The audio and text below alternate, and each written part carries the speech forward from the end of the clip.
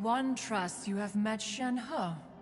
So, are you getting along quite well? So far so good, yeah! So, you know Shen-He too, Cloud Retainer? Naturally. Save for Ganyu, who spends the majority of her time in Liyue Harbor. All the Adepti living today are acquainted with Shen-He to some degree. Cool! So, what's her Adeptus name anyway? Calling her Shen-He feels kind of friendly, but also kind of disrespectful. So Paimon's thinking maybe it'd be better if we called her by her Adeptus name instead. Her Adeptus name? Why, pray tell, would Shen-He have an Adeptus name? Don't all Adepti have a special title they go by? On this latter point, you are correct. However, Shen-He is human. Oh, right. Wait, what?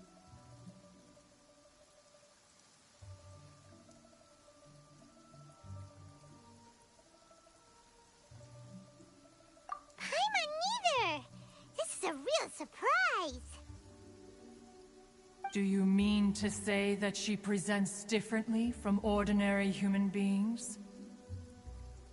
Well, to start with, her problem-solving methods are extremely direct. Ah, yes. She was like this all those years ago when one first met her. In this respect, she has not changed.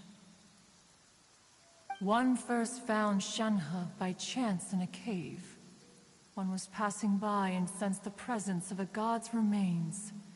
Being of an ever-vigilant disposition, one entered immediately to inspect the scene. Inside was Shen-He, then aged around 6 years old. In her hand, she held a dagger with which she was confronting a monster that was the god's remains incarnate.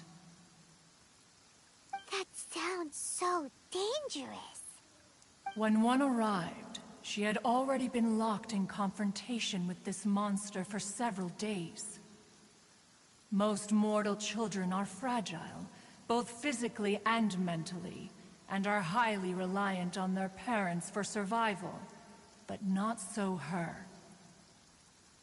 That she was able to endure such terrible danger was due not only to her strong willpower, but also to the bloodlust and homicidal instinct with which she was born. One dealt with the monster, yet she still refused to lower her guard. She even pointed her dagger in one's direction and remained ready to strike. Only after she was satisfied that one had no intention to cause her harm did she finally relent. She then passed out without uttering a single word. In other words, if you hadn't passed by that day, Shen-He might have... Not necessarily. Upon one's arrival, one could sense that the god's wrath was gradually receding. Even had the stalemate continued, one suspects that Shen-He may have still emerged the victor of the confrontation. That's still so dangerous, though! Why was a tiny little kid battling against the wrath of a god in the first place? Alas, the mortal world is rife with suffering of every kind. And she had experienced her fair share of this, even at a tender age. Seeing that she was homeless, one decided to adopt her. Indeed, it is one to whom she refers. Shen-He has an extraordinary constitution, making her well adapted to practicing the Adepti arts. All the Adepti cherished her talents, and so we were willing to train her. However, her homicidal urges did not subside with age. Rather, they grew stronger day by day. Mooncarver once performed a divination for her. He declared that her fate is to bear the curse of calamity. Consumed by malevolent energy, she is prone to bring harm to those around her. Such is the magnitude of the danger this poses, that her soul must be bound with red ropes to keep her homicidal instinct at bay. The red ropes have indeed served to keep her calmer and more content. They also seem to have rendered her somewhat inexpressive. Perhaps the red ropes are so powerful that they have suppressed some of her other emotions as well.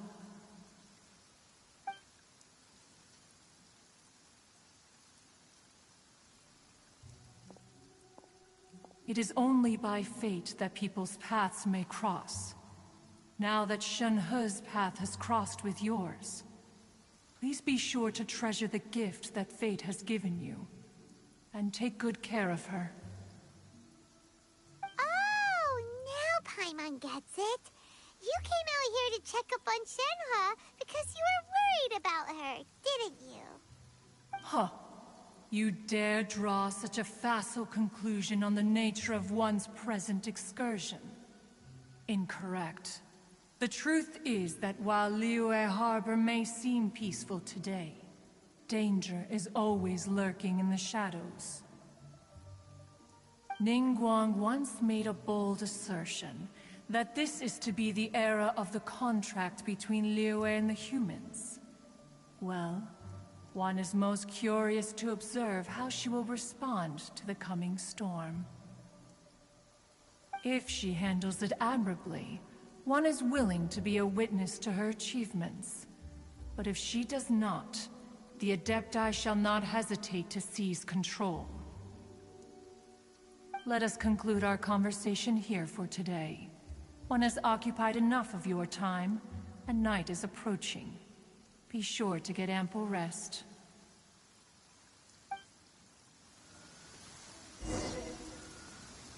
So, Shenhe isn't an Adeptus after all. She just grew up around the Adepti. Oh, no wonder she doesn't like being treated as an Adeptus. Having everyone falling over themselves to show their respect all the time must be kinda hard to deal with.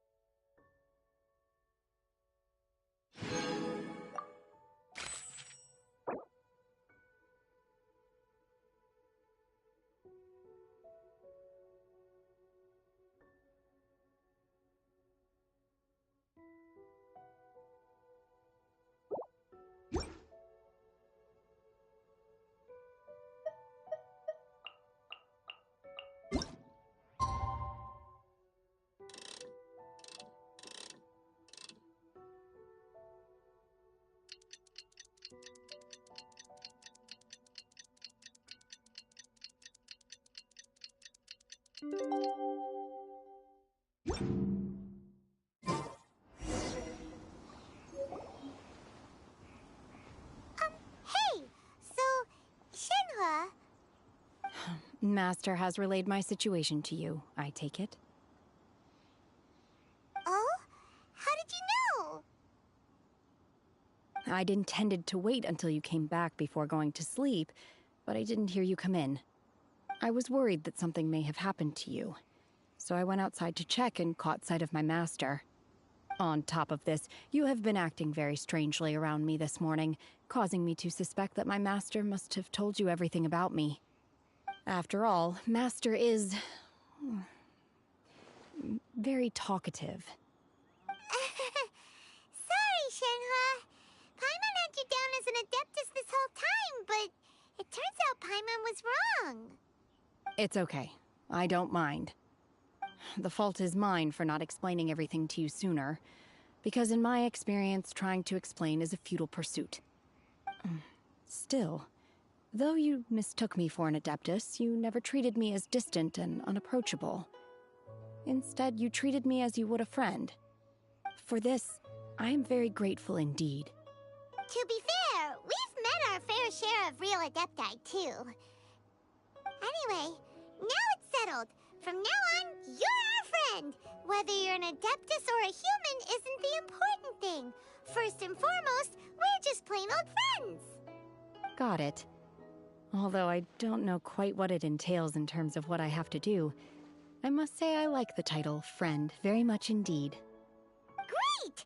Well, now that we're all rested up, we should start searching for the other 2 items on the list. But before we do that, let's go to the building site and ask Ningguang's little helper how the progress is going. After all, Sunset Vermilionite is so rare. Paimon doubts many competitors will really be able to find any. If it turns out some of them have given up already, we'll be able to take things a little more slowly.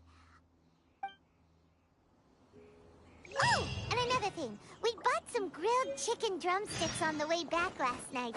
There was a place just outside. Here's one for you, Shenhua. Try it! They're so good. I concur. It has a rich flavor, far more agreeable than those I've cooked for myself in the wilderness in the past.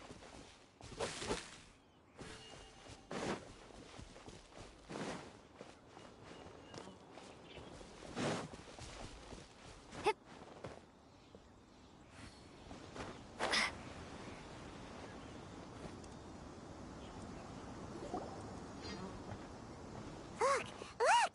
The Jade Chamber is floating into the sky! But it seems to be tied down by something. That's because it's not finished. Hey, Byron! And hey! People Paimon doesn't know? Given the enormous scale of the Jade Chamber, we split the construction work into 2 phases to make sure the structure remains balanced. Before we find some suitable plastrite, we build the Jade Chamber's keel at ground level. Once the plastrite is ready, we place it into the keel and let the partially constructed Jade Chamber rise up to the height of the surrounding mountain peaks. The remainder of the construction work is then carried out at that altitude. Once everything is ready, we release the iron tethers and allow the Jade Chamber to rise to its target altitude. Miss Bywin, we've brought some new materials to submit.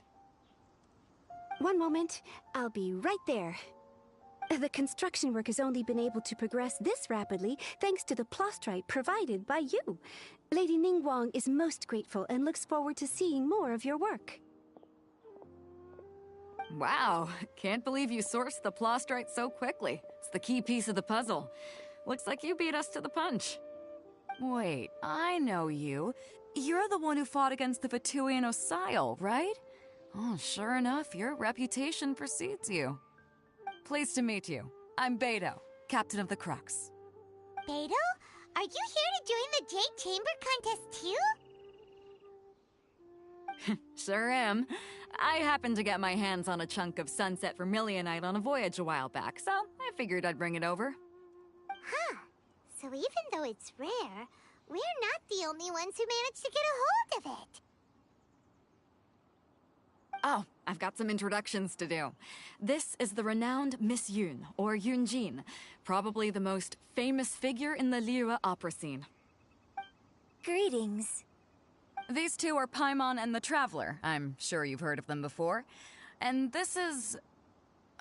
sorry, I'm not sure we've met. Shenhua. I am their... friend. Good to meet you. Well, from today on, I guess all of us are friends.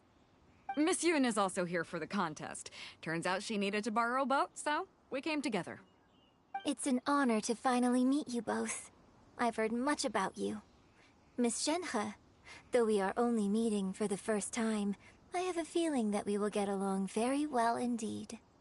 To be honest with you all, I am in great need of this opportunity to ask Lady Ningguang a question. That's why I joined the contest.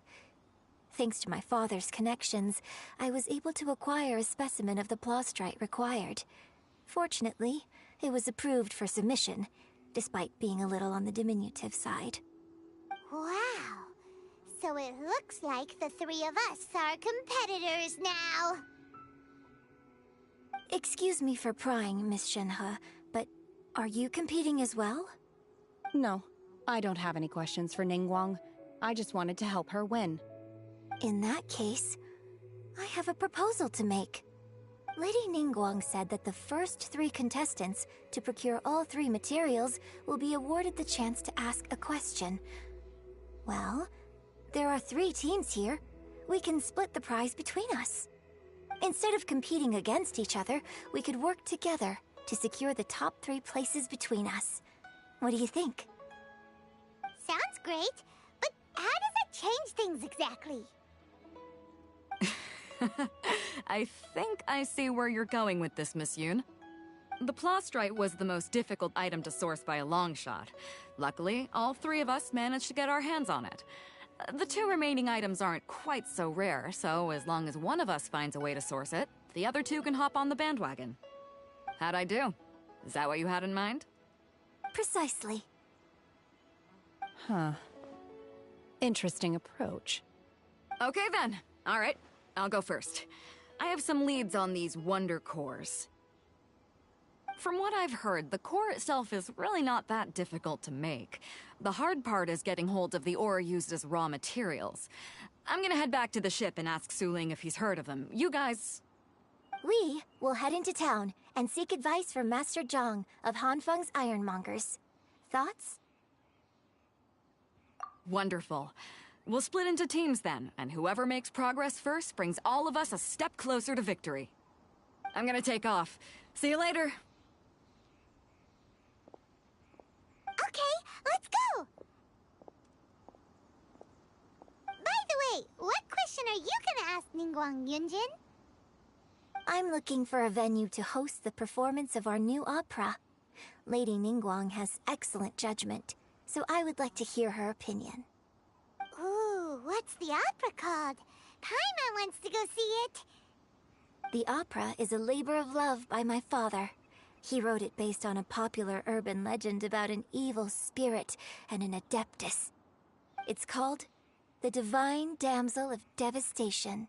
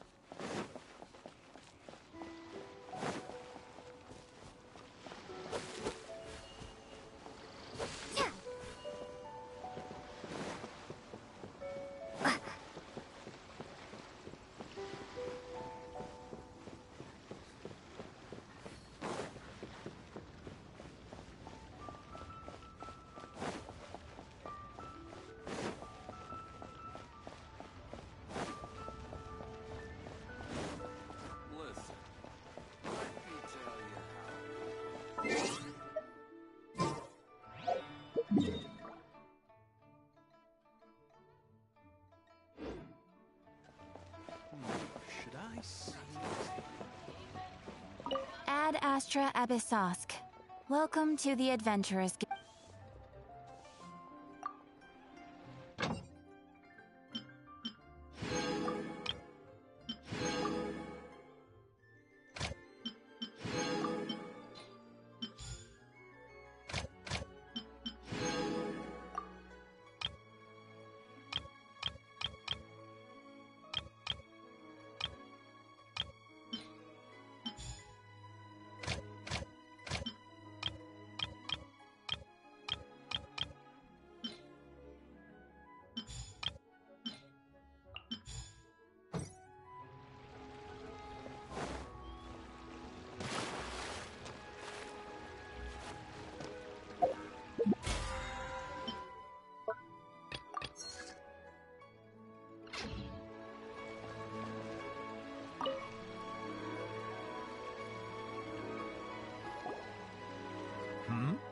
Ah, hello. Are you here for something off the shelf, or do you need something forged? Excuse me, Master Zhang. We were wondering if you'd heard of something called a Wonder Core.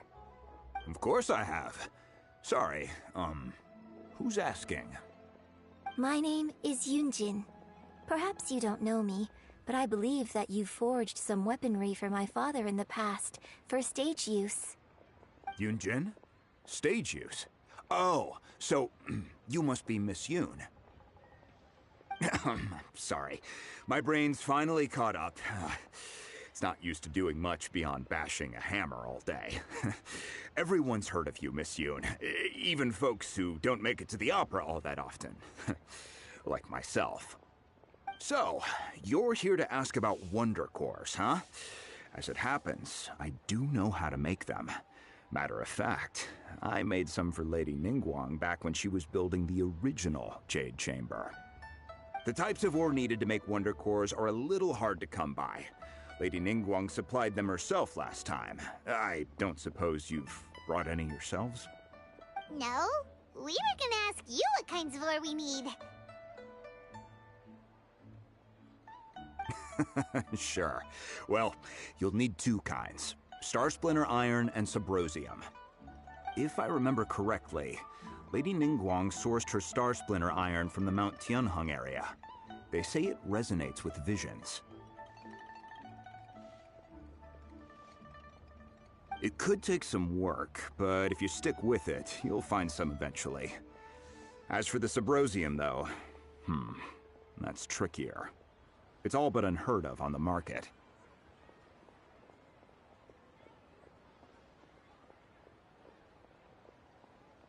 I'm really not sure. Sorry.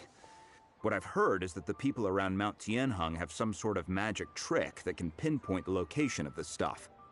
Of course, it's probably just hearsay. If you want my advice, start by looking for Star Splinter Iron around Mount Tianheng.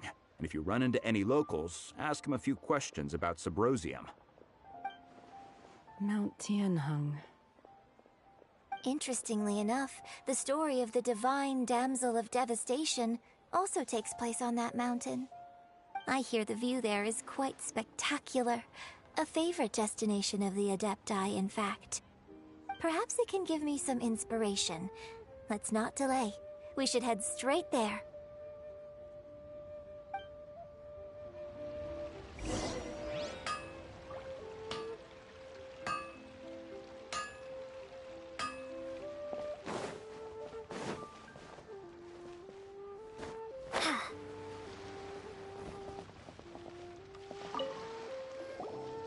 Oh, it's you. Seaside. Dangerous. Chi-Chi is helping with the evacuation. Yes, Ningguang said there's something bad in the sea. So, she sent Chi-Chi to evacuate everyone. But no one will listen to Chi-Chi.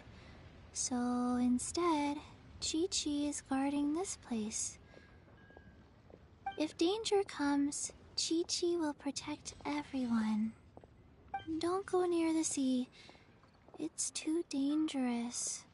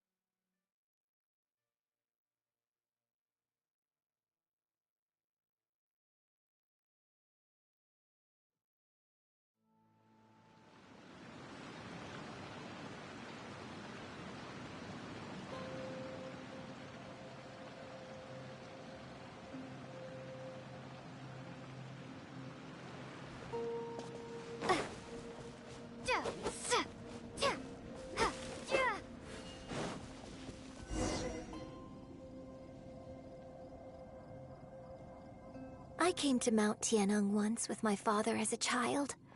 I remember it being such a long climb that I could barely feel my legs by the time we reached the top. Oh, this is quite a trip down memory lane for me. Look at these majestic, towering peaks, and the gently flowing streams. It's like setting foot in paradise. No wonder the legend of the divine damsel of devastation is said to have taken place here. Adepti wander oft where mortals seldom stride. Indeed, this looks like a place that one might expect to be frequented by Adepti. The Divine Damsel of Devastation is your upcoming opera, right? And the story takes place in Mount Tianheng. Huh. Seems like you have a real connection with this place. What's the story about, though? It's the story of a girl becoming a hero. Cool. A hero story? They're Paimon's favorite. The legend first arose in this area. It is said that there used to be a prosperous village on the mountain. In that village, there was a loving couple who were completely devoted to one another. One day, a terrifying monster appeared.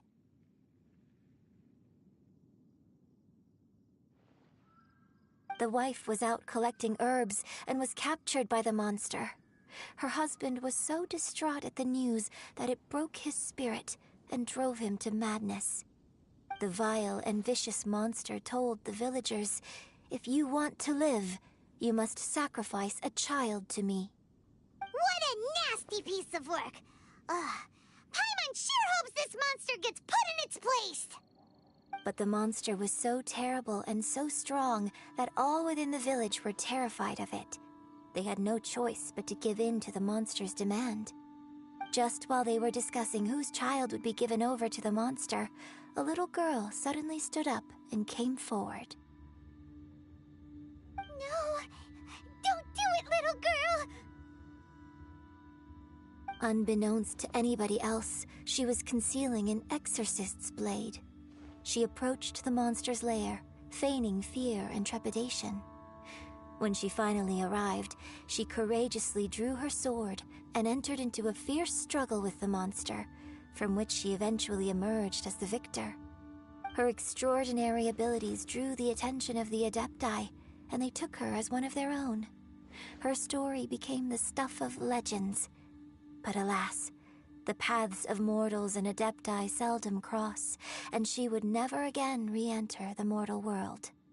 And so, destined to grace the mortal realm for but a brief moment, she vanished like a wisp of smoke into thin air. That's how the opera ends.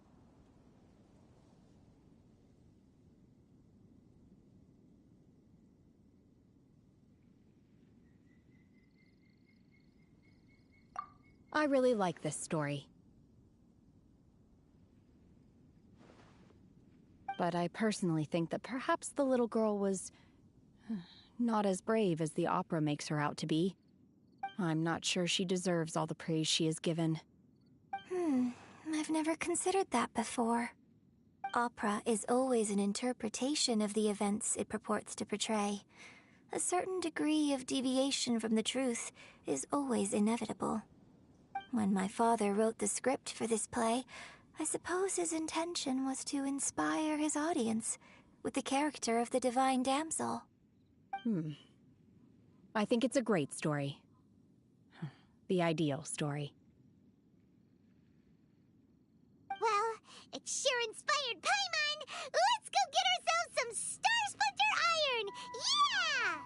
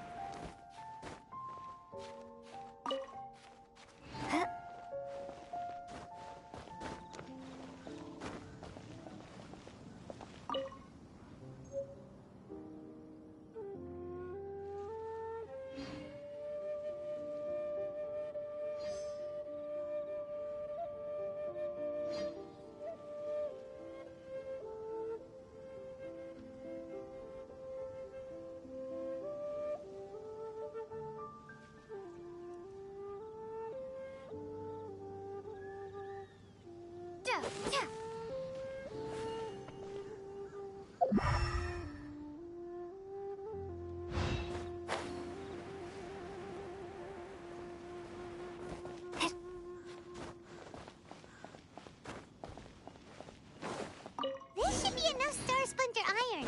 Now we just need to find that Subrosium.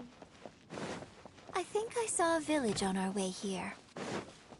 Master Zhang said we should ask the locals for help. Why don't we try there?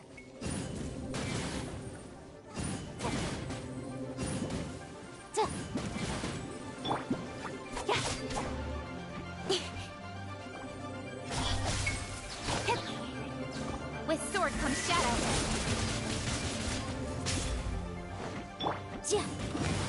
Rattle with flame! Incinerate!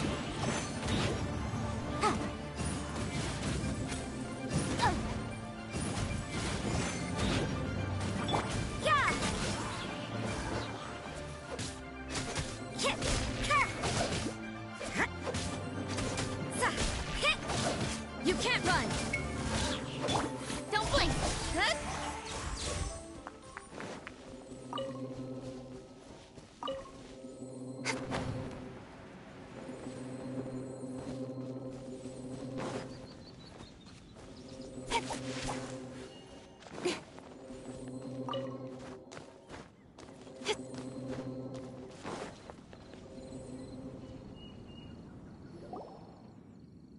Hey, there really is someone here. Yunjin, looks like you were right. Excuse us, sir. Can we ask you something? Huh. He didn't seem to catch that. Hello, sir. We were just passing by and wanted to ask if you happen to know anything about Subrosium.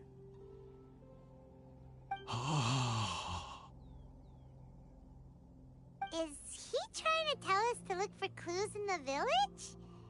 Well, whatever. Guess we're on our own here. Shenhua, Yunjin, let's have a look around. Sorry, you can go ahead without me. I'd like to have a word with this gentleman.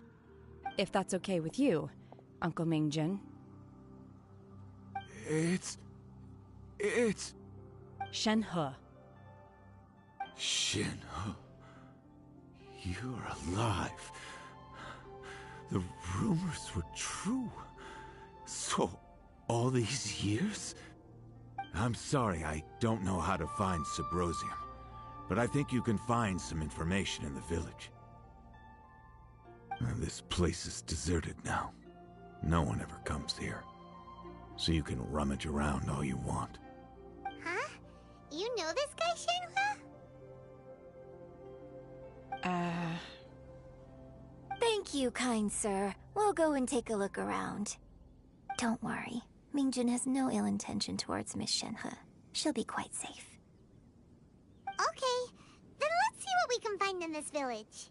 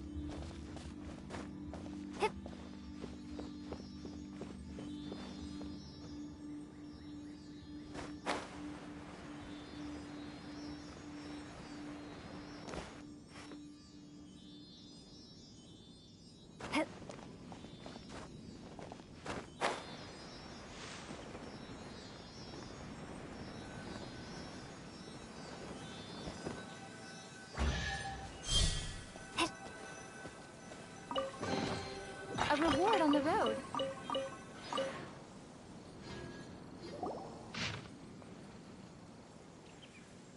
The remains of a god, an abandoned village, Mount Tianheng.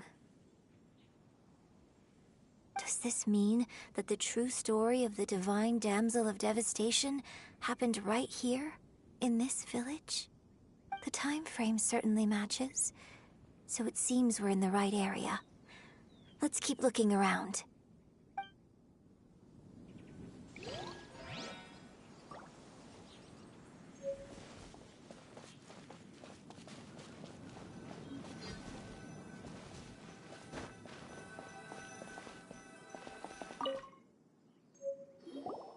Huh. What's this? So... Shenhe is the Divine Damsel? Now that I think about it, she does behave rather like an Adeptus, and she is about the right age. So that's why I've been getting the strangest feeling whenever I chat with her. I should have noticed it earlier. According to this text, the Divine Damsel from the opera was actually the daughter of the loving couple. And she didn't volunteer. She was sacrificed to the monster by her own father. Oh, the truth is even more lamentable than the opera. Now I understand why Shenhe said the girl was not as brave as people think. It wasn't her choice to enter that ghastly situation. She was forced into it. Oh, it looks like my father may need to make a few revisions to his beloved opera. We've looked everywhere, but still no mention of Sabrosium. Let's have a look over there.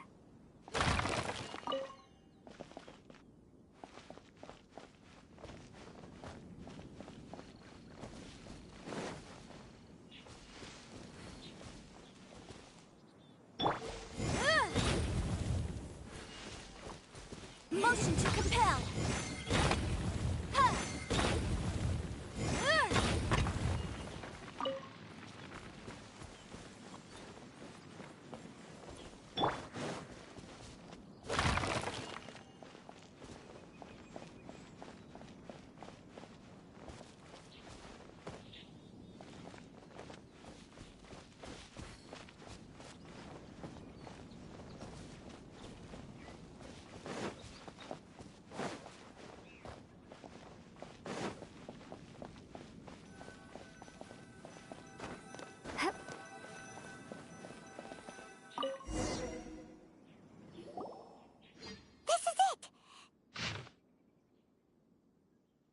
So basically, we need to go to the middle of the lake south of Mount Tianheng at dusk, and we'll find us some Sabrosium!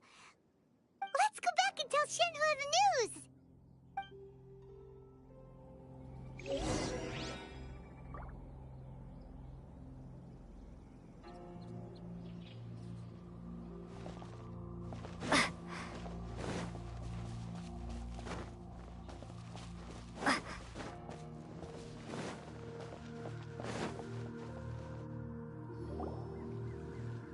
One year when I was back visiting, I heard a story about a white-haired Adeptus from a merchant passing by. I never imagined it was you. I was a very close friend of your father's. I could have stopped him from performing the summoning ritual. I had plenty of chances, but I couldn't bring myself to stand up to him. I just let things happen, let it all escalate. Well, we all know how that story ended. I bring flowers back here every year. And each time I wish I had a chance to apologize to you.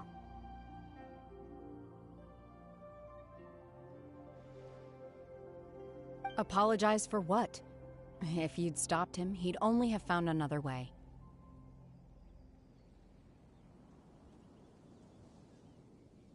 There is nothing he wouldn't have done for his true love. Nothing. Do you still hate him? I don't know what I feel. I'm told my fate is to bear the curse of calamity, so my master bound my soul with red ropes to curb my aggression.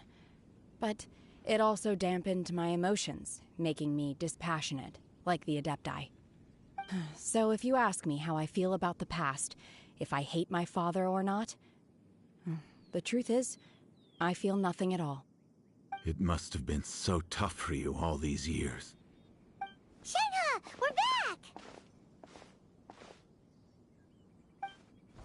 Oh, then I will leave you all in peace. Shenhe, it brings me some solace knowing that you are okay. I'll tell you more about the old times next time we meet. Thanks, mister. We found some info in the end.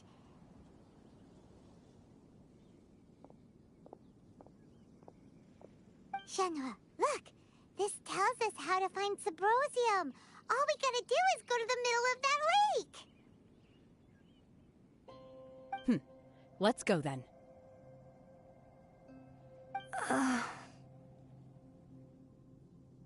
Miss Shenhe, there's something I'd like to talk to you about. Just now, in the village, we found your father's diary. It turns out that many of the details in the Divine Damsel of Devastation are not true to the facts, so I'd like to change them. Why? I know I say that opera always deviates from the truth, but now that the main character is standing right here in front of me, I cannot simply dismiss your lived experience in favor of my father's fiction. It's okay. I like your version.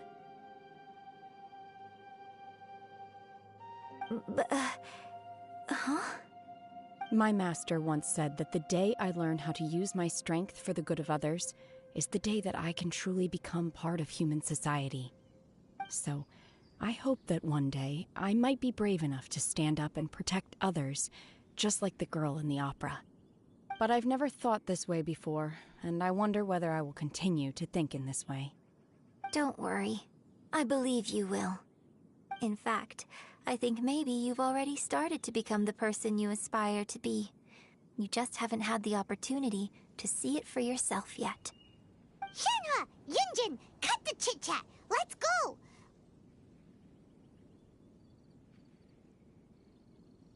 We can't let someone else beat us to it!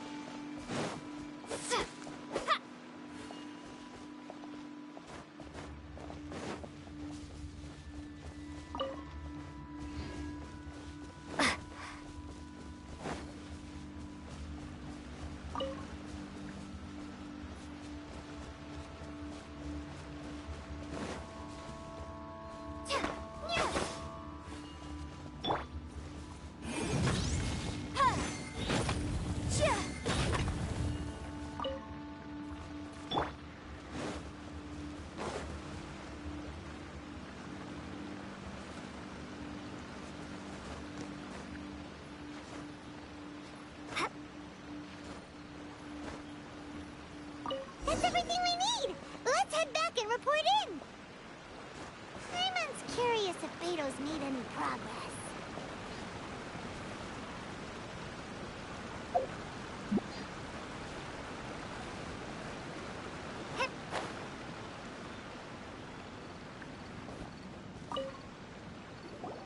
What brings you here? Have they found a solution to the danger in the sea? Ningguang didn't tell you. Something has happened in Guyan Stone Forest. According to the contract, as an Adeptus, I should not get involved for now. But these things can be unpredictable. I have a contingency plan of my own. Only a single mountain lies between here and Liyue Harbor. If things get out of control, I will defend this place myself.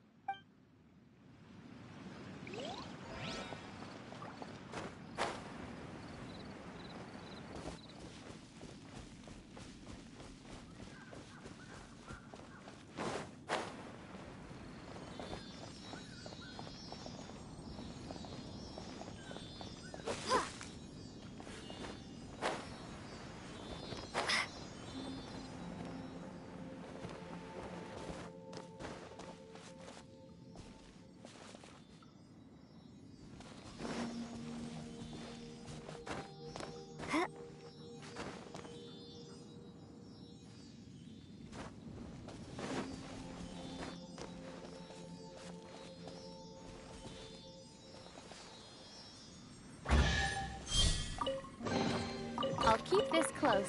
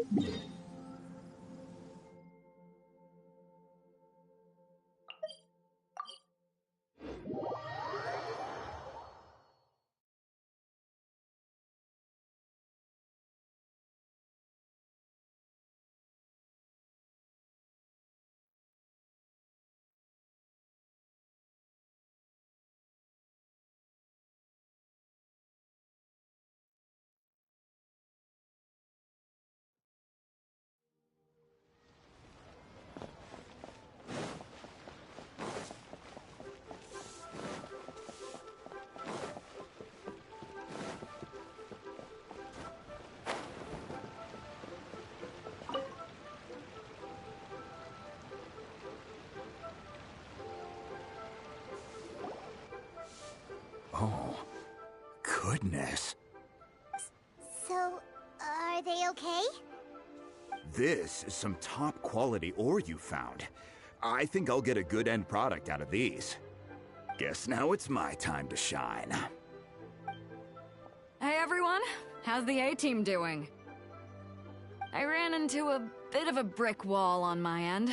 Suling's never seen a Wonder Core before, and says it'd take a lot of research for him to get up to speed. Leave the Wonder Cores to me. I'll work on them while you go about your business. Don't worry. It won't take me too long. Much obliged, Master Zhang. We should look into the Adepti sigils next, but where should we find items relating to the Adepti?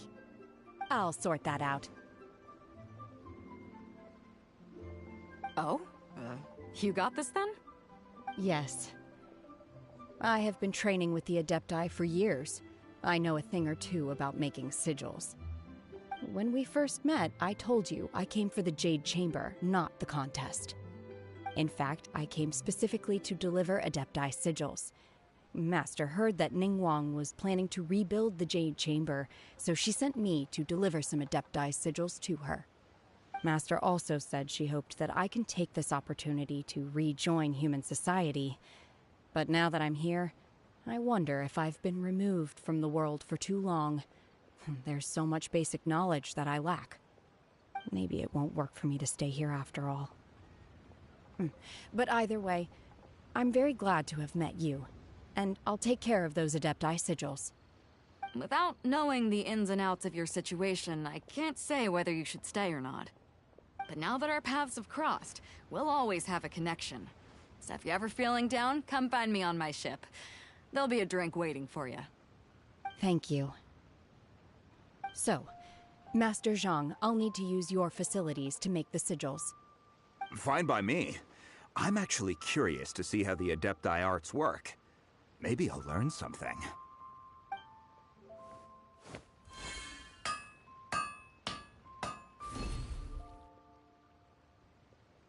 Whew. The sigils are ready. Though they are in some respects inferior to my master's, I can assure you there will be no quality issues. I've finished forging the things you asked for, too. Great! Let's go submit them before someone else gets there ahead of us.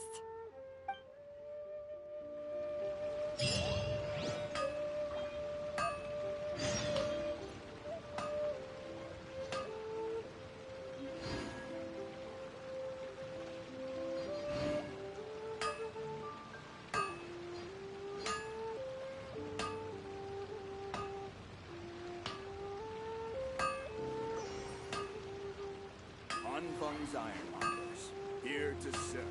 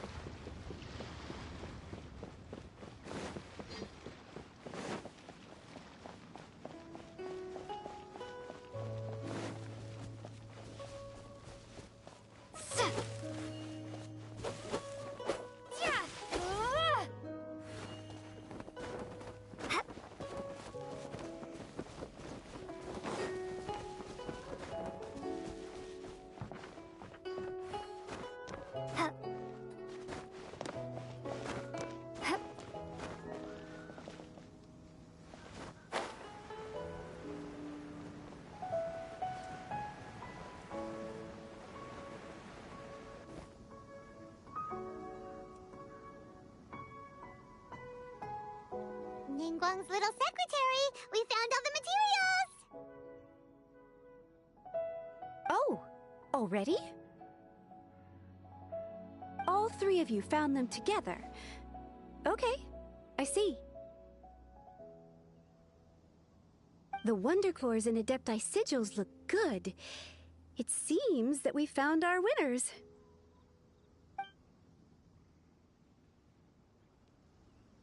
I hereby announce that the winners of this material procurement contest are the Traveler, Yunjin, and Beidou. What? It's over already? I haven't even found the plush-strike yet! I can't believe it. So close, but so far. I'd like to invite our three winners to please proceed to the Jade Chamber, where Lady Ningguang is waiting for you. Huh? Where's Beidou? She was right here! Captain Beidou has some business to attend to. She will join later. Please come with me for now. Alright then, guess we'll head on up to the Jade Chamber first. This has been a long time coming. The last time we went up to the Jade Chamber was ages ago.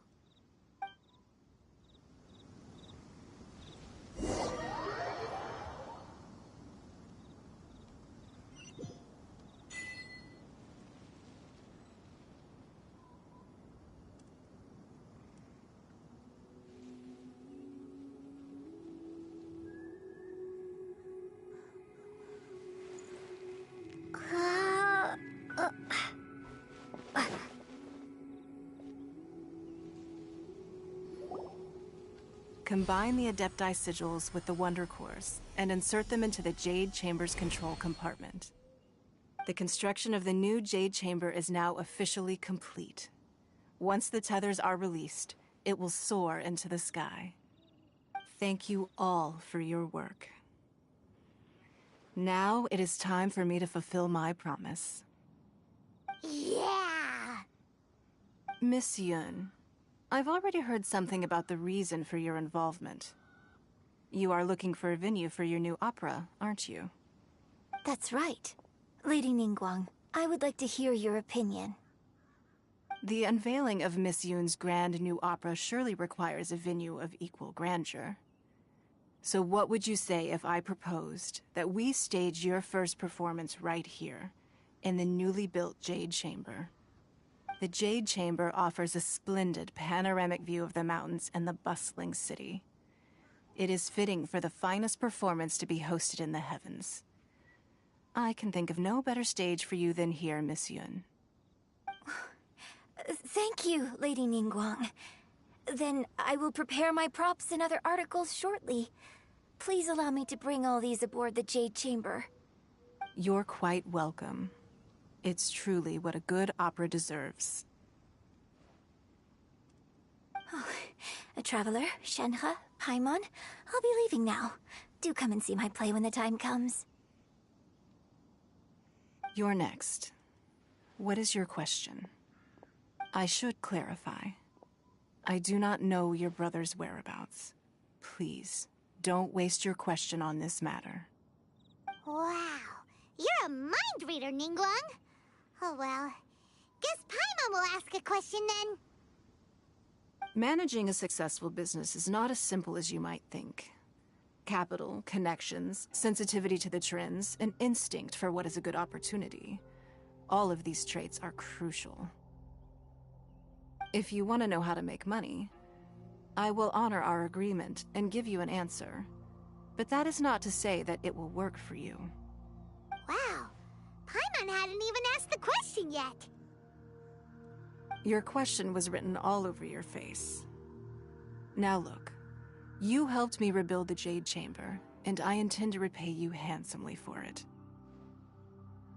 So I promise you that should you one day require financial assistance, you may seek employment here. I will pay you at the highest rate of remuneration. Oh, great! So next time we run out of Moro, we just need to come to Ningguang? No more questions from us. Shenhe, you got a question? Me? Yes, this is a group effort.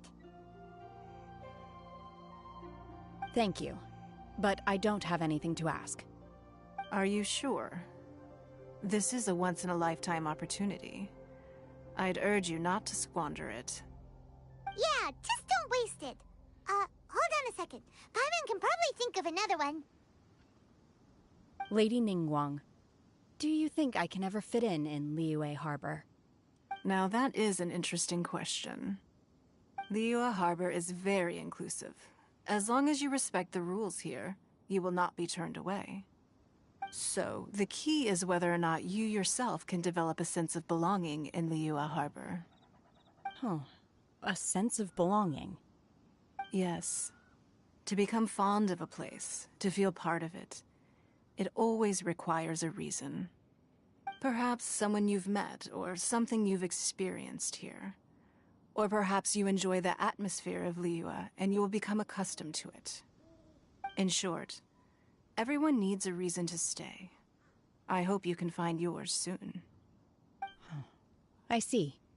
Hey, what's going on? I just went to see the fleet. I'm a little later than expected. Come on, Beidou! It's your turn! Do you have a question for Ningguang? Me? Nah, I ain't got any questions. She forced me to help out, so I figured I may as well get involved with the contest. Ningguang, don't forget what we talked about. It's not gonna be easy to deal with. I don't think my fleet can take it on their own. Don't worry. I have made preparations. The wound dressings are ready, and the Millilith have set up an ambush. Glad to hear it. Watch your back. Stay alert. Beidou? Ningguang? What are you talking about? You'll see when the Jade Chamber ascends.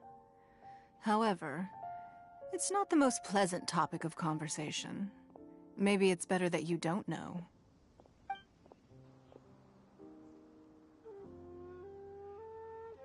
When I first set foot in the Jade Chamber, I stood at the edge of the platform and looked down upon Liyue Harbor far below.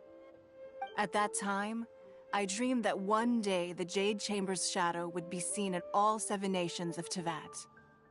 My wish has not changed to this very day. However, it is not only out of consideration for myself that I have built the Jade Chamber anew at this time. I hope the Jade Chamber will always float in the skies above Liyue Harbor, bearing witness to the prosperity and peace of the human world. And I hope that you can all witness it with me. Let the Ascension ceremony commence!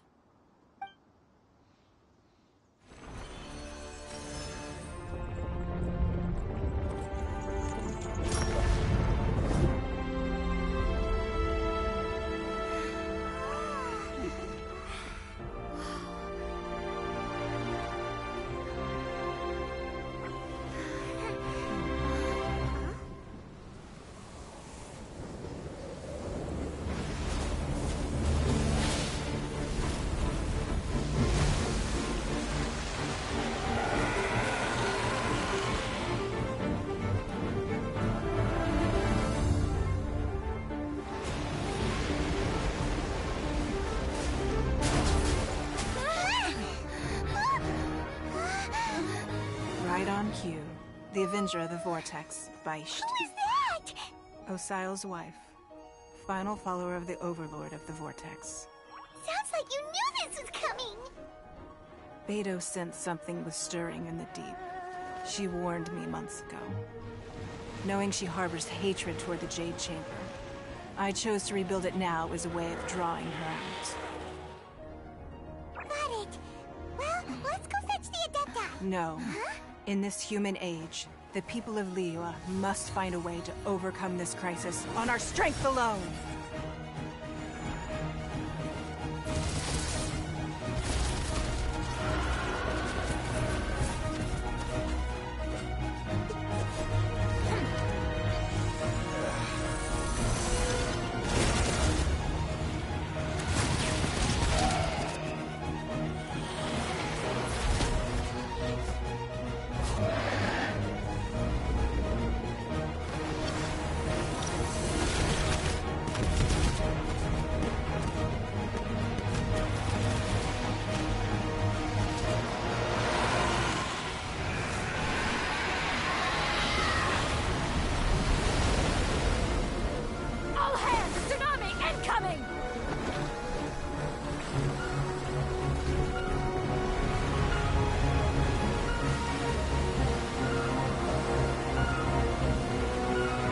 What's that?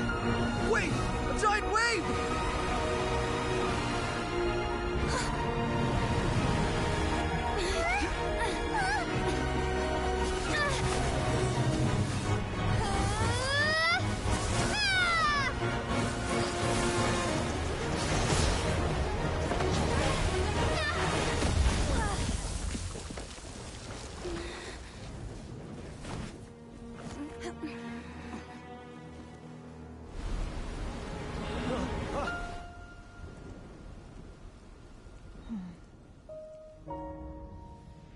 You are a cursed child.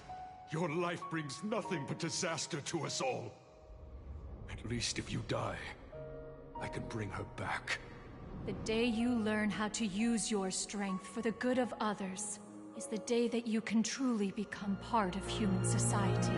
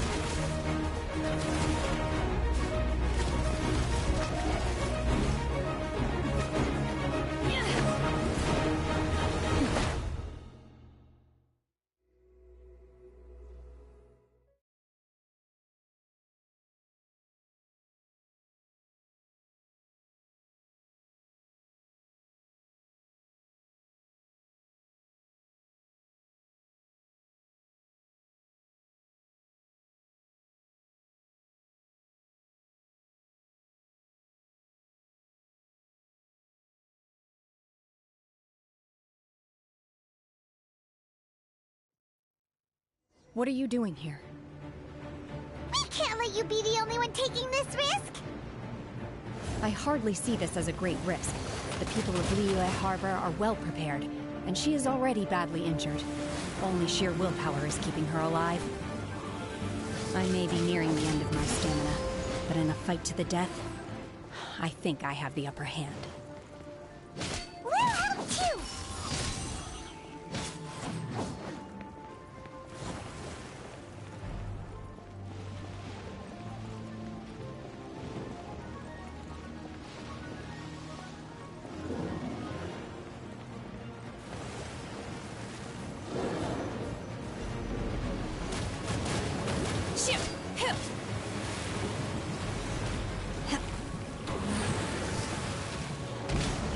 Unleash!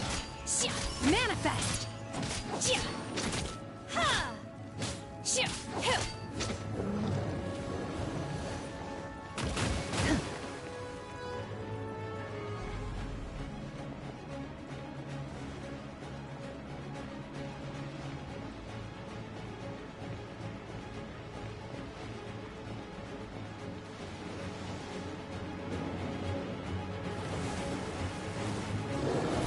Take your true form!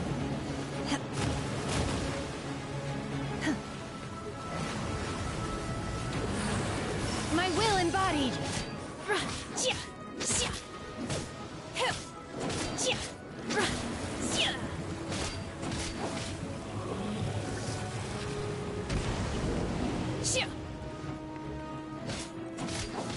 Unleash!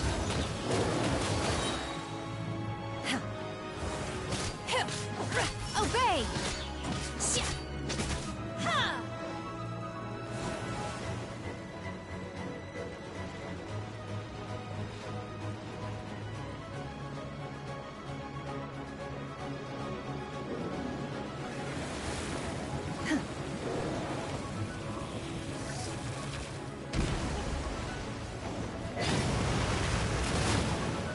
By ordinance divine! Nowhere to hide.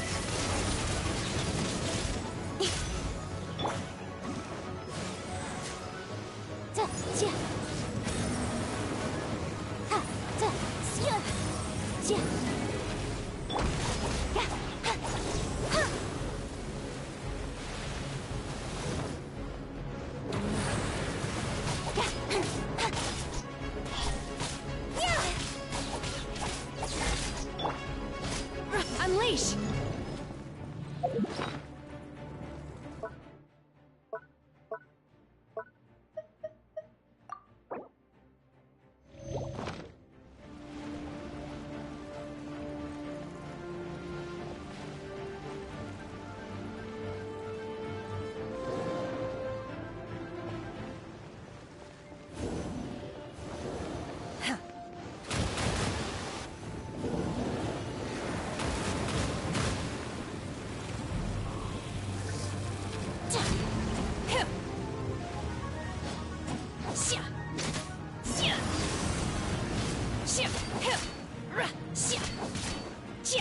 Obey!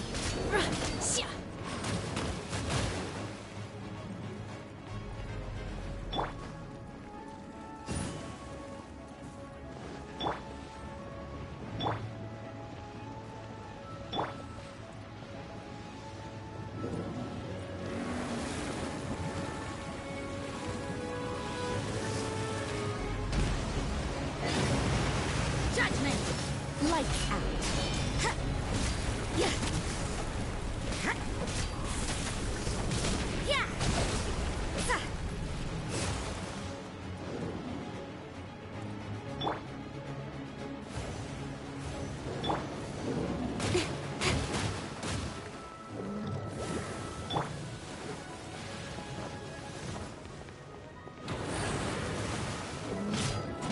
Take your true form! My will embodied!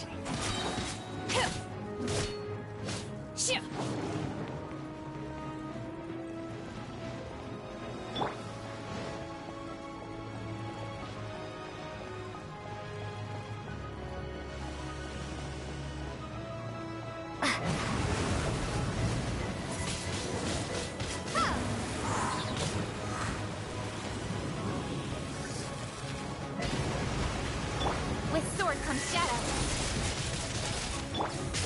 Do your master's bidding! Transfiguration!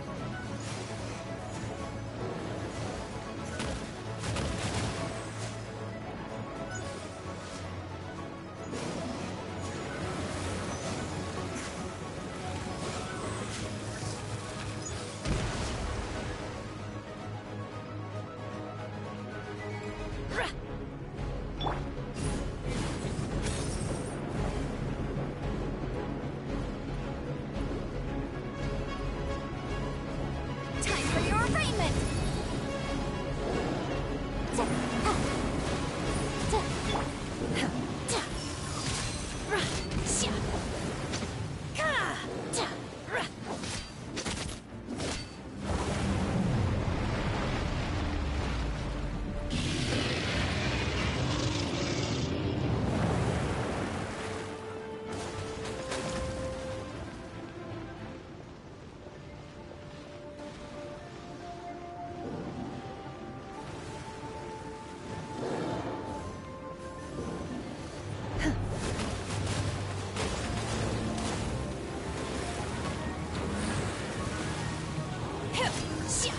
your true form! Unleash!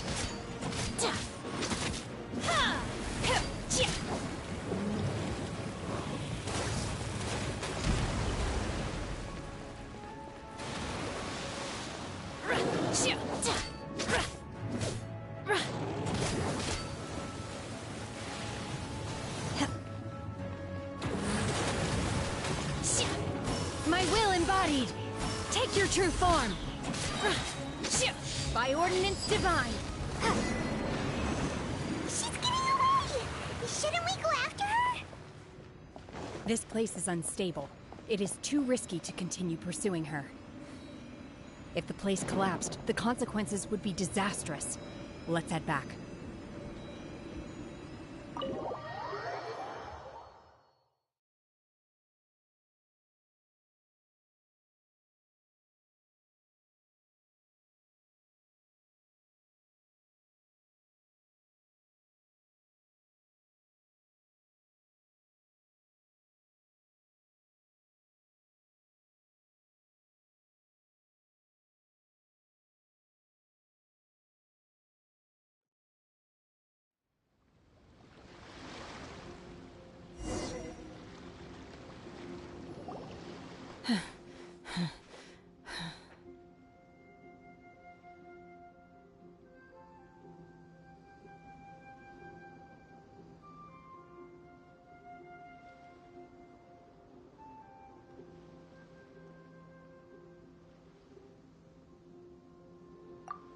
I'm just a little exhausted. Otherwise, fine. I wanted to deal with it myself. I didn't expect you to follow me. Don't worry. She's not coming back anytime soon. After an injury like that, she'll likely seek refuge somewhere else. How did things go underwater? It's been dealt with. She was injured before entering the water. It didn't take too much effort to finish the job. Good. So the crisis has been safely averted. When you visit the Jade Chamber in the future, you will be afforded generous treatment. Lady Ningguang, the fleet reports that the sea monster has left Guyan Stone Forest and the surrounding waters have returned to normal. Thank you. How are the Millilith? Thanks to the medical supplies you prepared and Lady Keqing's command, our losses were minimal. Of course, we owe huge thanks to this young lady for her help. On behalf of the entire Millilith, thank you for your service.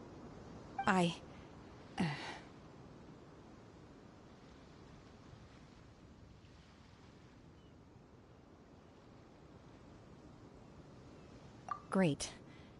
Then next time I watch Miss Yun's opera, I'll be able to take the compliments. I wasn't trying to be a hero, though. I just wanted to protect you. Let the soldiers recuperate, but don't let your guard down. If she returns with a vengeance, we must be prepared. Yes, ma'am. You've been monitoring us for some time now. I trust you've reached a conclusion. You wish to hear one's opinion. Well, things would have hardly gone so smoothly had it not been for Shenhe. That I do not deny. However, final victory was always going to be ours, even had things been a little more arduous. If it came to it, I could always destroy another Jade Chamber. One has observed your adaptation of the Guizhong Ballista, and find oneself compelled to admit that you have evidenced some degree of novel thinking. You have learned from past failures and prepared for this crisis in advance. This is considerable progress compared to the last time. Hence, on balance, one finds your performance during this trial satisfactory enough. But there will no doubt be further trials to come in the future. Do not suppose that one will not continue observing you hereafter. While the position of Tianquan remains mine, I will always ensure Liyue's safety. Shenhe, one saw you secretly venture out from the mountains a few years ago. and notice the air of dejection in which you returned. Hopefully this trip to Liyue Harbor has been a different experience. Yes. I can't explain it, but I feel happier than I expected. Good. Traveler, please take good care of Shenhe. She is a dear child. In fact, one has many fond memories of Shenhe's childhood that she may be interested to hear about. There'll be no need for that. Oh. They are all like this. Fine. Since you care not to listen, one shan't be telling you. One shall be going homeward now. Please, have a good rest. Come to the Jade Chamber when you have recovered your energy. We must celebrate both the completion of the Jade Chamber and the fact that Liyue has weathered another crisis. This banquet must be the most spectacular ever.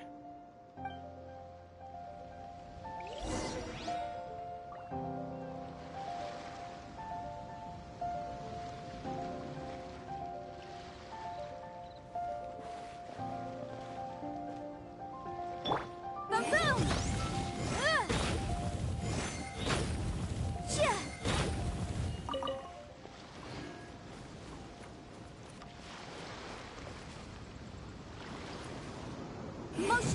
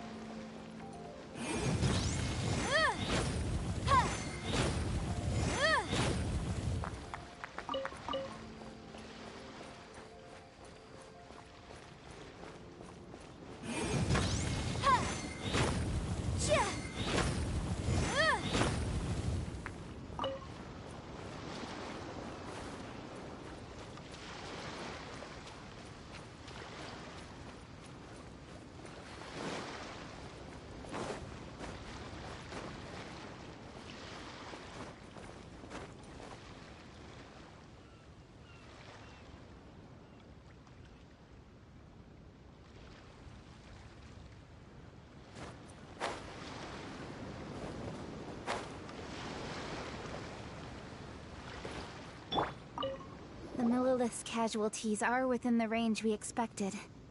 But in hindsight, there were still flaws with our plan. If we'd had more time, we could have built a barrier here to absorb the impact of the waves. We must learn from this experience and never repeat the same mistakes again. We were fortunate to have your assistance this time. Thank you.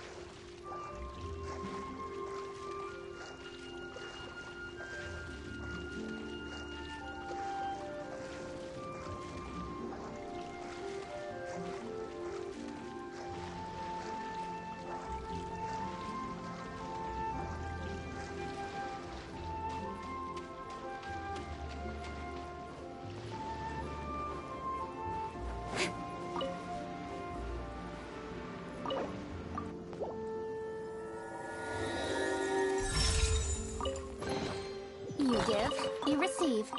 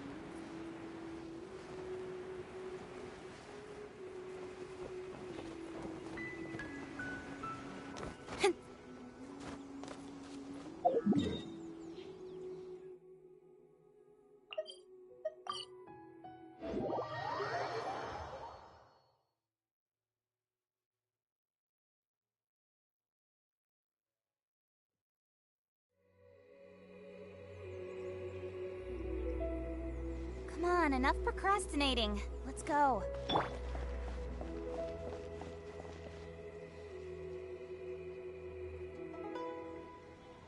Wow!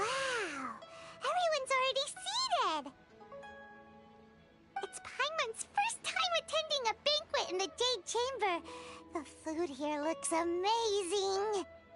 All of you here are my distinguished guests. I am determined that each of you thoroughly enjoys yourself. Those who don't drink alcohol, please, help yourself to other beverages. Fine wine is a delight to the senses, but it is far from the only one. I trust you will find the marvelous view from the Jade Chamber to be an equally gratifying indulgence. Have you heard? Miss Yun's going to be performing today. Sure have. Honestly, it's the main reason I'm here. I've never missed any of Miss Yun's performances, and I don't intend to start now. I hear she's going to perform The Divine Damsel of Devastation today, the one written by her father. I've been so excited that I've barely slept the last few nights. Hey, look! Miss Yun is going on stage!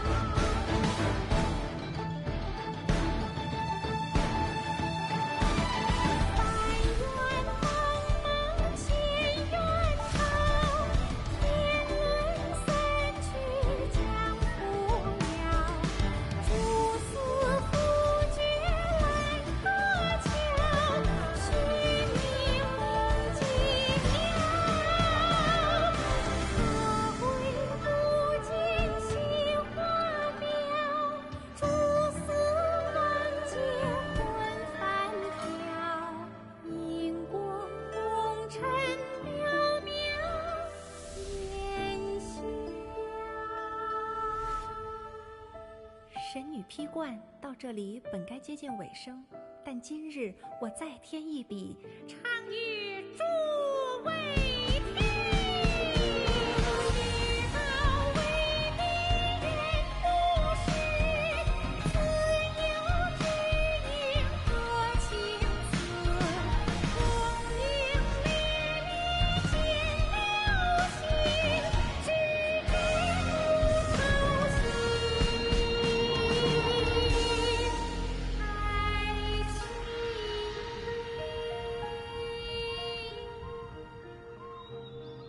彼时鹤归，茫茫天地无依靠，孤身离去。今日再会，新朋旧友坐满堂，共聚此时。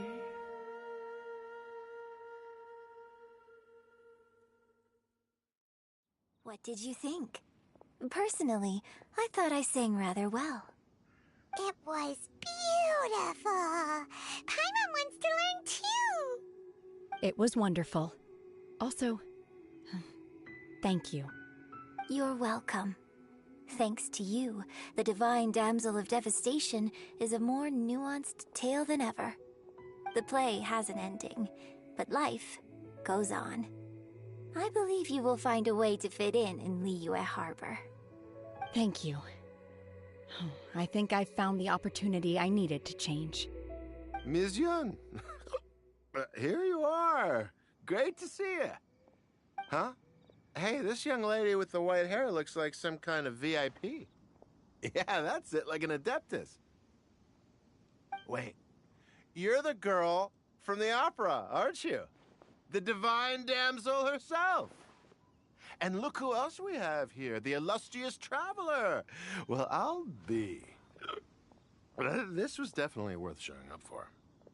Let me pull up a chair, all right. We'll all have a friendly chat, get better acquainted. Alternatively, you could leave us alone. That is, if you'd prefer to finish your drink via the orifice of your own choice. Uh-oh, this feels all too familiar. Shenhe's back to her old self again. Hey, what are you doing? Calm down, Shenhe. Calm down.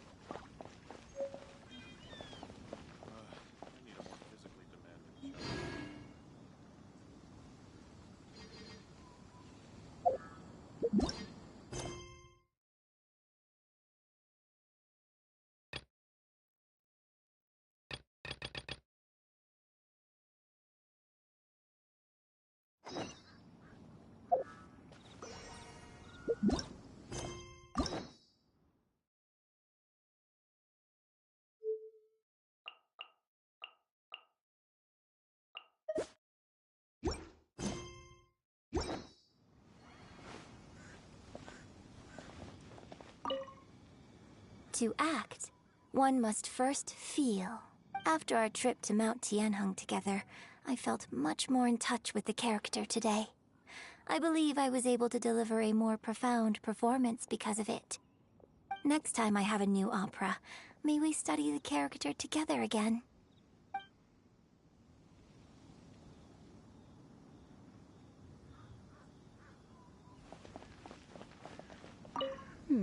Now that I think about it, I'm glad Master sent me here to deliver the sigils. Otherwise, I wouldn't have had the chance to meet you. I'm sure I have much to learn from you in the future.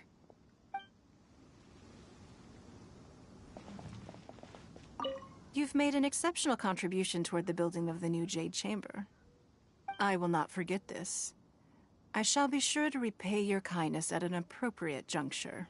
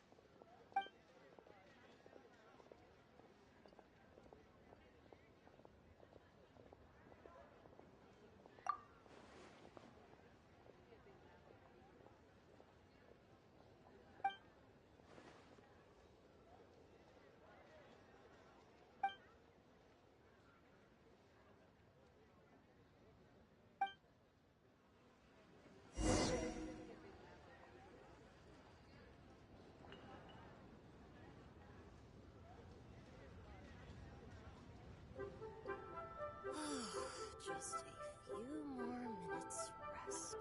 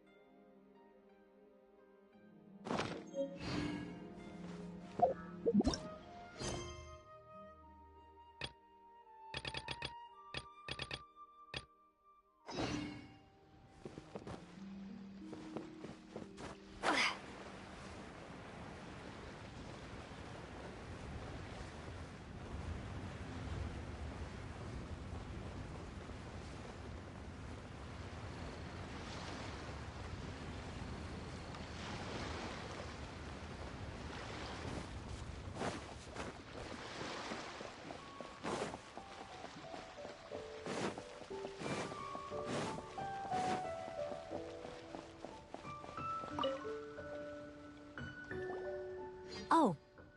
Hello. Oh, I mean good fortune, right? I'm still learning to talk like a local. Is there anything I can help you with? We wanted to ask, how do we get into Inazuma? Oh, so that's why you're here. Well, there is a way. Great! We came to the right person! But the chance of success is incredibly small. Huh. Incredibly small? Then how did you get out of Inazuma in the first place? It was in leaving Inazuma that I found out just how dangerous this method truly was. All I had to rely on was a little wooden raft that I'd put together myself. There was a storm raging ahead of me, and my pursuers were close on my tail. After I'd escaped their clutches, I floated on the open ocean for I don't know how many days. My rations and fresh water supply soon ran out, and I remember getting to the point where I was sure I'd reached the end. Then, I blacked out. But, to my surprise, my journey didn't end there. Or to put it another way, a new beginning found me.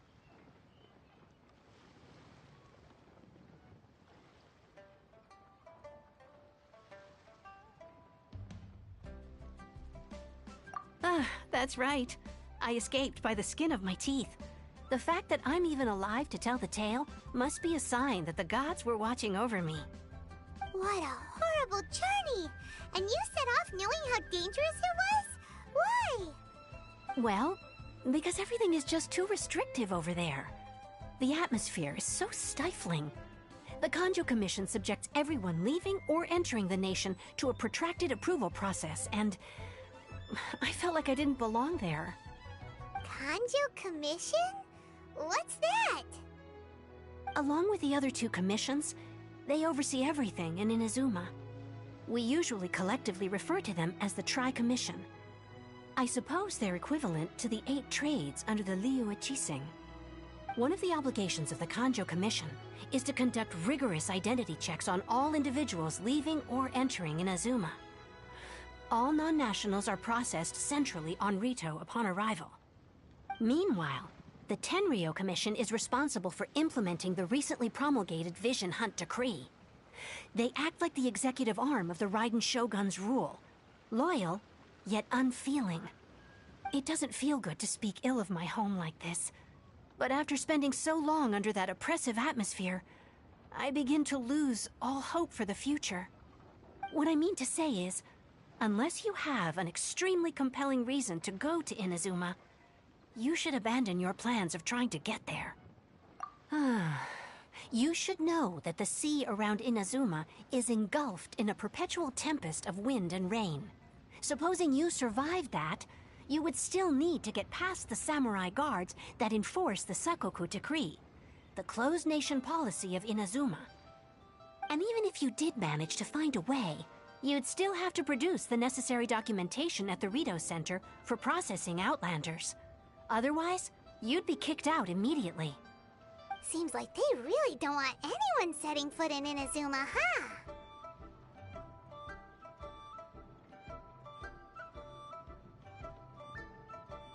They only set that up as a port to guarantee a supply of goods and information to the island. Most Outlanders would be unable to acquire the documentation needed. But if you really are set on going, there is one thing you could try. The raft idea sounds a little on the dangerous side. Plus, Paimon would definitely get seasick. That's not what I meant. You could ask someone from the Crux fleet if they have some way of getting you to Inazuma. They're well known in Liyue. Voyaging far and wide has made them a well-traveled group with a wide range of experiences. They may just know how to break through the storm. You're right! Paimon's sure Beto of all people will be able to get us there. Her crew is super strong. But Paimon wonders if she'll be willing to take the risk.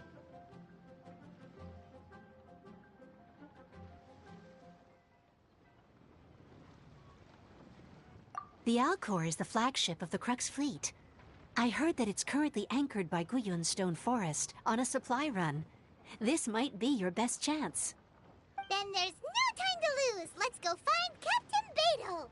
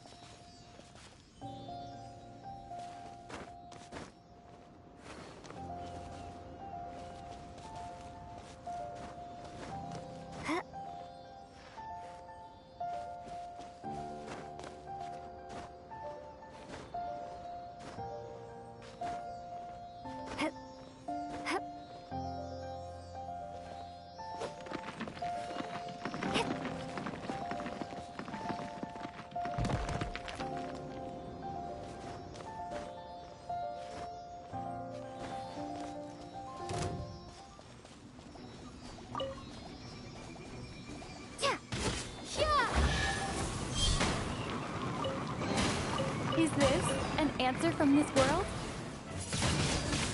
Wingblade! Yeah!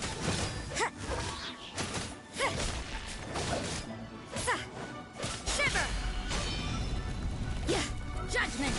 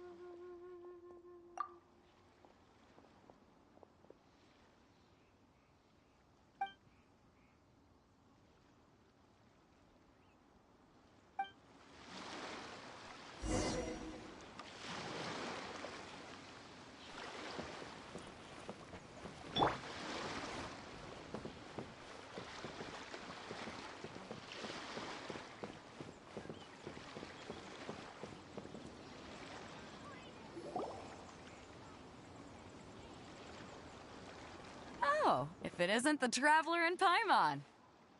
I knew you guys would come. Paimon? What a fascinating being. You two give off not only the essence of wind and earth, but also of...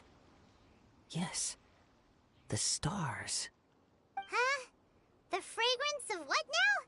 That's the weirdest compliment Paimon's ever heard. Pay it no heed.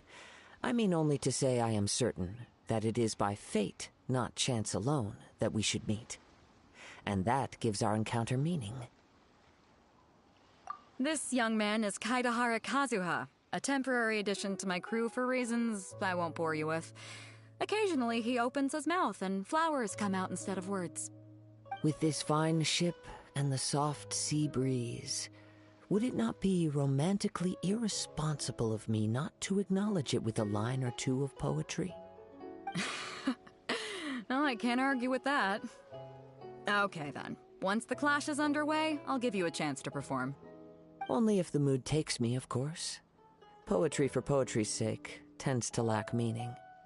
Hey, you don't want to pass this opportunity up too easily, especially seeing as our great hero here might be in attendance. Oh, wait a minute. What's the clash? Also, just to clarify, by great hero, do you mean... Huh? I thought you might be here to sign up. You're telling me you've never even heard of it? The Crux Clash is a martial arts tournament that I hold. There'll be a whole bunch of folks taking part to showcase their talents. There are two important rules. 1, competitors must be renowned fighters. We want those with real martial arts ability, not just people taking part for the fun of it. So, you've got nothing to worry about there. I don't think there's anyone out there who hasn't heard of you. 2, you can't take part if you've got a vision. Otherwise, things get a little one-sided. You must be feeling confident, but you might want to watch out. There are a few crouching tigers and hidden dragons lurking around in Liyue. And with Liyue's savior taking part in the tournament, now that's gonna turn a few heads. I think we can expect a healthy turnout this time. But we didn't come here to take part in a martial arts tournament. Well, before you dismiss the idea completely, you might be interested to hear that the prize this time round is particularly sought after. Get this. It's a masterless vision. Supplied by myself, as a matter of fact. If the tournament champion can reawaken that vision, it belongs to them. Is there really such thing as a masterless vision? When a vision bearer dies, the light in their vision will fade away. But the shell that housed that light remains. As for whether this shell has any practical application, well, this remains to be seen. But my intuition tells me that while it remains in the world, it may just be possible for someone else to inherit it. Yep, and the way I see it, a vision is a badge of recognition from the gods. So if anyone's able to rekindle it, it's gotta be an individual of exceptional strength and talent. Organizing the clash is my way of uncovering hidden talents. And hopefully this time, getting a vision to glow again. So if you don't have a vision, this is the perfect opportunity to get your hands on one of your very own. Yeah, we're interested in getting to Inazuma, not fighting in some tournament. Inazuma? You want to go there? Well, why didn't you say so? Inazuma? No sweat. In that case, if you win the tournament, I'll give you a choice. Masterless Vision, or a ticket to Inazuma aboard the Alcor. Up to you. You just want her to take part in your tournament! What's wrong with that? The more talent we have, the better the tournament will be. I couldn't let a competitor like you fall through the net. What are we gonna do? Looks like we pretty much have to do this tournament if we want to get to Inazuma, huh? Great. Then let's get you signed up. Head to the tournament arena in Guyun Stone Forest. Kazuha and I will be over soon. It seems like it will only be a matter of time before the answer is revealed.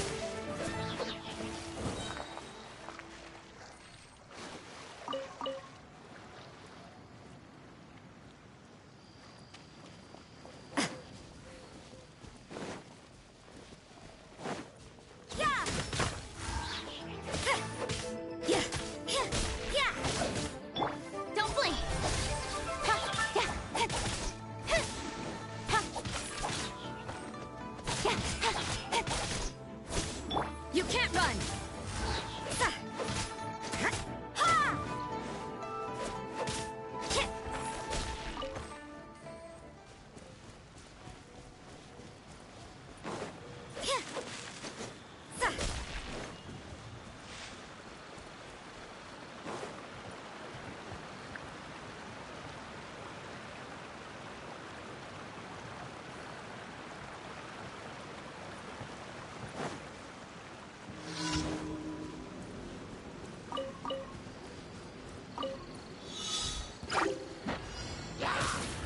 Lights out.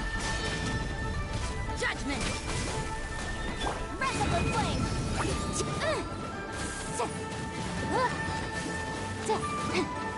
Boom boom!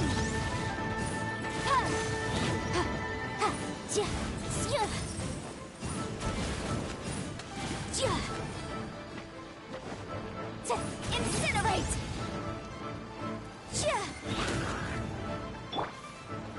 Speed of light!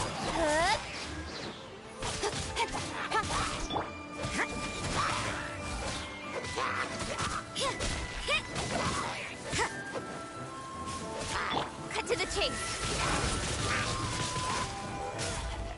Incoming!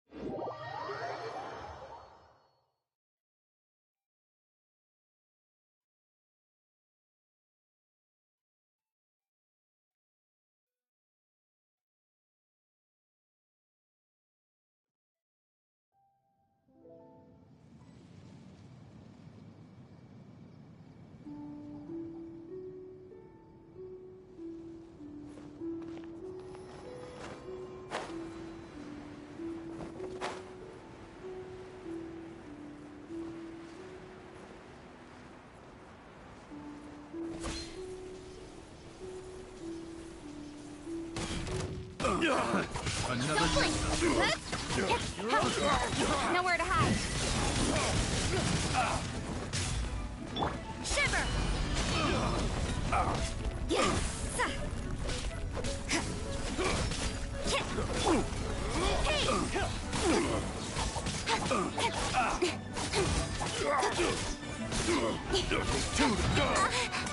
Cut to the chase.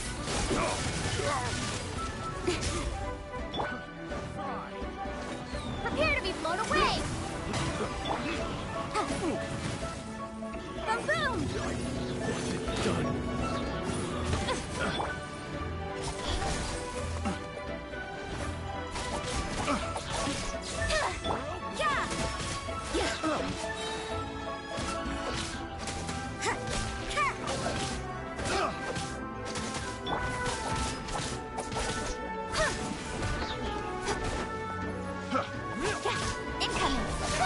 Nowhere to hide.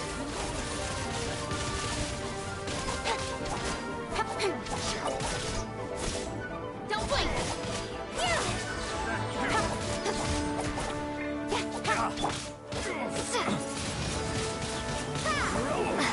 That tingle? Be gone.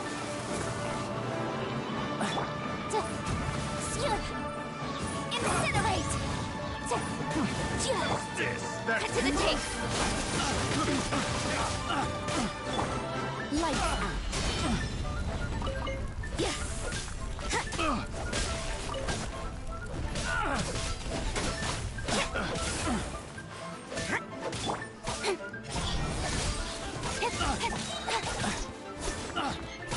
That tingle?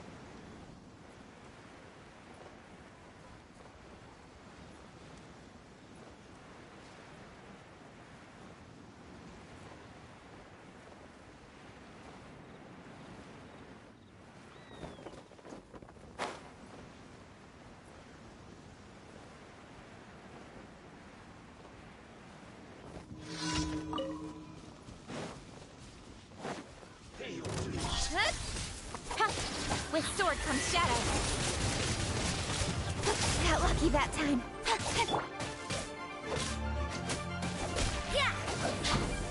You can't run!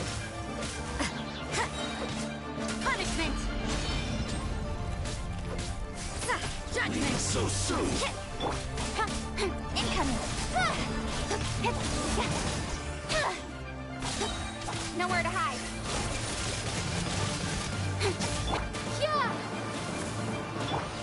Don't blink!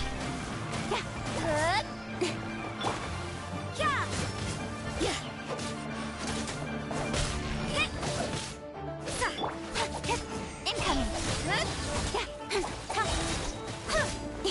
With sword comes shadow. You can't run! Shiver!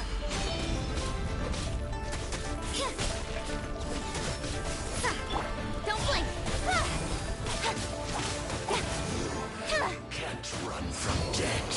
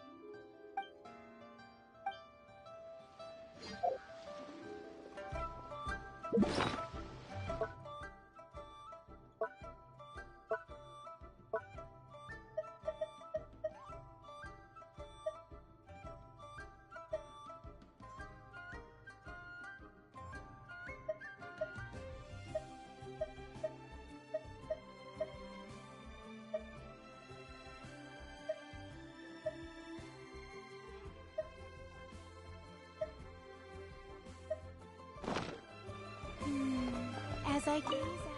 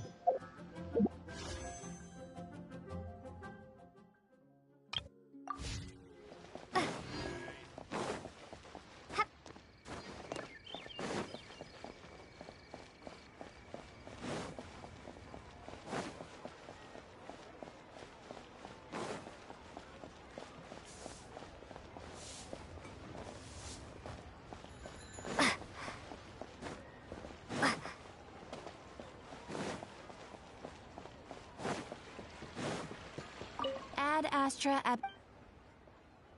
Thank you for coming.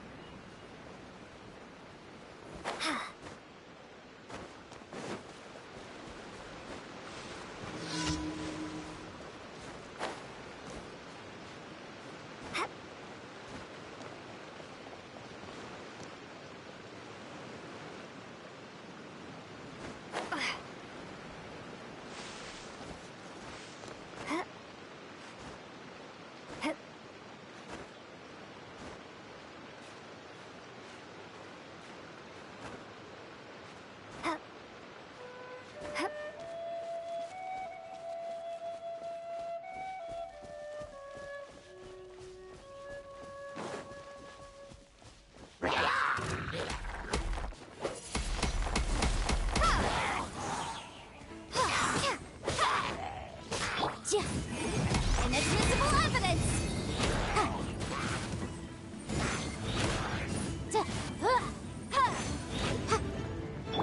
Judgment!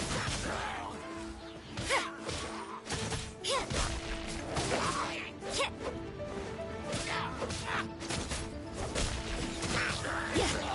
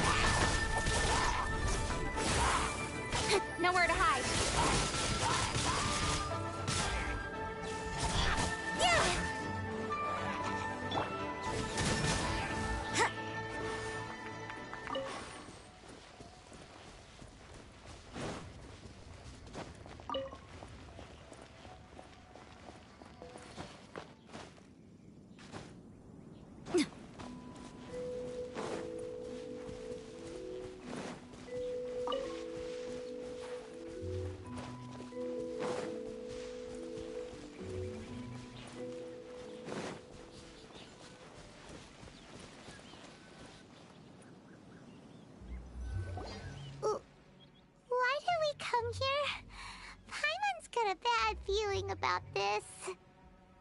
Not that Paimon's scared or anything, just, concerned for your safety. It's just that this is how lots of scary stories go. You're in an empty place, in the middle of nowhere, there's barely any light, and then just when you least expect it, a stranger comes out of... Oh. Ah! Quick, do something! Paimon's intuition says that anyone we run into here is going to be far from normal.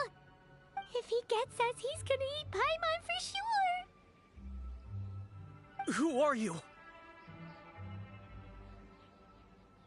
Beyond the heavens? A strange way of putting it. Don't try to scare me. I'm just here for a funeral. I don't mean to offend. No matter who you are, there's no need for any ill will between us. Whew. Seems he's just your average scaredy cat. He looks more afraid than Paimon.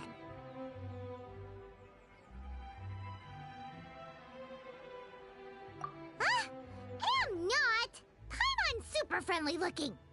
Don't be afraid. We come in peace. Gods protect me! No! Stop freaking out and stand still. Relax. Relax? Yes, whatever you say. Please stay your hand. Don't come any closer. I mean you no harm. Don't touch me. Hey! Paimon already said nothing's gonna happen.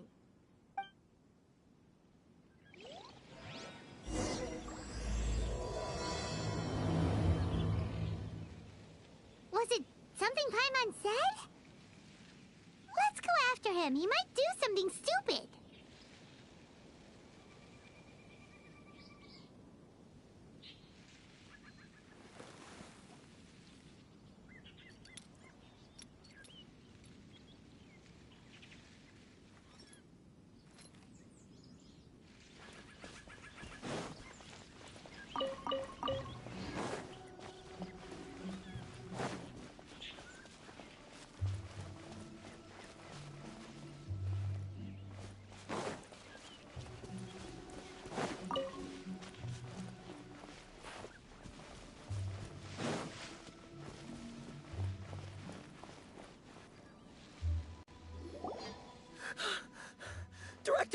Director!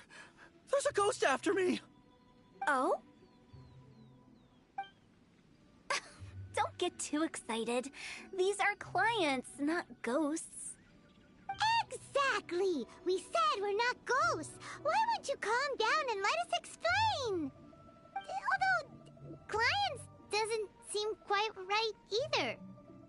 Yeah, forgive me. This is one of our new undertakers, Mung. It's his first time working a funeral, so of course he's afraid of his own shadow. Funeral. Oh! The Wangsheng Funeral Parlor! Zhongli is a consultant there. They deal with this stuff a lot, right? Oh, you know Zhongli? Well, that saves me a lot of explaining. I'm Hu Tao, the current director of the Wangsheng Funeral Parlor, responsible for, well, trifling matters having to do with immortality. A satisfying trade to be in, though, and Wangsheng Funeral Parlor is well known around town.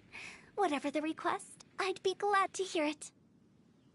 Yeah, if we were looking for Wangsheng Funeral Parlor's help, this is hardly the place we would come to. Ah, but you see, I wasn't referring to clients in the business sense. Everyone who enters this mortal realm will be a client of mine. Sooner or later. Well, that's dark. Wangsheng Funeral Parlor welcomes advanced reservations. When you choose us, you'll never have to worry about what might be around the corner. But be sure to book the right date. Pro tip, it is a living nightmare trying to get flowers at short notice. Speaking of dates, if you're struggling to decide, please do come and talk it over. I'd hate to see you still alive and kicking when your big day comes. Whoa! Slow down! That's... There's a lot to unpack here. You'll have to excuse her. The director is a rather unique individual. Allow me to explain. We'd heard that there'd been some supernatural activity at Wuwang Hill. To restore calm here, we performed a funeral ceremony. It went very smoothly. According to the director, we shouldn't be expecting any more issues in the near future. Wangsheng Funeral Parlor, Wuwang Hill, funeral. What more is there to say? These three belong in the same sentence. You two, on the other hand, have no business coming to Wuwang Hill. You being here is not normal. Maybe your understanding of normal isn't quite normal. Adventure? You must hail from the Adventurers Guild. Then you are one of our distinguished clients.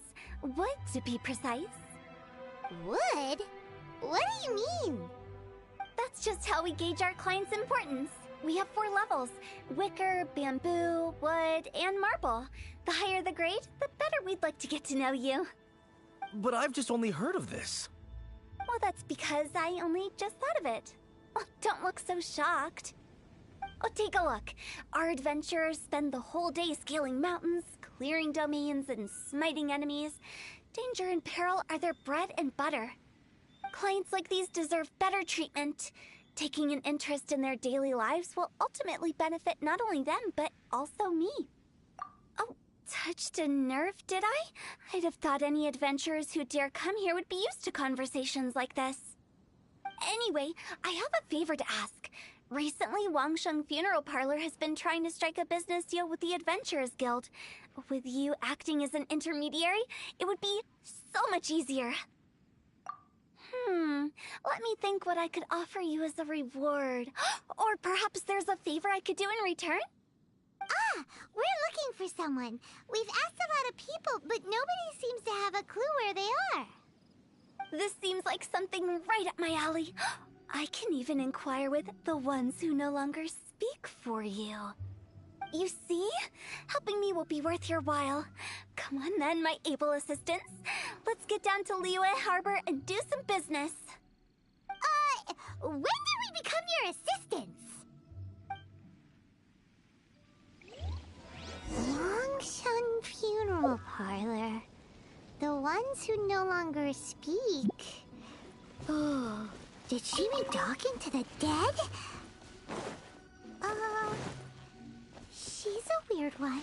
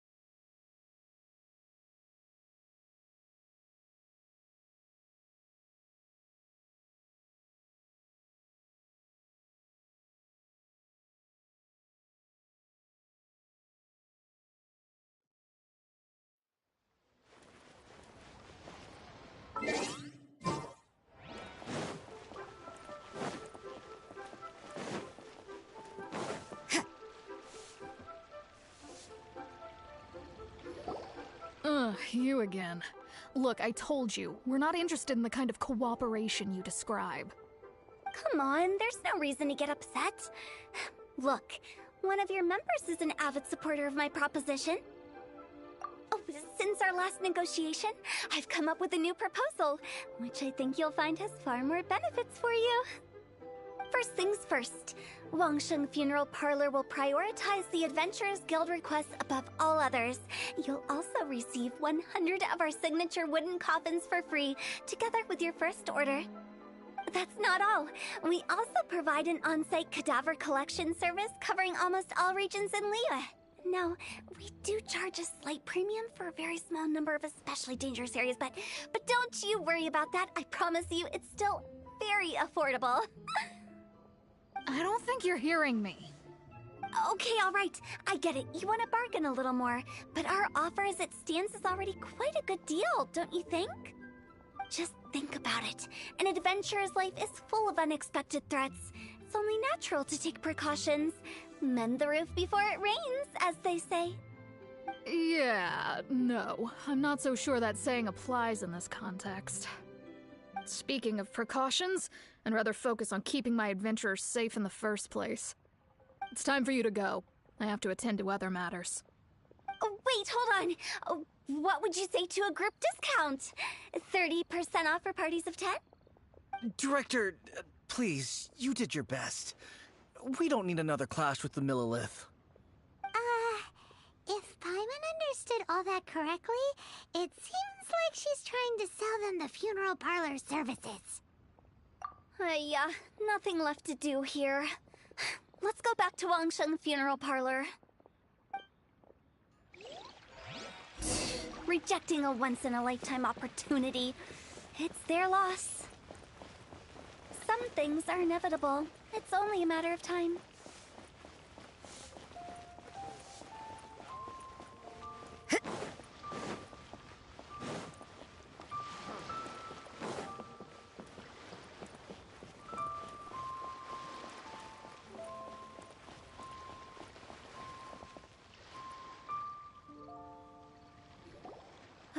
Seems like the old ways are the most reliable after all.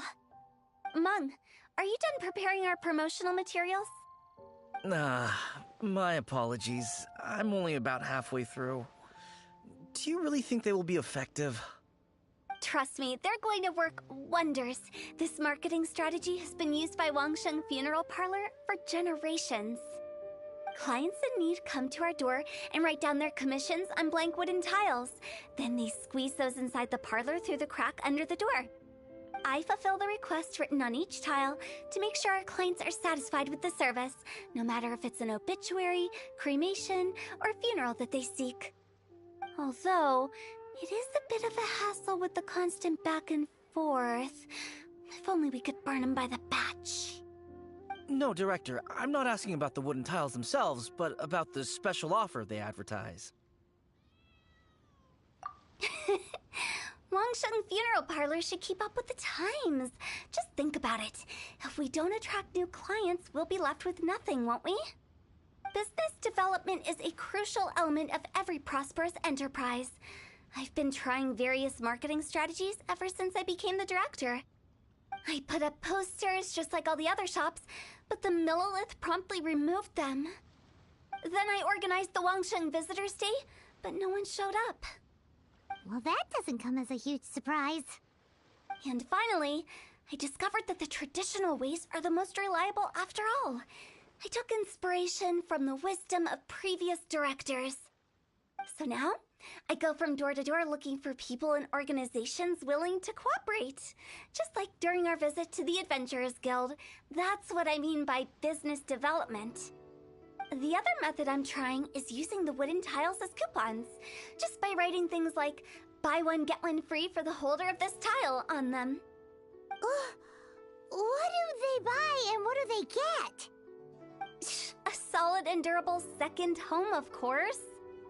Well, they may not need it right away, but they can be sure that when they do, it will still be as good as new.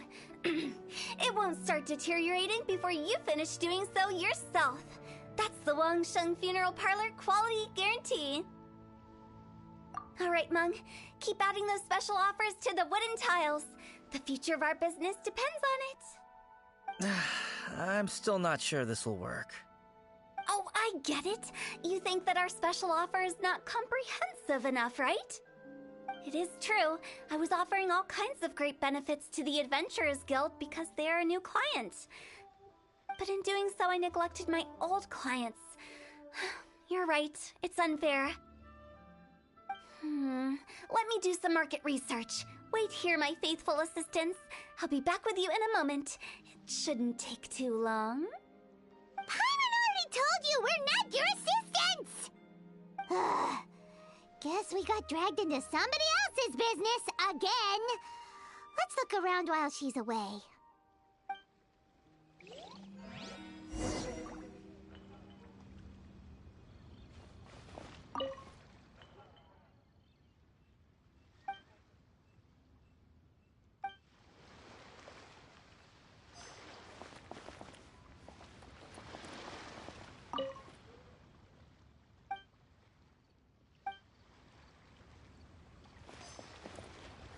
You must be the director's new hires. Not us! We're just very curious about Wangsheng Funeral Parlor and Hu Tao. Well, I wouldn't get too curious if I were you. Too much knowledge isn't good for ordinary folk. The director is tactful when it comes to what should and shouldn't be known. Her? We should get going. Let's go find Hu Tao. That's settled then. Write it like this. Wangsheng Funeral Parlor Bumper Sale. Buy one, get one free. Buy two, get three free. More for your Mora. I love it. Better than all that lifeless brochure stuff. We want people to feel warm and fuzzy. But Director, isn't Lifeless the name of the game in this industry? That's old hat. We're opening up new ground. Why does Wangsheng Funeral Parlor need to open up? Yes, Director. Poor guy's given up. Right, we should get going. I am not letting new business escape us. We? As in us. Who else? Do you see anyone else around here? Oh, well, you probably wouldn't see them if there was. Stop adding little afterthoughts like that! It creeps people out. Just a joke. Sorry. Everything you see is everything that's present. For the moment, at least.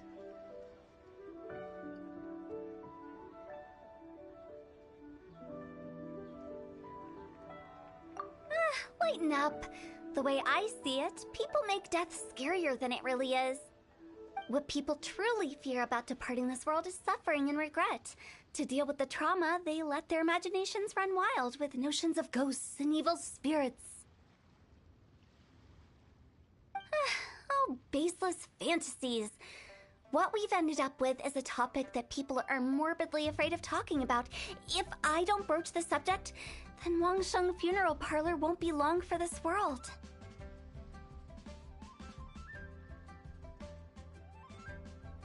Oh, more approachable and appeasable than you'd imagined?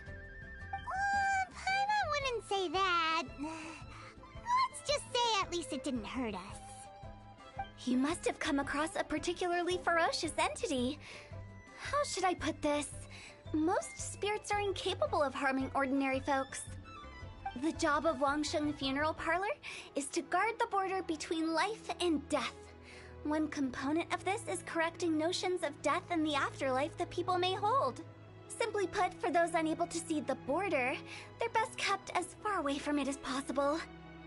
So for ordinary folks, the best case scenario is ignorance of all matters concerning spirits in the afterlife, or even better, a belief that none of it exists. Then you really don't have any excuse for spooking the heck out of people. You make it sound so abominable. I'm just trying to get them to see the humor in it all. I never thought you'd be such a bore. Never mind. If you stick by me, everything will become clear. All right, let's get going. Follow me. Director, wait. What about Big G? Don't forget. Big G? Who's that? We've been in Liyue for ages and never heard that name. Oh, nothing. Just something Mung's been pleading with me to take care of. Should be a piece of cake.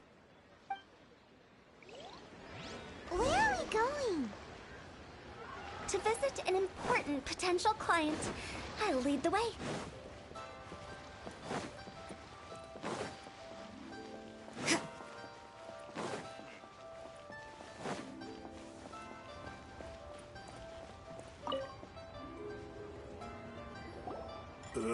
Sorry, who are you?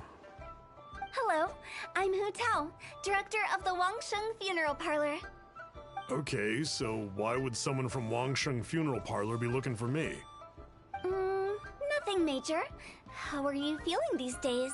Any aches or pains? You shouldn't ignore them, by the way. Very often they're an omen of something terminal.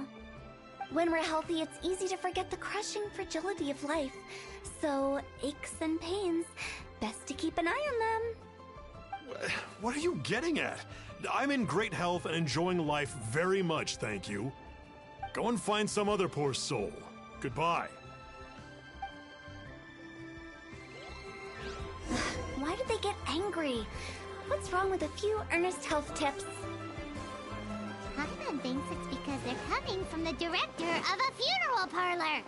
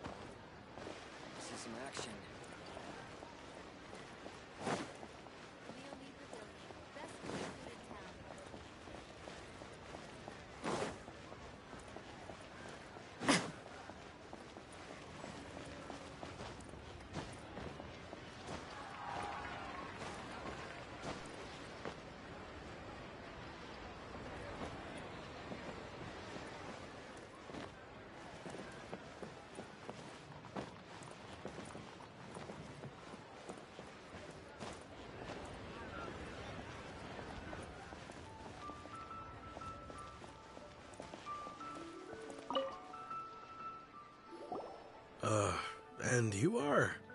Be quick. I'm busy. Hello there. Would you be interested in understanding a bit about our services at the Wangsheng Funeral Parlor? Wangsheng Funeral Parlor? I'm not in need of your services. So you're out here looking for new customers? Don't you think this might be a bit of a crass way of going about it? Hardly. Isn't this the fashion these days? Bring the service to the customer and all that. I'm not sure it's every service that falls into that. Anyway, please bother someone else if you don't mind. Another failure. Still, not the end of the world. Paimon's curious. Does this approach ever work out for you?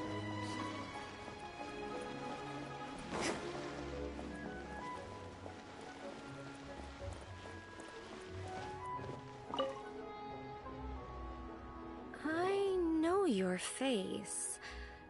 The Wangsheng Funeral Parlor director, right? I'm sorry, I'm really in no need of it. Don't apologize. Get to know us. We've got a new sale going on. Ever hear the saying, out with the old, in with the new? Well, going out with a bang is the best way to start off in style on the other side. If you keep talking like this, I'll have to call the Millilith. No. Okay, relax. We're leaving. But Wangsheng Funeral Parlor awaits your distinguished patronage. You really don't give up, do you? Are you trying to make me feel better? Well, thank you. Seems you understand me far better than most people. Not really. This is just getting really uncomfortable. Business development? Is that what you see this as? Surely you don't think all that was business development? Then what was it exactly? Traumatization for its own sake? No. The business development ended after the discussion with the Adventurers Guild. I was helping to find somebody for Meng. You remember Big G? As it turns out, the Big G that Meng is looking for is a ghost adrift in the mortal realm. The three we saw just now were all people I suspected of being followed by Big G. But having seen them, I didn't sense the presence of anything otherworldly. So we just had a quick chat, and I left it at that. Why didn't you say so? Paimon thought you had some kind of sixth sense for, people in declining health. Huh? What would I need that kind of ability for? I'm no doctor. Were you seriously hoping that the director of the Wangsheng funeral parlor was going to start healing people, or...? Paimon was trying to subtly imply that... never mind. Paimon wouldn't know how to explain subtlety in a way you'd understand. Well, let's leave that for now and head back to Wangsheng funeral parlor. This Big G matter is very closely linked to Meng.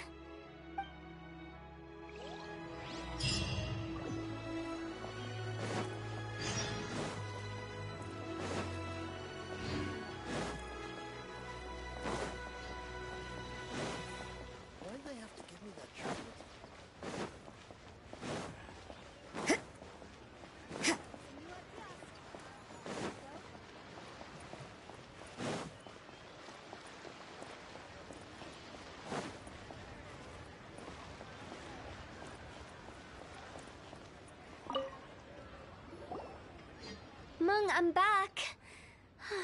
I'm afraid we're still no closer to finding Big G. I see. Well, I'm just sorry for the trouble. We've already searched in all the likely places. Who is this Big G anyway? I guess I should start at the beginning. My home was in the vicinity of Wuwang Hill. In my youth, I had a good many friends there. Big G was one of them. We were the best of friends. Inseparable, really. But one day, there was an accident. And that was the end of him. I've never forgotten. Too many memories, I suppose. I often return to Wuwang Hill. But recently, after one such visit, I started to feel strange.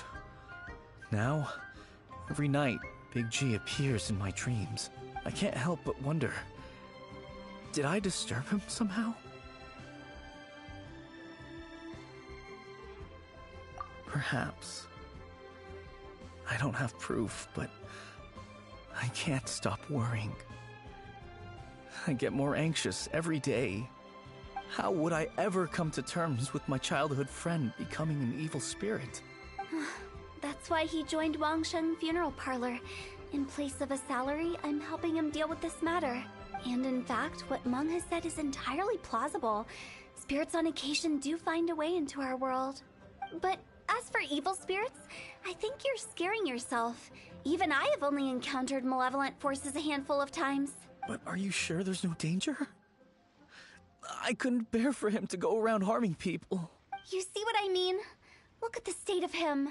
If we can't find Big G, it'll eat away at Meng forever. Those people we found today were also Meng's childhood friends. I thought there was a good chance Big G might have hidden among them. But here we are, empty-handed. Wuwang Hill, childhood friends? Seems like we're out of leads. Sorry, excuse me. Is this Wangsheng funeral parlor? My name's Luo Chung. I've had this awful feeling recently, like something's staring at me.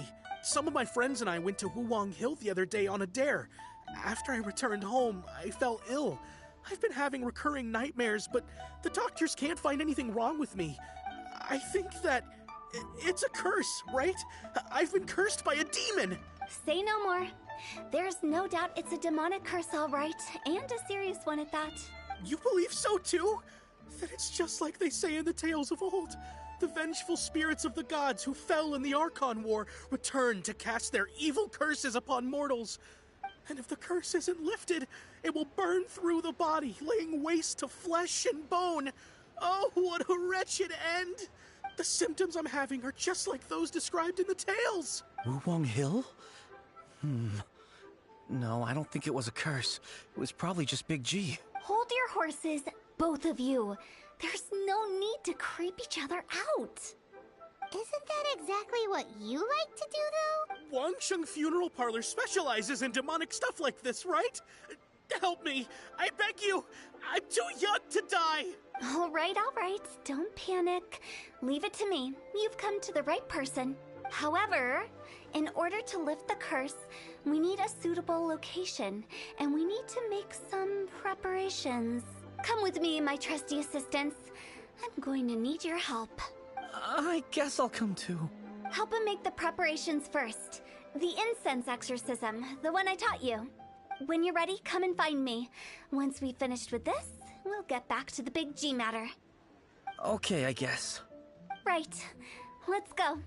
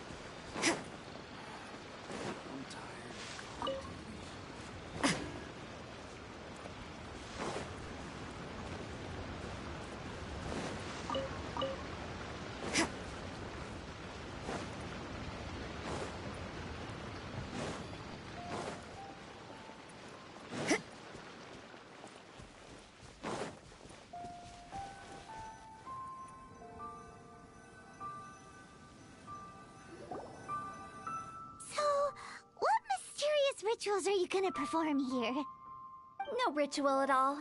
We just need to kill some time. Eh? Wait, you didn't take all that vengeful God's curse stuff seriously, did you? They were eradicated ages ago. You saw those two.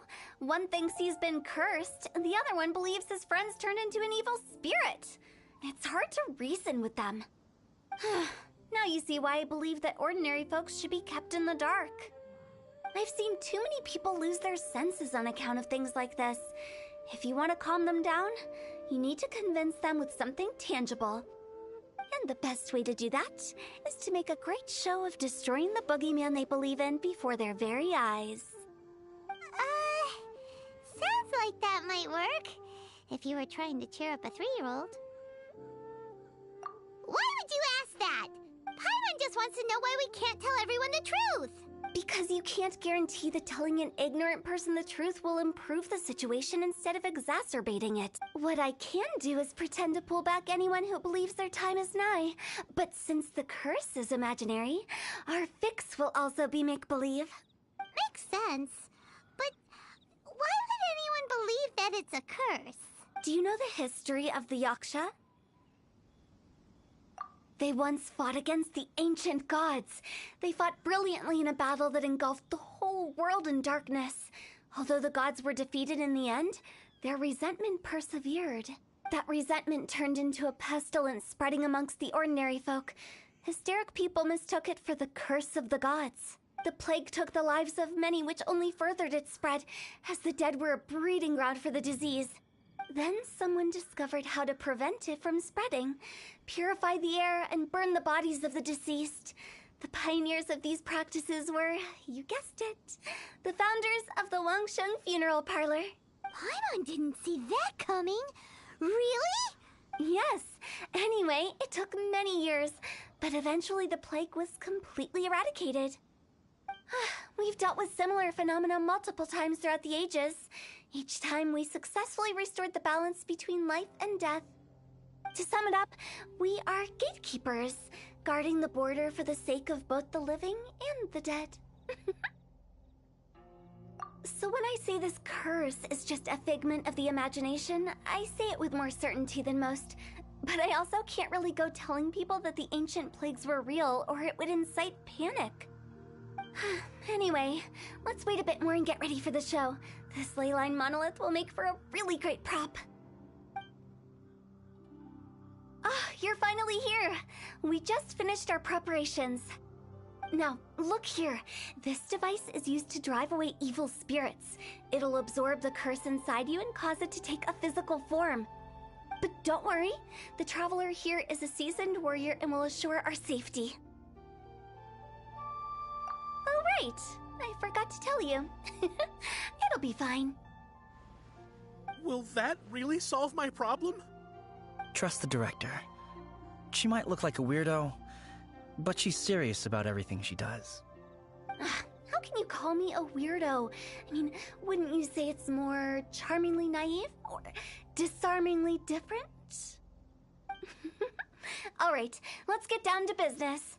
My glamorous assistant, please activate the device.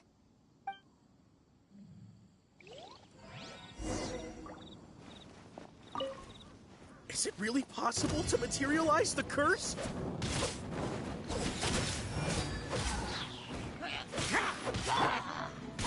Speed of light! Be gone!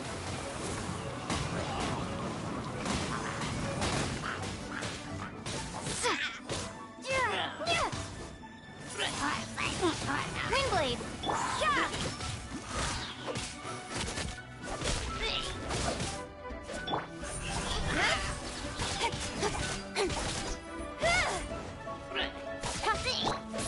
Judgment! I'm counting on you!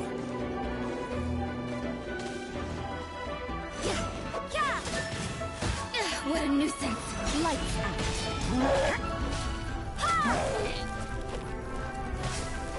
With sword comes shadow.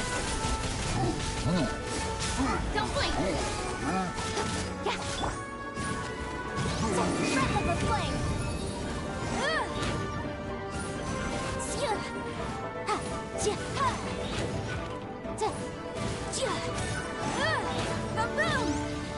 Boom! Speed of light! Cut to the chase! Judgment!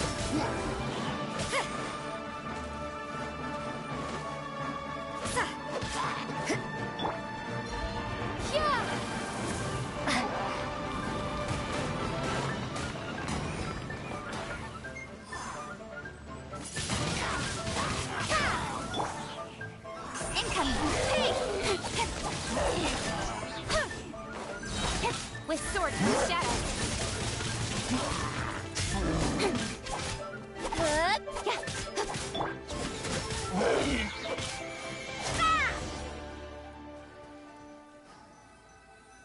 How are you feeling?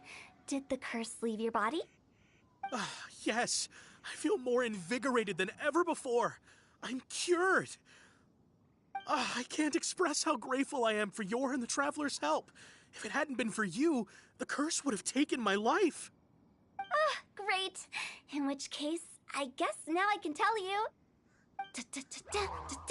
You've been pranked! What? This exorcism device?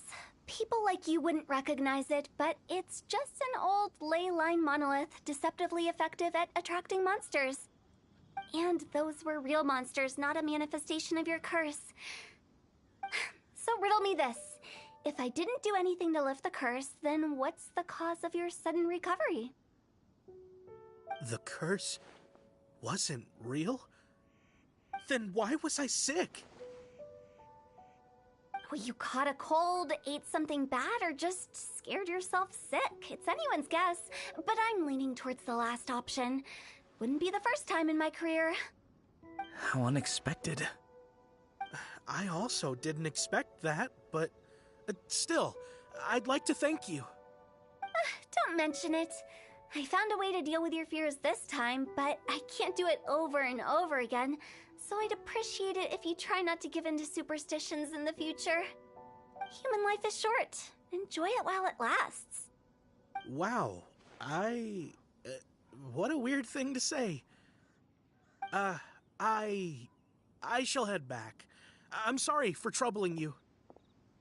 I feel relieved to see that it wasn't Big G's doing. However, unless he crosses the border, there will be no end to his antics.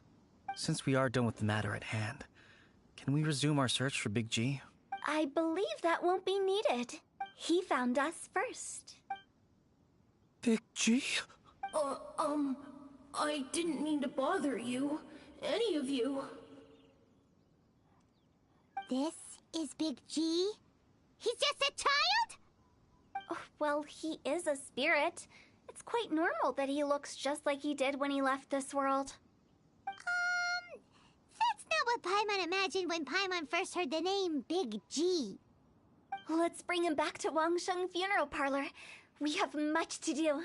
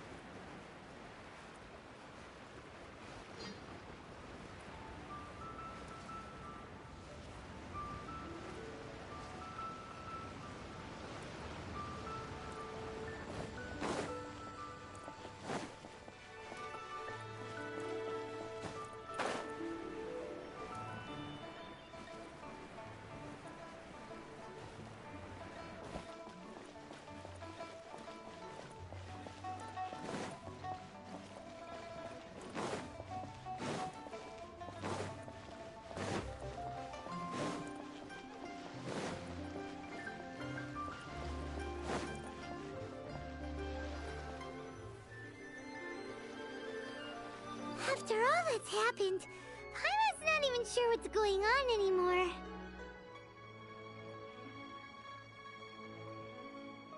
Actually, I'm not surprised in the slightest. Remember what I said?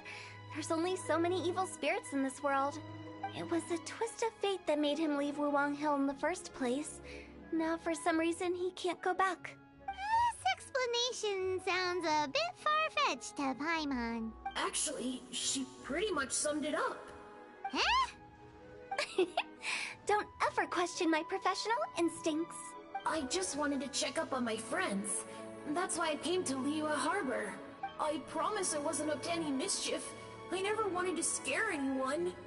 A few days ago, some people came to Wuwang Hill on a dare.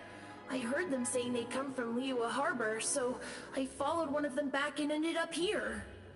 Ah, it must have been poor Luocheng that he followed. Maybe he didn't notice you, but he could still feel your presence.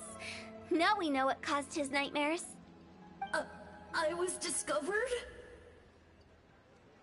Well, I assume so, otherwise he wouldn't have been scared half to death.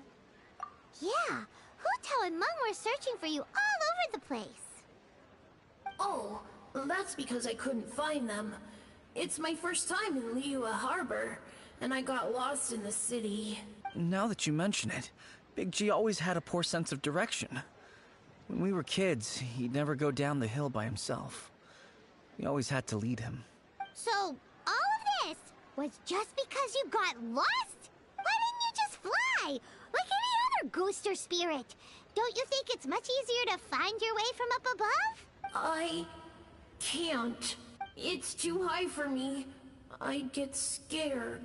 That's right, yes! He used to be so afraid of heights that he wouldn't even so much as look down the hill. You haven't changed a bit. I knew I wasn't supposed to show myself to the living, and with so many people walking around Liyue Harbor, my only choice was to hide. I wouldn't have found you if it weren't for the Leyline Monolith's call. I'm so relieved that you haven't become an evil spirit. Like I said, don't ever doubt my professional instincts. Now, all we have to do is escort this lost child back to Wuwang Hill, and we should be done and dusted. But he just said he wanted to visit his friends. Apart from me, there's also Little Wu, Mumu, and Songzi. Well, If that's the case, we can't let him down. We'll ask them all to help us prepare a farewell ceremony for Big G. Mung and I will escort Big G back to Wuwang Hill. You meet with those three and ask them for keepsakes to symbolize each one of them during the ritual, then come and find us. They're all friends. Can't we just go there all together? Or maybe we can take Big G to them. That's not a good idea. I don't want to scare them. I wouldn't want ordinary folks to become superstitious. The less they know, the better. So be careful what you say when you collect the keepsakes. Are we really going with Hu Tao's plan? At least by keeping things low-key, we won't be giving anyone nightmares.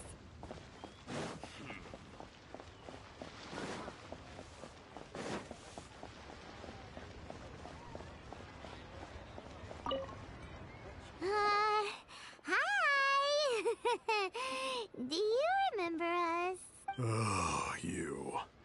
Sorry, I won't be needing the funeral parlor's services anytime soon. Yes, we grew up together.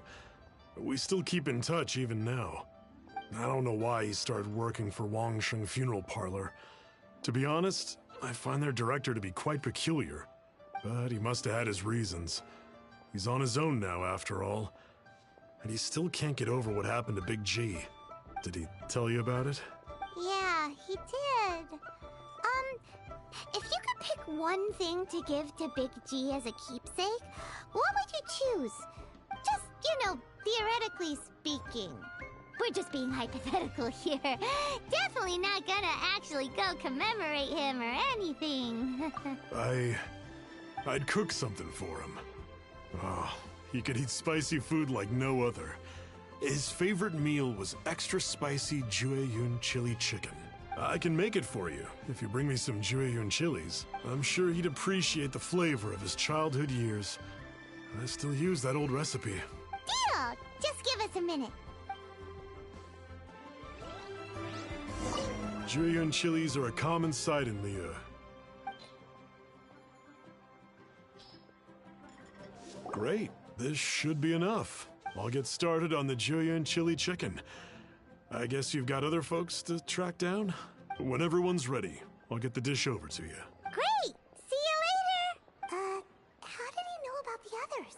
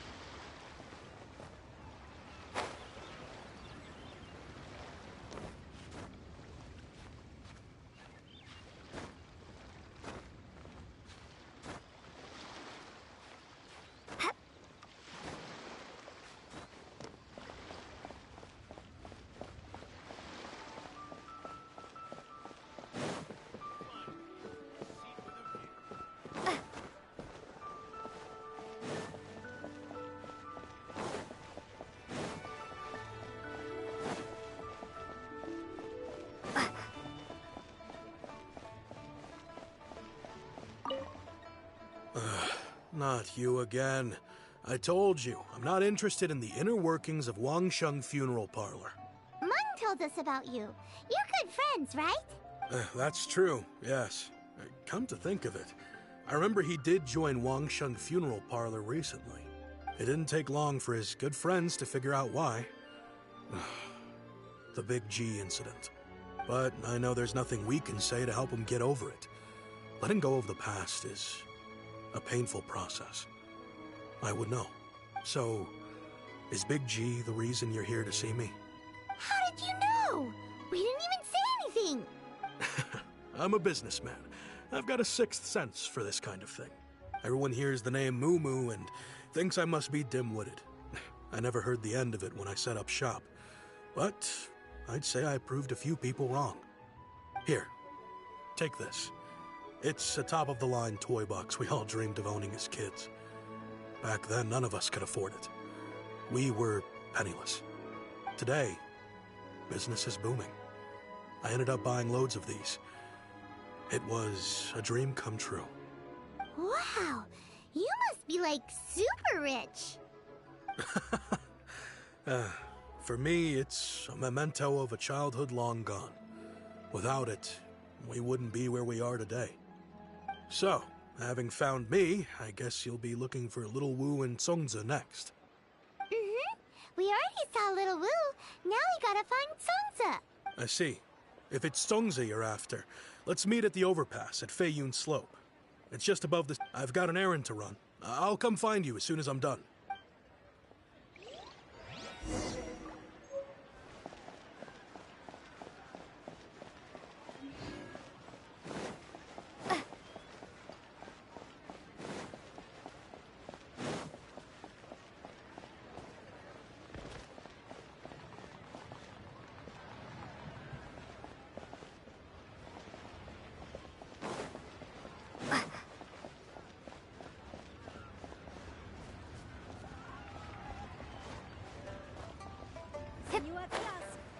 The place to go for classic Yue dishes.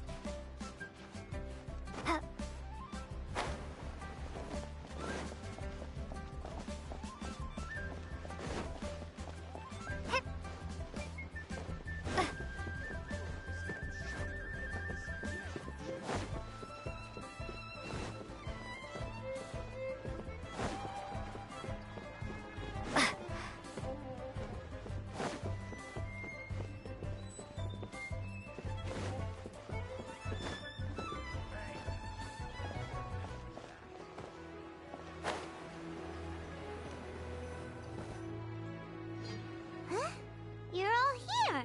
Reminiscing about old times, thinking back to past events.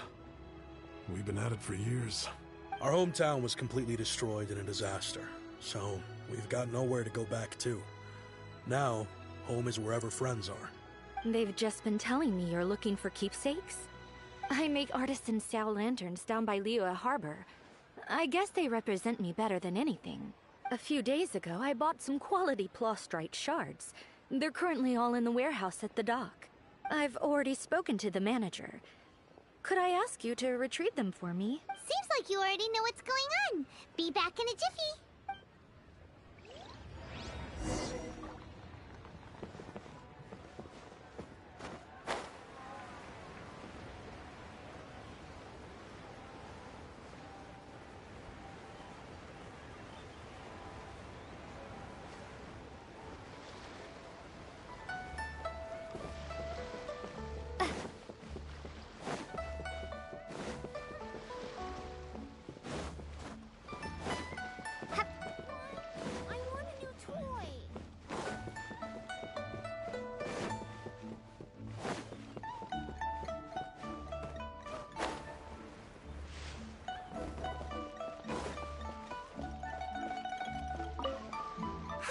We're here to pick up the plastrite shards for Sansa.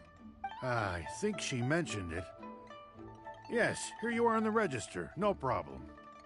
The plastrite shards are over in that crate there. Please, help yourselves.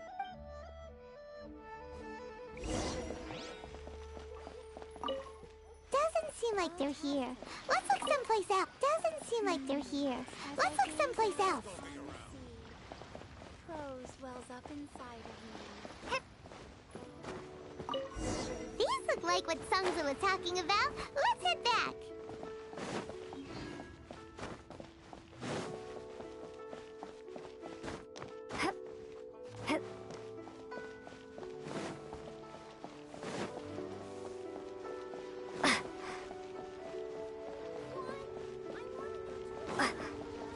Try your luck betting on Jade?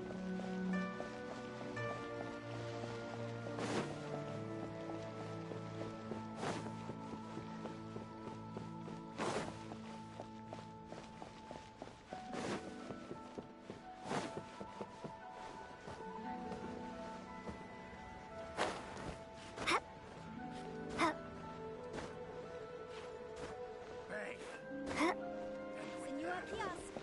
Place to go for classic Yue dishes.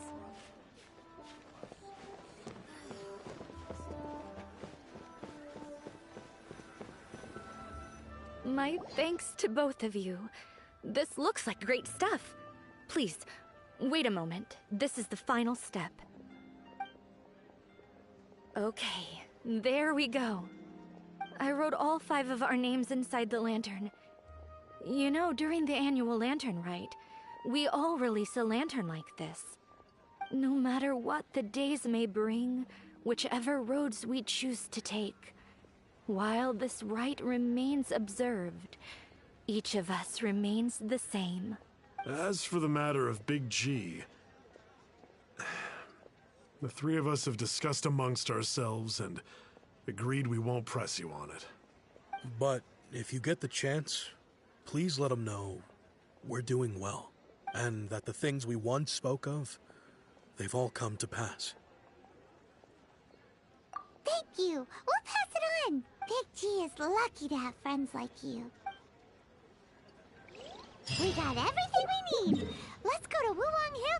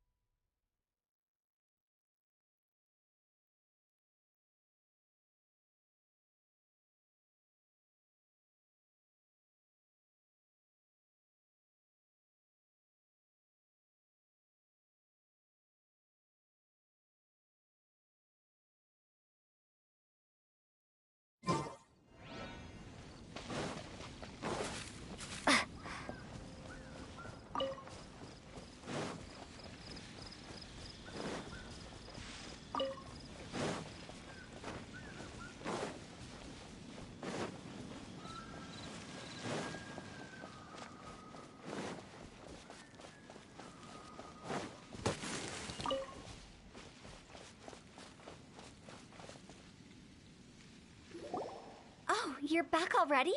Sooner than I expected. You didn't go spilling the beans, did you, Paimon? Does Paimon look that unreliable to you? I'm kidding. Anyway, looks like they were willing to hand over some keepsakes, so I guess they knew the deal. Nevertheless, when it comes to things like ghosts and ghouls, spirits and souls, the one thing everyone knows is you never know what to expect. Which explains why they were reluctant to pry and find out the full story. Which is just as well, because if they had attempted to, it would have been too much for me to deal with. Guard the border between life and death. This is Wangsheng Funeral Parlor's most important responsibility, and I'm stricter than most. So what about us? Does it matter if we cross the border? Of course not. bad. After all, you were caught up in all this already, just like Mung. It's not the end of the world if you catch a glimpse behind the curtain. And where we're going, don't be surprised at what you may see or what may occur. All of it exists within the border between the living and the dead. An ordinary place, really. The only special thing about it is that nobody really knows about it. Whatever you do, don't get all worked up over nothing, okay? Or else by the time we're out, I'll have to erase your memories. So listen to everything I say. Let's go. Paimon's scared. But like Huta says, we're already caught up in this. We better see it through to the end.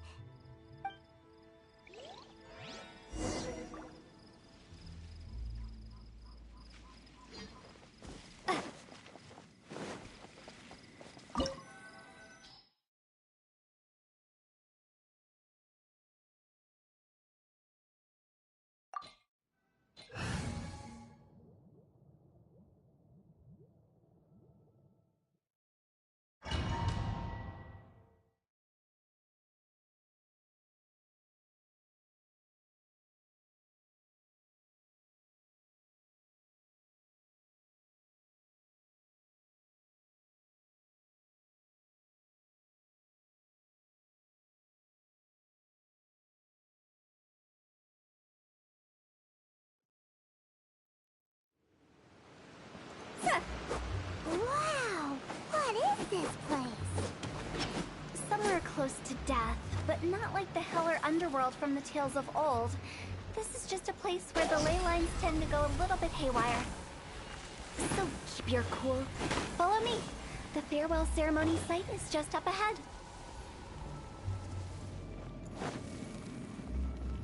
Phew! That pattern looks familiar. From the right angle, you can make out the whole thing. Oh, just like last time.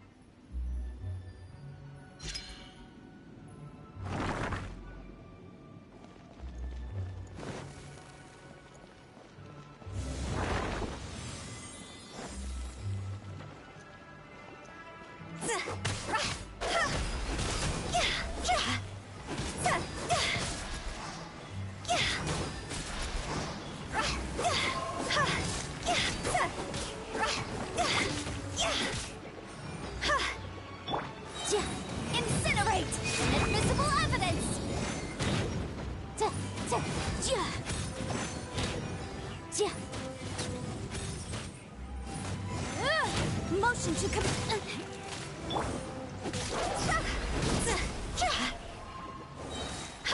Higher, higher, hands on fire.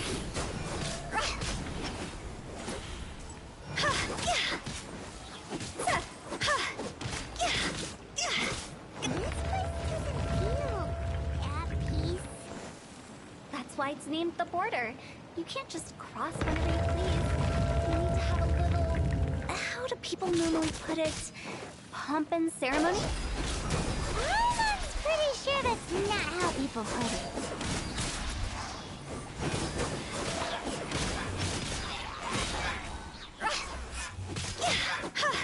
Cross over!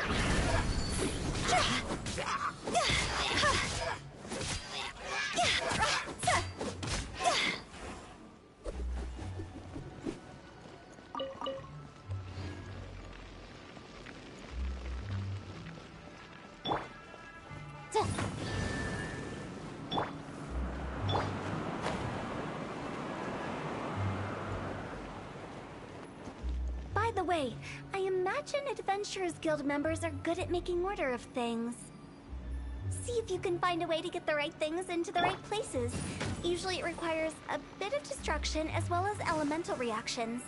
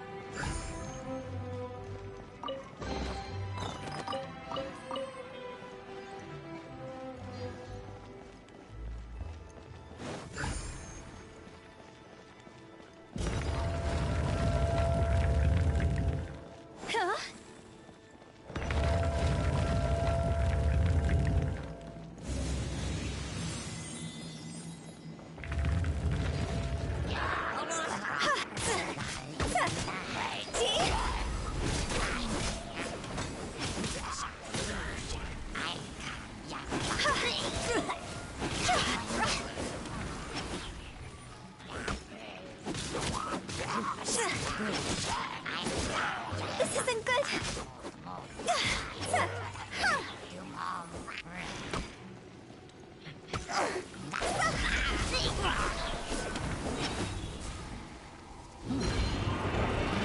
Higher, higher, hands on fire! Cut to the chase.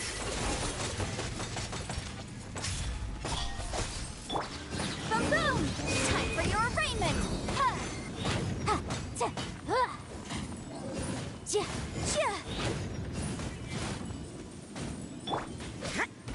You can't run!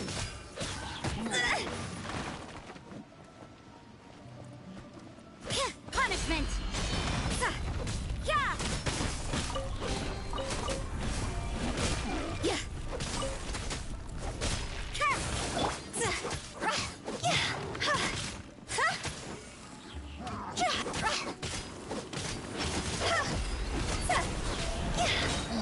Cross over!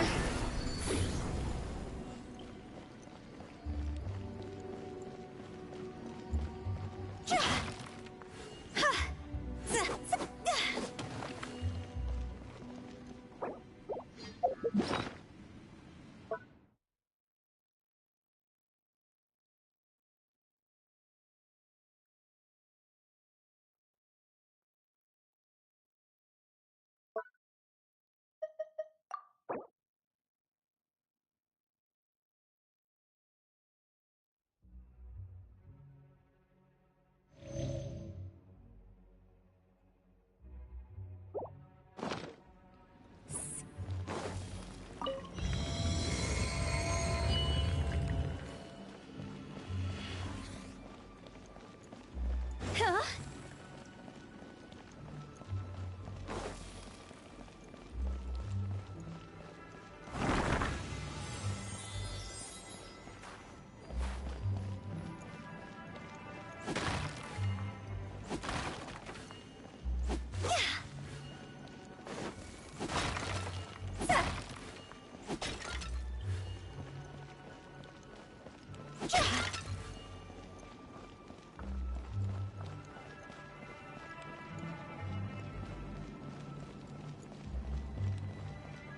This looks the same, but there aren't enough.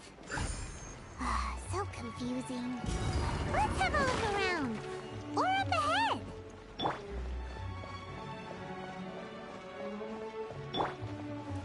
Judgment!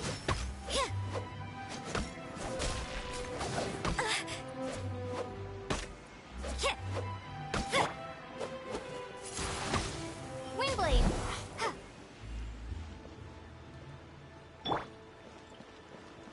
See?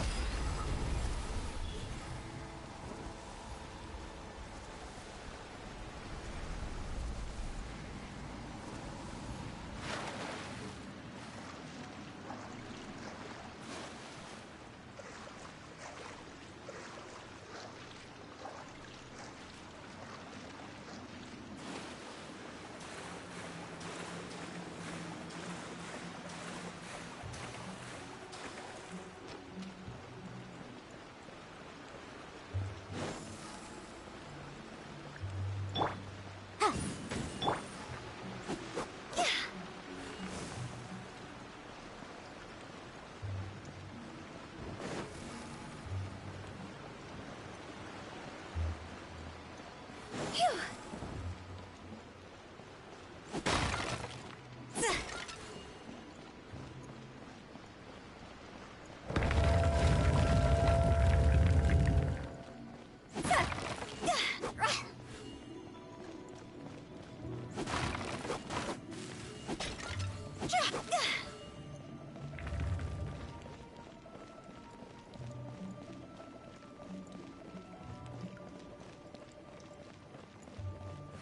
Huh?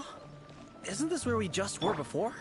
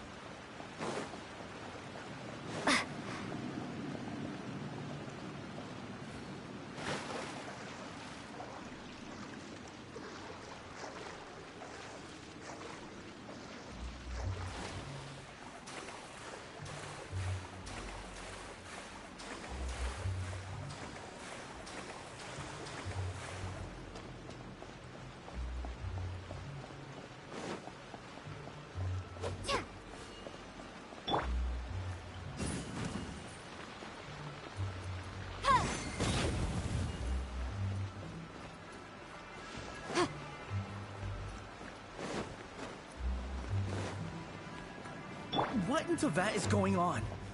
Have we even been moving forward this whole time? It's almost as if we're constantly being sent back to the beginning. Everything resets.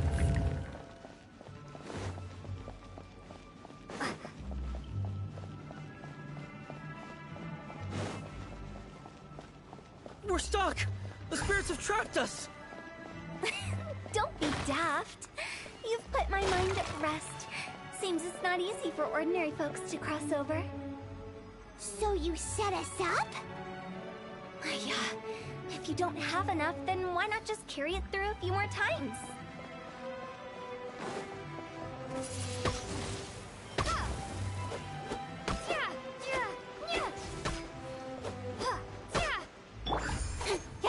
Speed of light.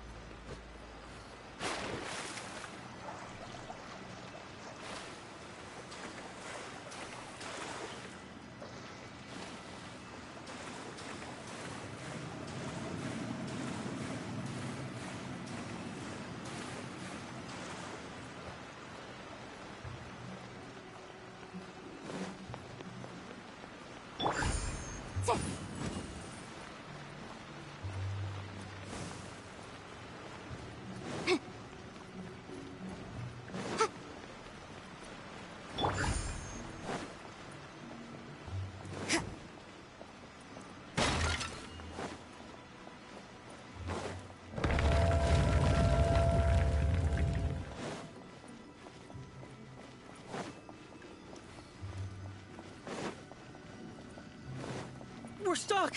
The spirits have trapped us! Don't be daft. You've put my mind at rest. Seems it's not easy for ordinary folks to cross over. Finally! Paimon thought we were going to be trapped in that weird place forever. That's exactly the point. Trespassers end up running scared. So that's the weird stuff out of the way, right? Yep. Just dive off the edge here. What?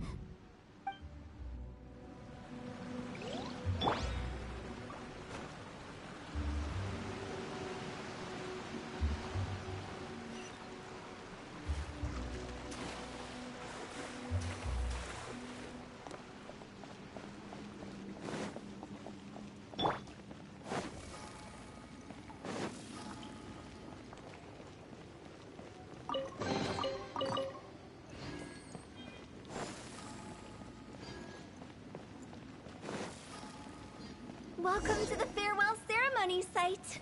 Our destination is just up ahead. I know you're excited, so feel free to have a look around and talk amongst yourselves. Soon you'll find out there's nothing special about this place.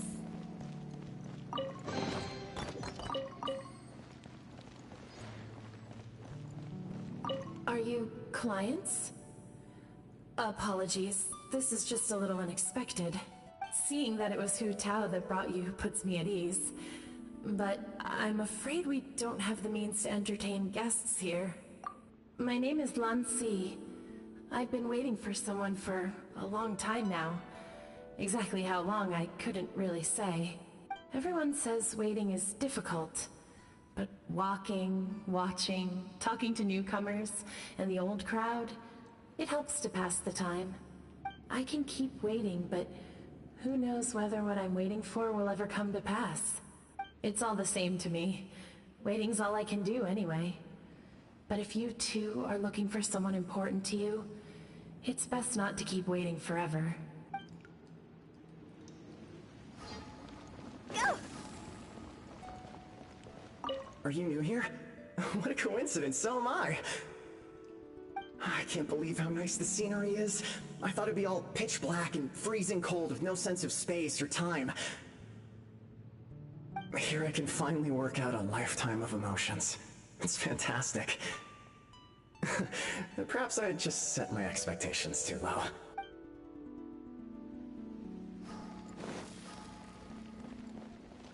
By the way, have you seen Uncle Jean recently? That guy? I remember him saying it was time for him to move on. Good for him. I wonder where he's off to next. If you're curious, why don't we go and see for ourselves? Some other time, perhaps. I'd like to stay here for a while.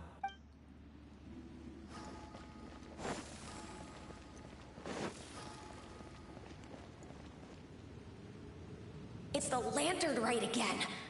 Wouldn't it be cool if we got to see the lanterns ourselves one day? You can make a wish without a lantern, you know.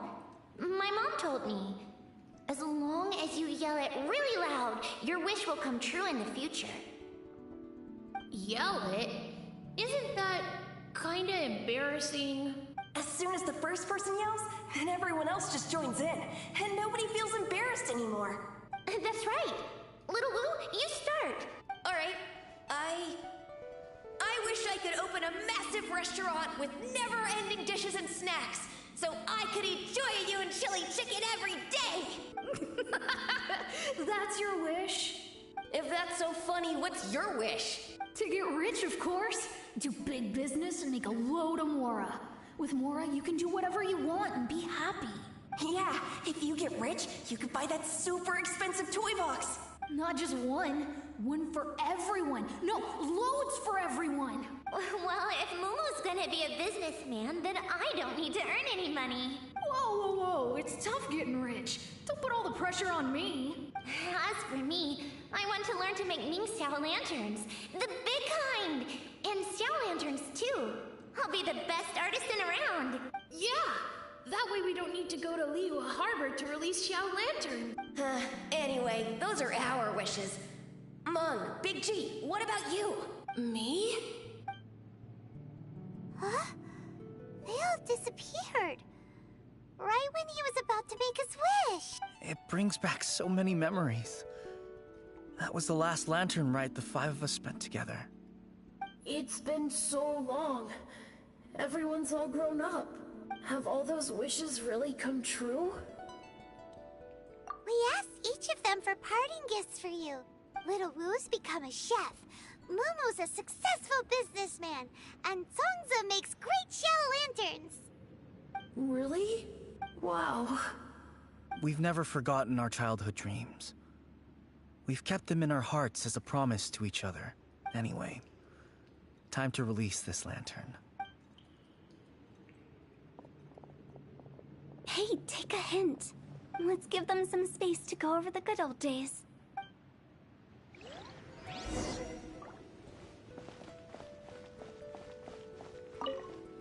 Take the hint? Really? Of all of us, you're the one who needs to learn how to read the room. Really? The end result is the same, though. Exactly what I do and how I do it are just minor technicalities. As I explained, Wangsheng Funeral Parlor was, once upon a time, more akin to a doctor's office than an actual funeral parlor. During the Archon War, piles of corpses covered the wilderness. People were plunged into misery and suffering. Disease was spreading all over the land. Death devastated the world of the living. Such were the times when the Wangsheng Funeral Parlor was first established. As humans, its founders were deemed too insignificant to matter, but slowly, they managed to drive away death. They must have paid a huge price for that. After generations, Liyue Harbor became a bustling hub of prosperity, luring people with dreams of great fame and abundant mora. But in the end, some lunatics stirred up the legacy of the dead. By that I mean the remnants of the defeated gods that ravaged the world. I won't go into specifics of that situation, but suffice to say that at its peak, life was on the verge of bringing about its own extinction, while death was coming back with a vengeance. It took a long, long time, longer than you'd think, to restore balance and reinstate the border. Without it, Liyue Harbor as we know it wouldn't be here today, neither would the Wangsheng Funeral Parlor, you or me. The previous directors all love to tell this one too, although, if you ask me, I think I tell it best. What you make of my words is up to you. I do hope that most of it flew over your heads, though. The Wangsheng Funeral Parlor is just that, a funeral parlor. Nothing more to it. We live in peaceful times, But this harmonious coexistence between life and death should never be taken for granted. Huh? It's about time. Let's go. Let's take them to the place where all begins and all goes to rest. What kind of place is that? I just mean where we first bumped into each other. I come up with fun names for things sometimes, okay? No need to hound me with questions about every little thing I say.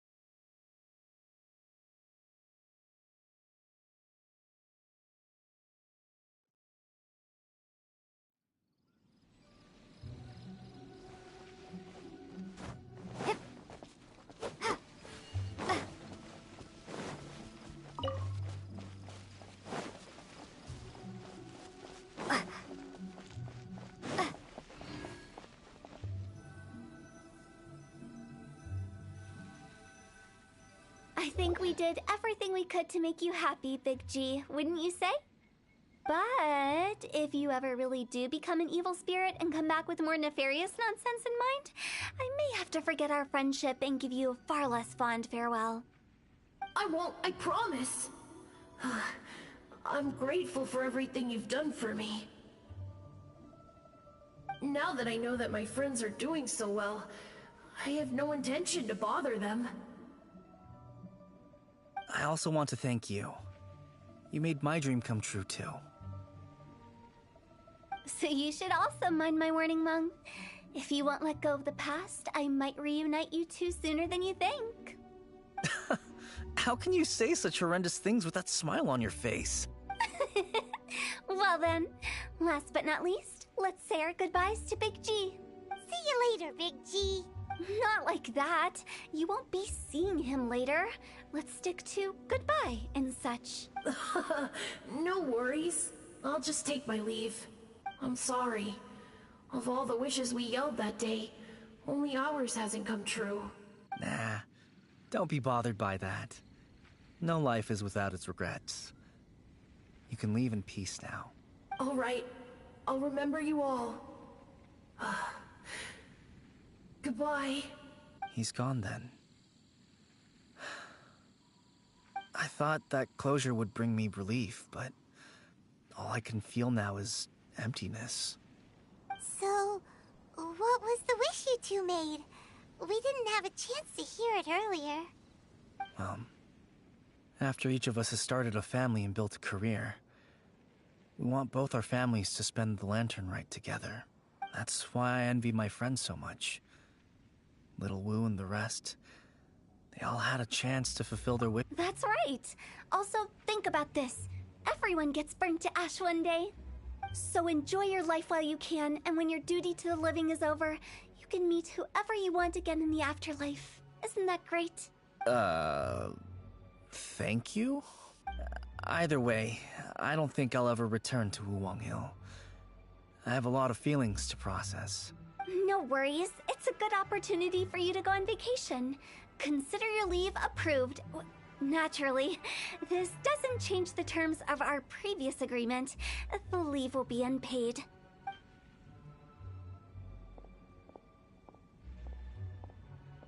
Aren't you forgetting about something? I took you to the border and let you have a look around, didn't I? But based on your reaction, it seems like you didn't find what you're looking for. It is a pity indeed. The biggest pity of all is your lack of help. I was fishing around on your behalf through the channels that aren't accessible to you.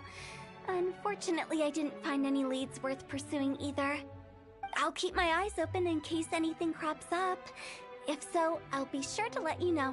You don't sound like you mean it. not an expert on tracking down the living. However, if you want me to summon someone from the other side of the border... Oh, stop saying creepy stuff! Relax. I'll help you look for them. You have my word. My exquisite sense of humor always goes unappreciated. I have my reasons. Reasons? The spirits we saw near the border are the dead that still long for the world of the living. But I've never seen any of the previous directors there, not even once. This means that becoming the director of Wangsheng Funeral Parlor was the right decision for them, and left them with no regrets.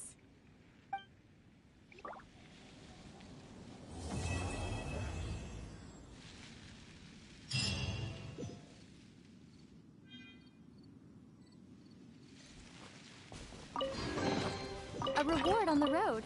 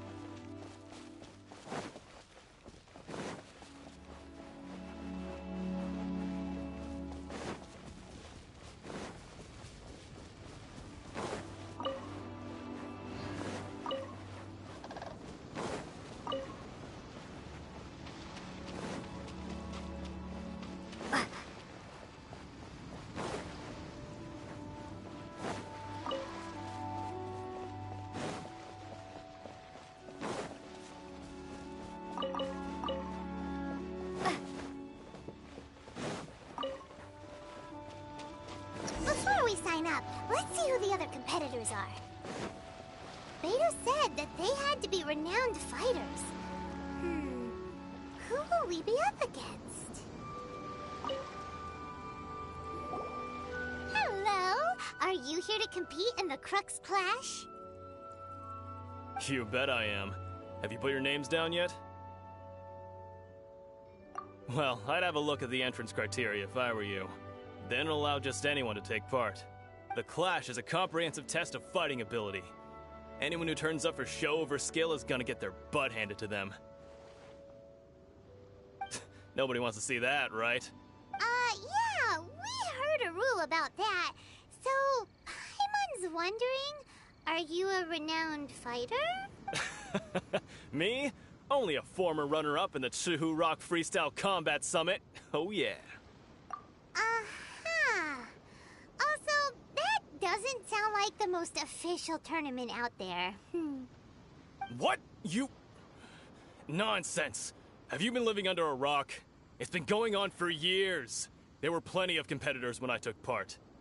Not to mention, I've helped the Millilith catch treasure hoarders before. There were 2 of them trying to escape. I soon sorted them out. They tried to sneak past me under the cover of darkness. They didn't know what hit them. I planted a left hook on the skinnier one's face and sent him flying. Then, the big guy pulled out a knife. I stood my ground, of course. A roundhouse kick sent the blade hurtling into a beam above us. I told you. Unarmed, outnumbered 2 to 1, but I still got the upper hand. I'm not saying I came out completely unscathed, of course, but the fact remains that I did manage to subdue the both of them, and hand them over to the Millilith. I received quite the commendation. Oh yeah. Uh-huh. But for us, even 4 or 5 treasure hoarders at a time is all in a day's work. Alright, we're gonna keep looking around. I'll see you in the arena, but I don't plan on losing to a pair of children anytime soon.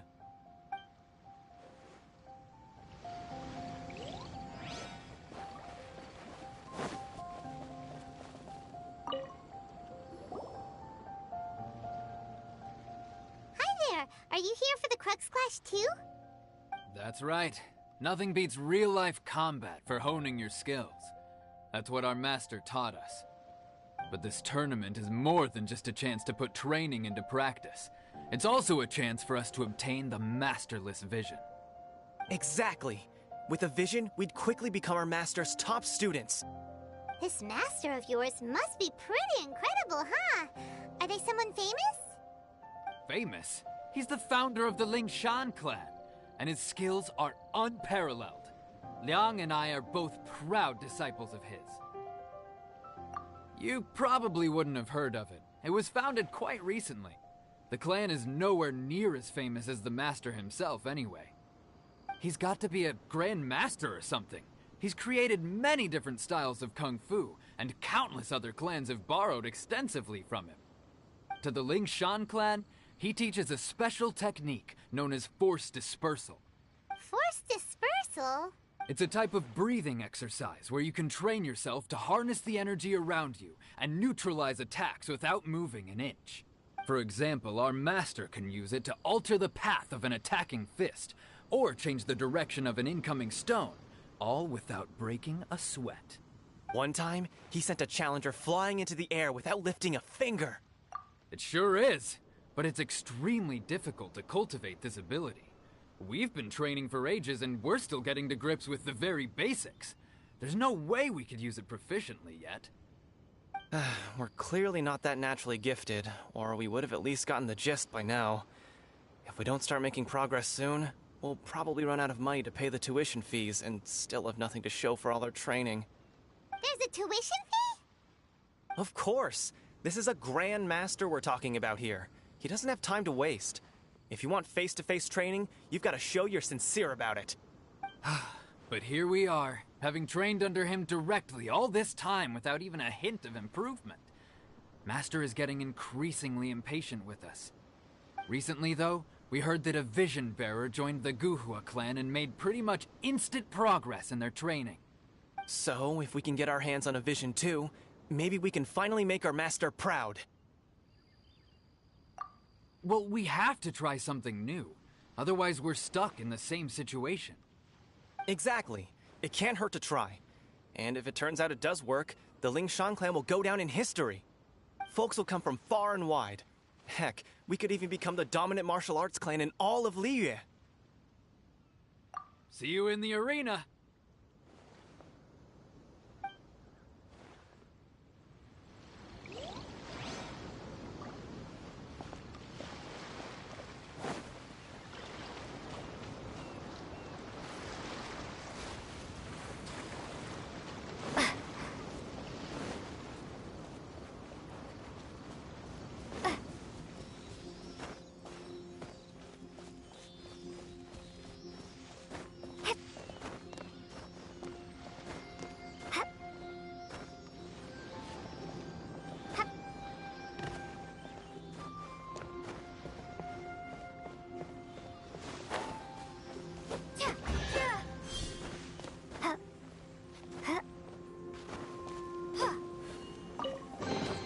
I'll keep this close.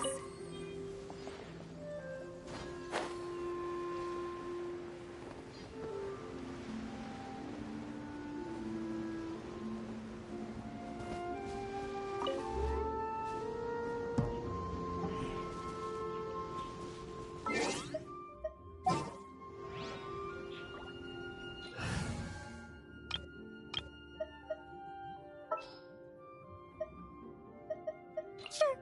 I'll hang out with you youngsters.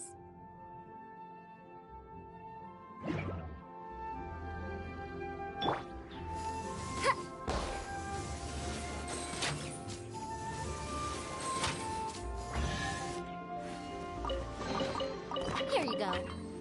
Thank you, Madame Farazan.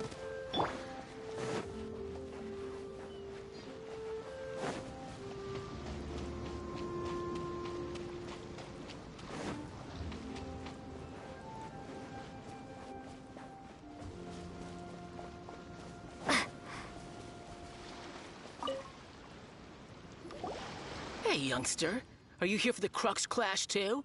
If so, seems I found myself another new adversary. So you're also here for the tournament? You better believe it. I wouldn't be here if I didn't think I could walk away as a champion. For me, obtaining a vision is the final and most important piece in the puzzle that is my life. No. It's not about what I want to do. This is about who I want to be. I am looking to become a perfect person. I know how that sounds, but let me explain. I've lived a successful life so far, without any setbacks. I've passed every exam I've ever taken, enjoyed numerous successful business ventures, and seem to get on with just about everyone socially. In most people's eyes, I am already the very embodiment of the perfect person. Though, of course, I'd never let the praise get to my head. I know I haven't reached perfection yet, because there's one thing I'm still missing: a vision. You have so much self-confidence. That's not important. I have a contact in the Crux fleet who was happy to vouch for me, so they very kindly made special arrangements on my behalf. I've also brought along a bit of an entourage for moral support. It's such a blessing, really, to have so many good friends in my neighborhood. Of course, I also put in a few good days' practice, concentrating mostly on rare and esoteric styles of Kung Fu. As a high achiever by nature, I'm confident I've done enough to guarantee my victory in this tournament. I seem to have gained another fan. Don't let my aura overwhelm you, though. You'll need your wits about you today. Now then, if you don't mind, I need to finish my pre-competition routine. It's not too long now before you'll get to see me in action. So, to recap, we're up against an inflated ego, some gullible guys paying way too much for their kung fu classes, and another guy who's just really average. Seems like you've got a pretty good chance of winning this thing. Come on, let's go sign up.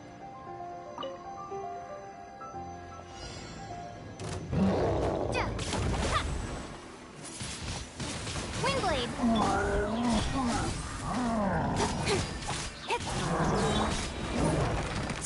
Incinerate! With sword from shadow. Don't blink!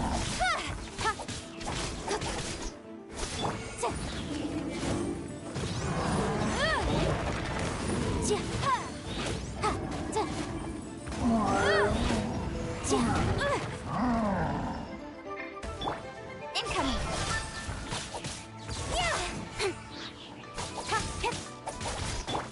Breath of the flame! Boom boom!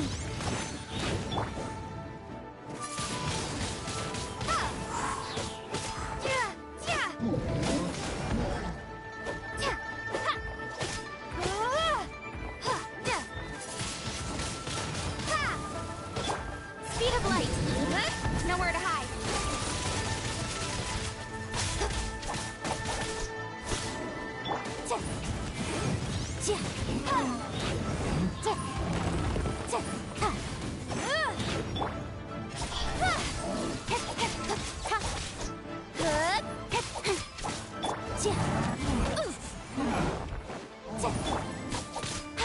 Don't blink! Hey! With sword comes shadow. Incinerate! Incoming! Invisible evidence!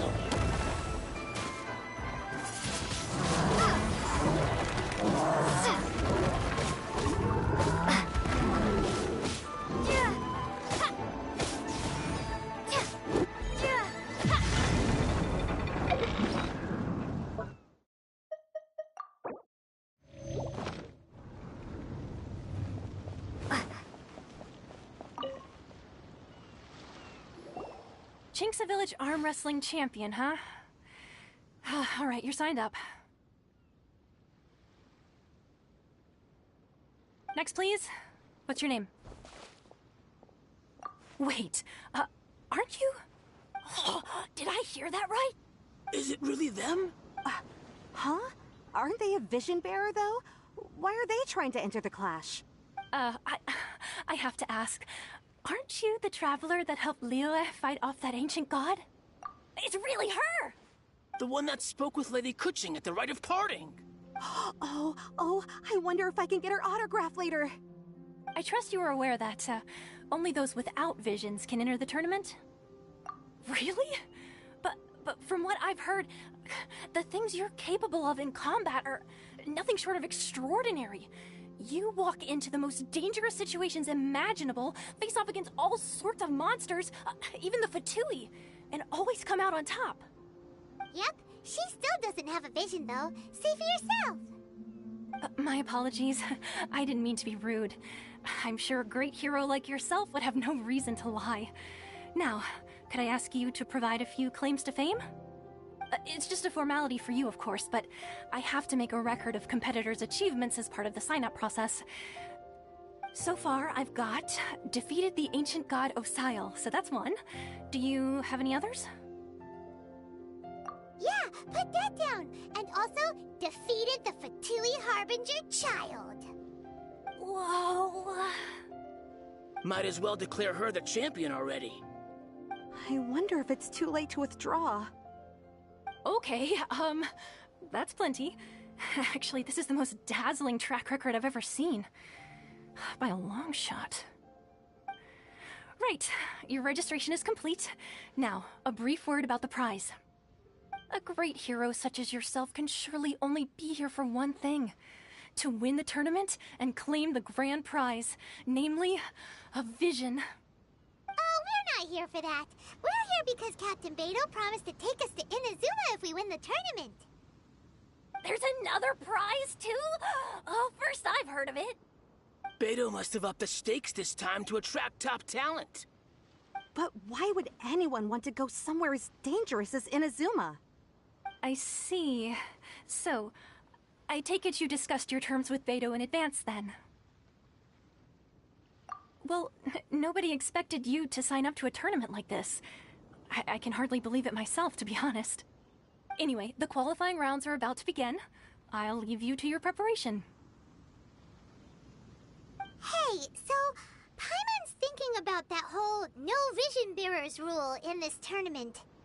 Even though you don't have a vision, most people in Teyvat think that you can't manipulate the elements without one. So Paimon thinks you probably shouldn't use your elemental abilities during the tournament. You know, just to avoid any misunderstandings. In any case, looking at the competition, it should still be pretty easy for you to win, even without using any elements, right? All right, it's showtime! You got this! You seem like you're raring to go. Are you ready to compete? Good. Then please follow me into the arena.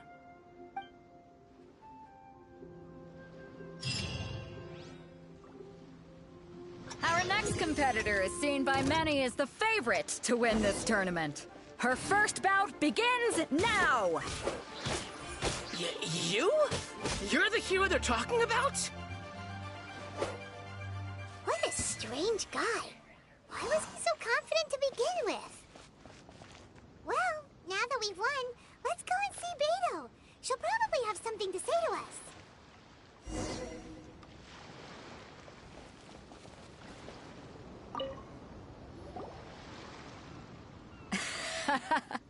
I knew I wouldn't regret introducing you as the favorite.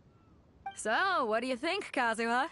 She totally dominated that guy and did it with style, too. Impressive.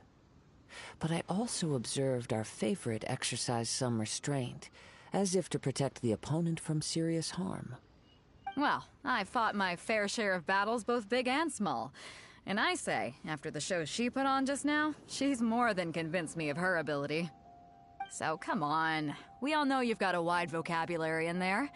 Can't you spare a word or two to congratulate our up-and-coming champion? All right. Let me think how to aptly phrase these words of praise. You fought well. All right then. I was thinking your inner poet might want to join in the fun, but I guess I shouldn't put you on the spot like that. You know, a lot of competitors came to me saying how surprised they were that Liyue's hero was entering the tournament. And since you signed up, we've had many others do the same, with more than a few top-tier fighters among them. I'm sure lots of them are here to find out how they stack up against you. Well, since everyone sees you as the one to beat, I figure I should start treating you that way too. For one thing, we don't want you wasting all your energy in the early rounds fighting people who are well below your level. Not to mention, you must be itching to fight someone in your league too, right? So, I'm putting you straight through to the semifinals. Huh? But we only just started the qualifiers. Seems like a crazy system if we just skip straight to the semifinals. This is how Captain Beto works. You won't persuade her otherwise. Besides, at your level, you would have made it to the semifinals anyway. Huh. To be fair, Paimon was thinking that too. Alright, I'm gonna watch some more of the tournament. If there's any potential contenders for you out there, I want to know who they are and what they're about.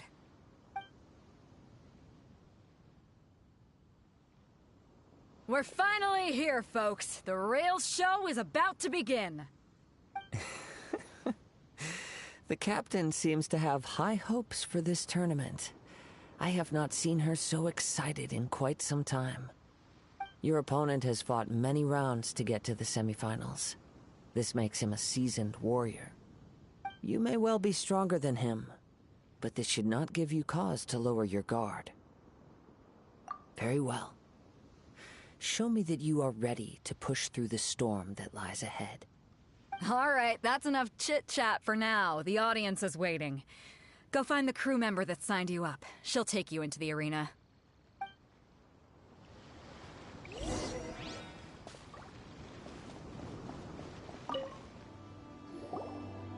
Your opponent in the semifinals is new to the Crux Clash, but he has quickly become the dark horse of the tournament. I do not doubt your abilities, but I would suggest that you make sure you are fully prepared before you begin. Relax. My girl's at the top of her game. She ain't gonna lose. Okay, follow me.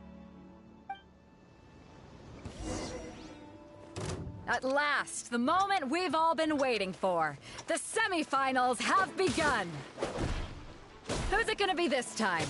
The hero or the dark horse? I don't care about the prize. You're a strong opponent. That's what I'm here for.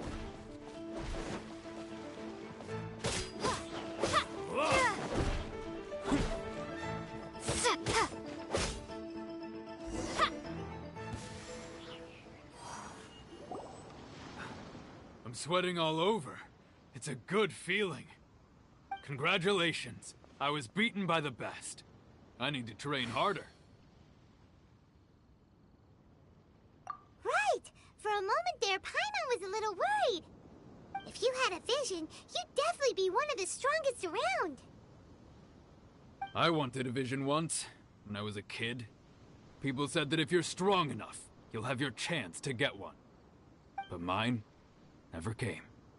I lost interest eventually. You can't depend on a vision like you can your own body.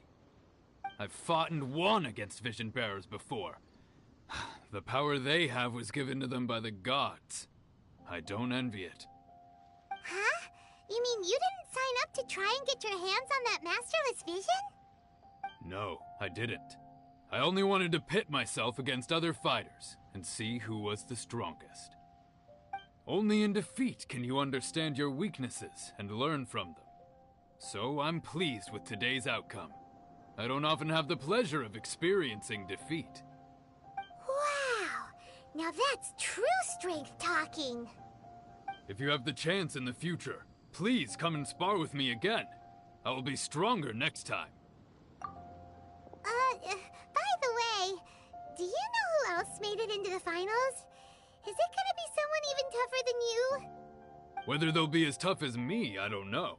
But what I have heard is that they're extremely quick. So don't get too cocky. There he goes. Maybe we should ask around, see what we can find out about our opponent in the final round. Ah, it's you! I watched your match. What a stunning performance. I myself was eliminated in the third round. Shame. If only I could have advanced one more round. Maybe next time, huh? By the way, do you happen to know who else advanced to the final round? Why, yes. He's the same one who defeated me. He is a formidable opponent, quick on his feet and swift to take advantage of his opponent's missteps. I faltered for but a brief moment, but before I knew it, he had me on the floor. Given my stature, I have no fear of squaring off with physically strong opponents. But faced with a nimble, agile opponent such as him, I found myself completely out of my league. Still, I'm sure he'll be no match for you.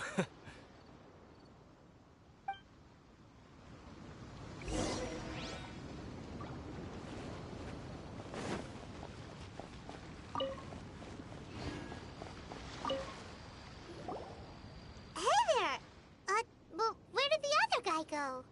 He tried to use force dispersal to deflect a punch, but instead he took it straight to the nose. There was blood all over the place. His opponent was pretty freaked out by it. He kept asking him, "Why didn't you dodge?" But he was pretty much out cold by that point and couldn't reply. "Why don't you dodge?" they ask. Because to not dodge is the very essence of Lingsheng clan kung fu. It's just that he hadn't quite mastered it yet. Don't even get me started. I spent all my energy helping him get from here to the boat to take him back to the harbor. But by the time I got back, my scheduled match time had already passed and I had to forfeit. I don't dare tell my master about this, otherwise I'd never hear the end of it. Sorry, I shouldn't be complaining in front of you like this. I'm afraid I'm still a bit out of sorts at the moment, so I probably won't be able to help you with whatever you were here to ask me about. Oh, alright then. Hope your buddy makes a swift recovery. Hang in there. Thanks, I'll do my best. We still haven't got any useful information yet. Maybe we can go talk to Beto. Surely she's gotta know something. You gave an outstanding performance. Truly commendable. I could sense that you're not familiar with bouts of this kind, and it could have cost you the match. But you were quick to adapt, and managed to claim victory over your opponent. That is a most invaluable skill. In fact, I discerned this not from what I saw, but what I heard. The ground beneath your feet, and the pattern of your breathing. But it is nothing remarkable, for I discerned nothing more than Captain Beto did.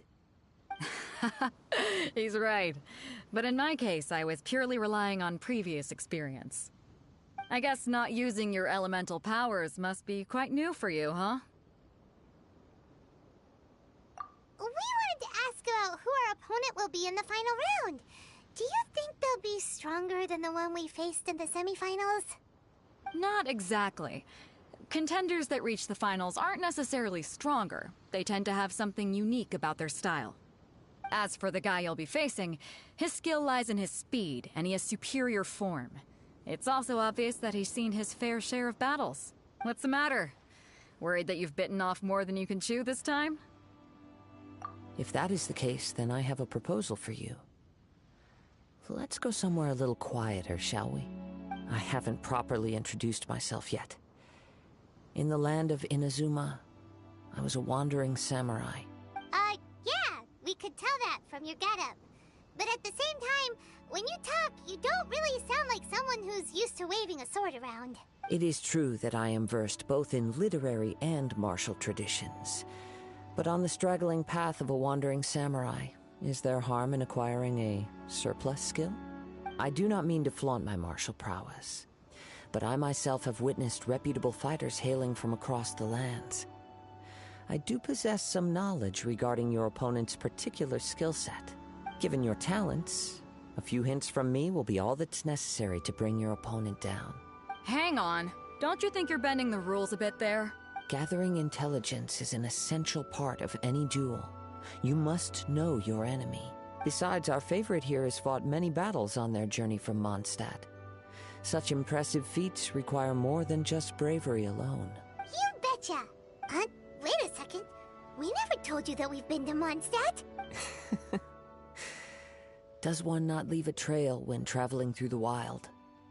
In return, nature also leaves its traces upon you. However, there is only so much that can be discerned from these traces.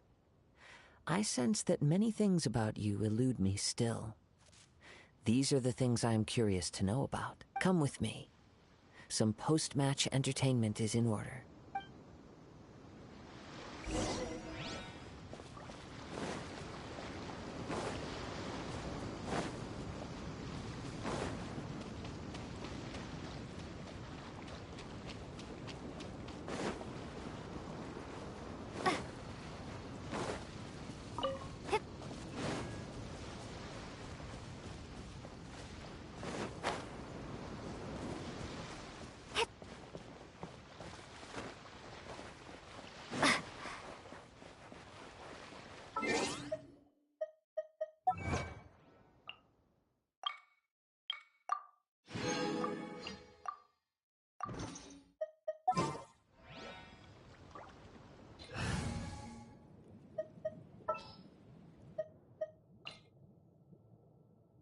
Make sure to keep up.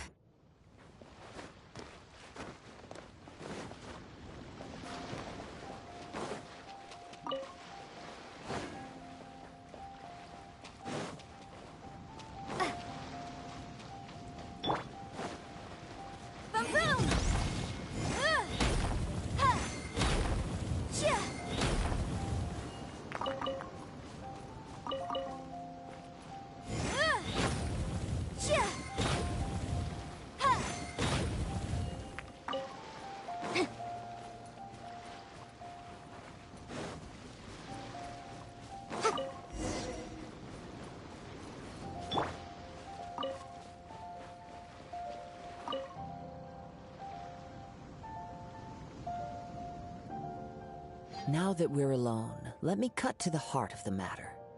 You are skilled in manipulating the elements, and not just a single element, but multiple. Is that correct? Paimon knew that you were hinting at something from the moment we met. You've known all along. That's right. If the other contenders were to catch wind of your elemental abilities, let's just say it would cause some unwanted misunderstandings. If I'm not mistaken, you share these considerations, given your reluctance to use elemental skills even in the heat of a match.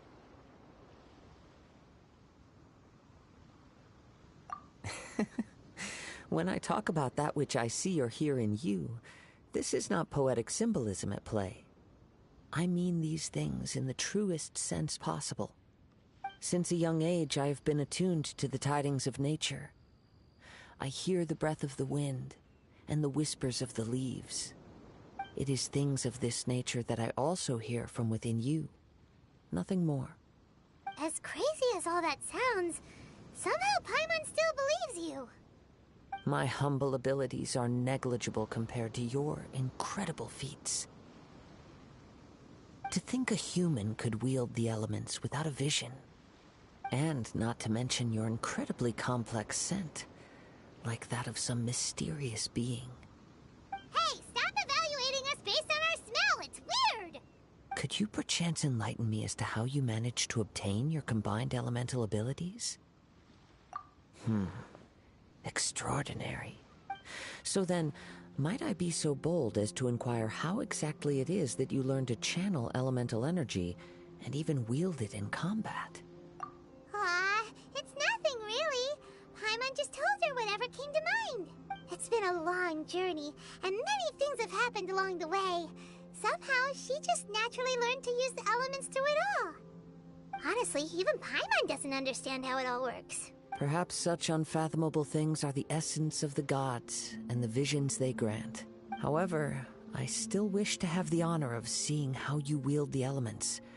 Perhaps it may yet reveal something to me. Of course, I too shall share with you all that I've learned. That will make it a fair exchange. Now then, let's test your skills, shall we?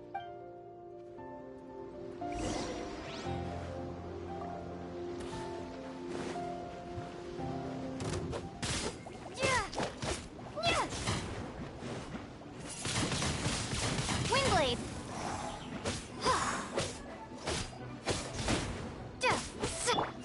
You can't run! Cut to the chase! Speed of light!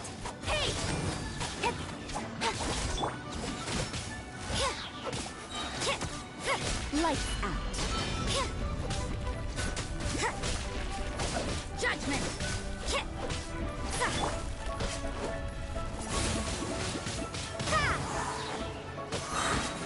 Prepare to be blown away!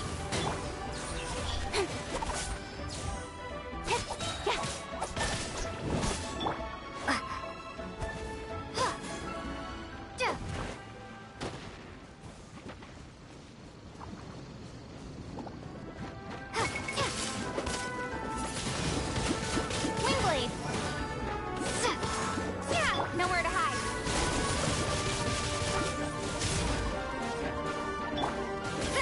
You can't run!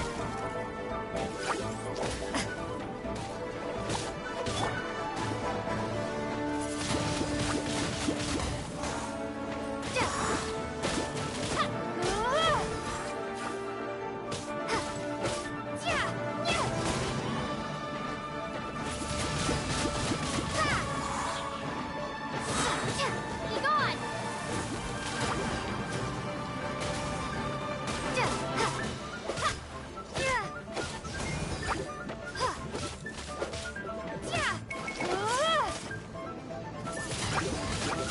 Wingblade!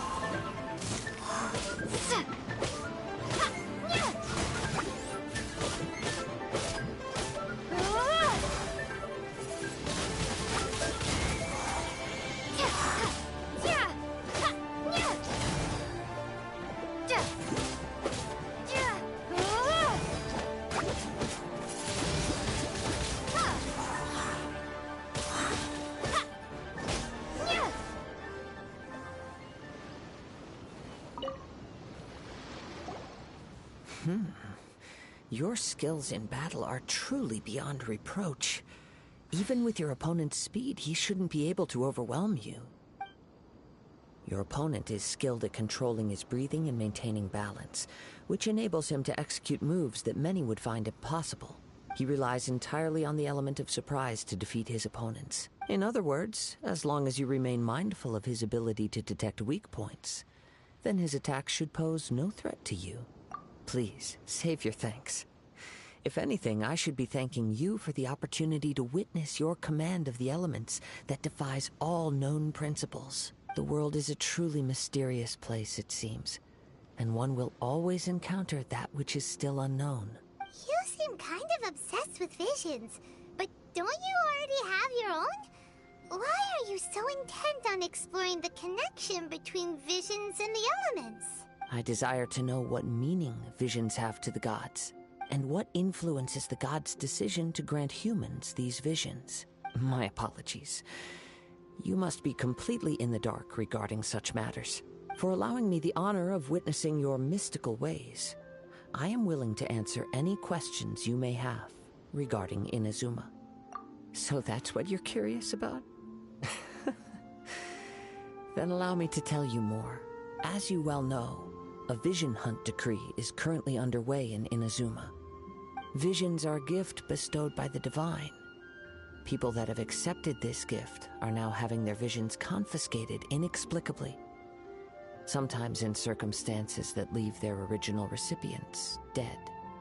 In the outset, supposing each of the 7 archons had their criteria for granting visions to living beings, then does the current Electro Archon now doubt these criteria, or even the act in and of itself? Not to mention, with no new Electrovisions having been granted for such a long time, it would seem that we can infer something of the Raiden Shogun's feelings on the matter.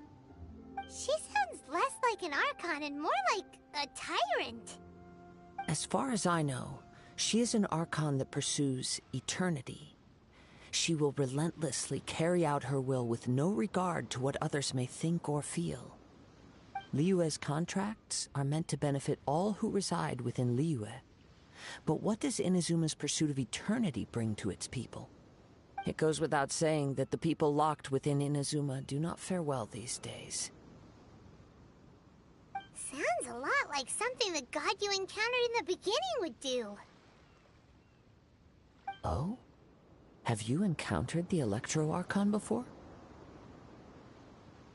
With time, we will change.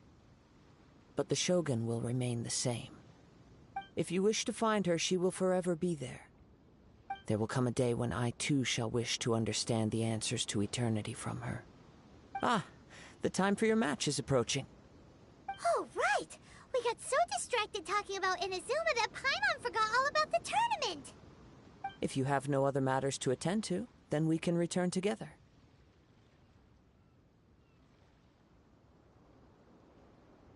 Very well. Let's go. I wish to see who will obtain the vision.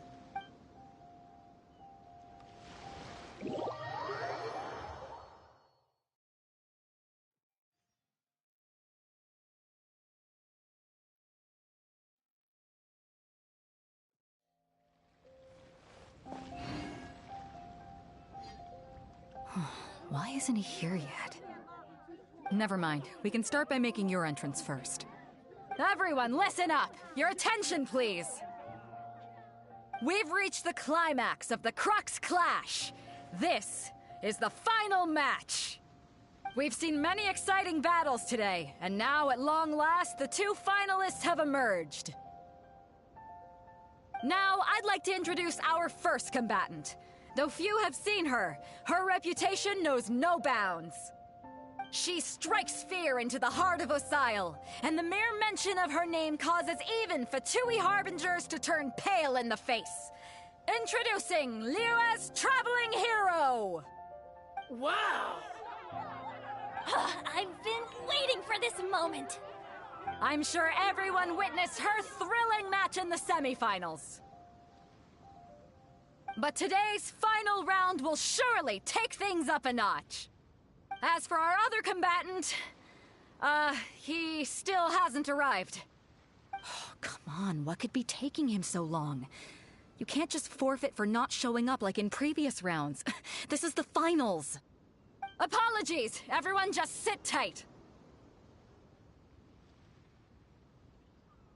We've got no other choice. If he doesn't show up, we'll just have to postpone the match. Wait a moment. Something doesn't seem right about this. Captain Beidou, perhaps we should check on the prize. Traveler, come with us.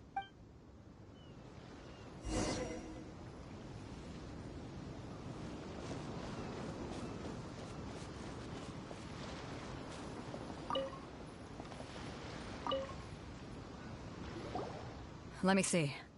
It's gone all right. The vision is missing. Huh? Did somebody steal it? Who would dare do such a thing in broad daylight? We don't know when it was taken exactly. I never thought that someone here would have the guts to cross Captain Beidou. No need to worry. Even the craftiest sleight of hand does not escape nature's watchful gaze. The culprit has only acted recently. They will not have gotten far. The vision was the prize that I had offered, and it was my responsibility to look after it. I will be certain to get it back. Well, if you insist. I'll leave the matter to you then. I'll stay here and try to offer some explanation to all the spectators that came to see the match. If you would, please come with me. But we're on an island. Where could he have possibly run to? Come with me. I can sense the winds are coming.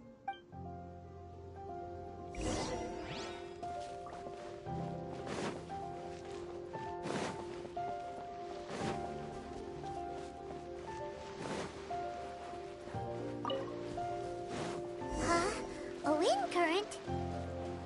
The winds have come at an opportune moment. Let's seize this chance.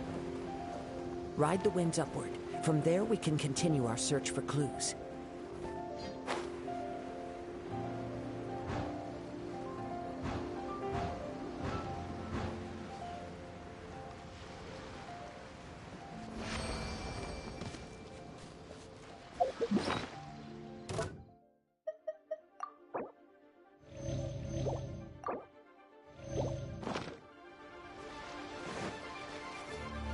By the way, what made you suddenly think of checking the price in the first place? I heard it the moment it was stolen. Well, then why didn't you stop him? You'll see, shortly. With sword comes shadow.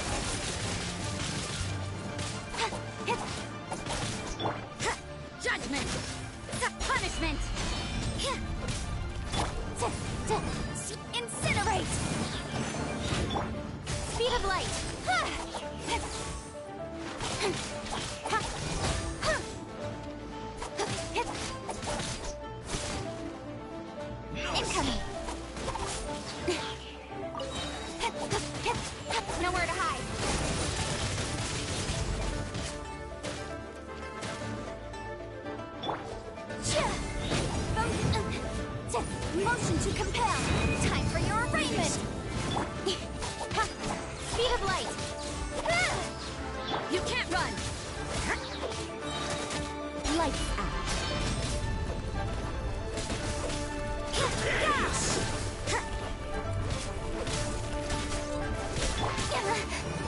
Incoming. Hey! With sword comes shadow.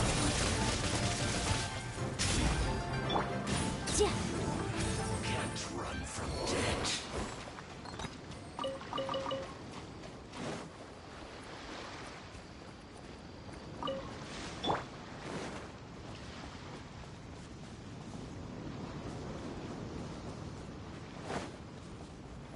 The winds are guiding us forward. The culprit is on the opposite shore now.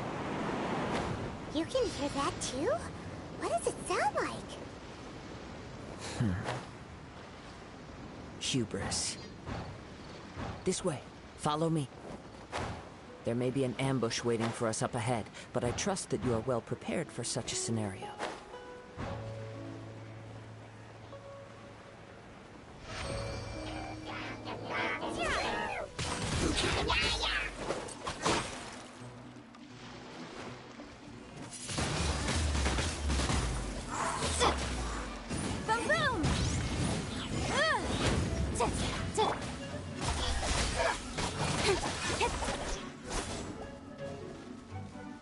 Prepare to be blown away!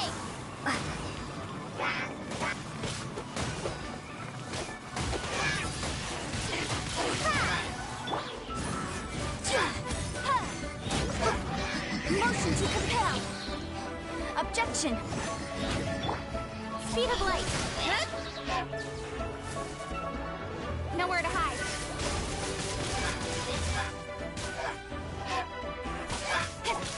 Judgment!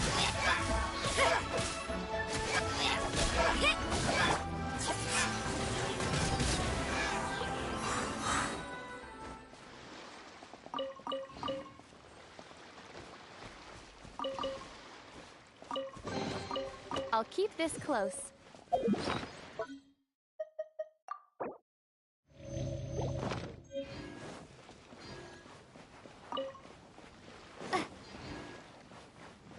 Hoarders, they're here! Get them! Treasure hoarders, just as I expected. In which case, please stand back. Cut to the chase.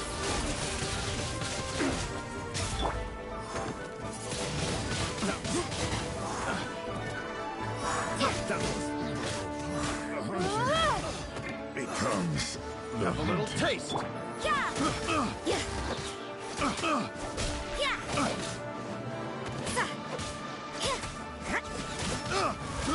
I got picked the wrong test subject.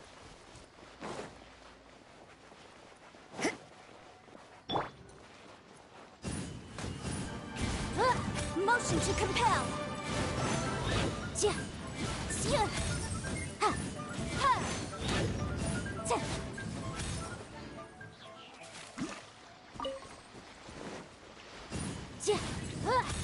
Incinerate.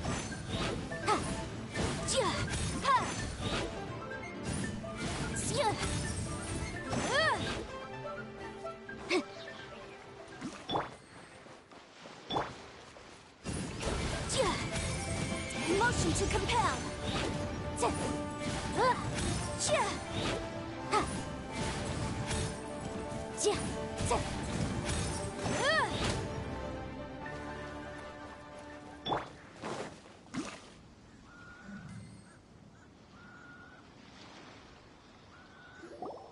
You caught up with me? How is that possible? I had even prepared a boat to ensure a quick getaway, and still you caught up to me! No boat could ever match the speed of the wind. The wind? What are you talking about? Oh, I get it. Your vision. Drat! If I only had a vision! Or, if I could activate this one, then you'd never be able to catch me! This has nothing to do with visions. You may be skilled at vanishing from a crowd, but it seems you know precious little about how to conceal yourself from nature's gaze. Additionally, your chosen escape route was flawed for reasons that are too numerous to go into. And on top of that, I could hear your boasting and proud laughter in the wind as I was pursuing you. In other words, you failed to meet any of the basic criteria for a grand heist. Namely speed, stealth, and style. You... But most disappointing of all is the state of the vision in your hand. It appears that the vision doesn't respond to human desire indiscriminately. Fine. I admit it. I've had my eyes on this vision for quite some time now. I decided to register after hearing that this fighting contest was full of a bunch of lousy fighters. I fought my way to the finals and... Aha! So you were supposed to be our opponent! I'd intended to win the contest through skill alone all along. But then you showed up. After watching the semifinals, I knew that I didn't stand a chance. But I wasn't about to give up on the vision so easily after coming all this way. Since there was no use in trying to face you in the match, I decided to put my skills to good use while everyone's attention was on you and Beto. I was convinced I prepared thoroughly for my escape, but somehow you still managed to catch up to me. After all I went through to get it? I think not. Really? Fine. But you'd better mean it. It didn't activate once I took it anyway. It's nothing but a useless shell to me. You know, according to the laws of the sea, the penalty for stealing is breaking the culprit's arms. Huh? You're not serious, are you? Not to mention that the item you stole was a prize. You didn't show up for the final match, and you damaged the reputation of the captain of the Crux fleet. It seems that it would be only fair to brand the word thief on your forehead with a hot iron. Whoa! We don't need to go that far, do we? I never would have guessed you could be so cruel. If this is where talking gets me, then forget it. I'll risk a fight. What are you trying to do? Yeah. Prepare to be blown away! You can't run!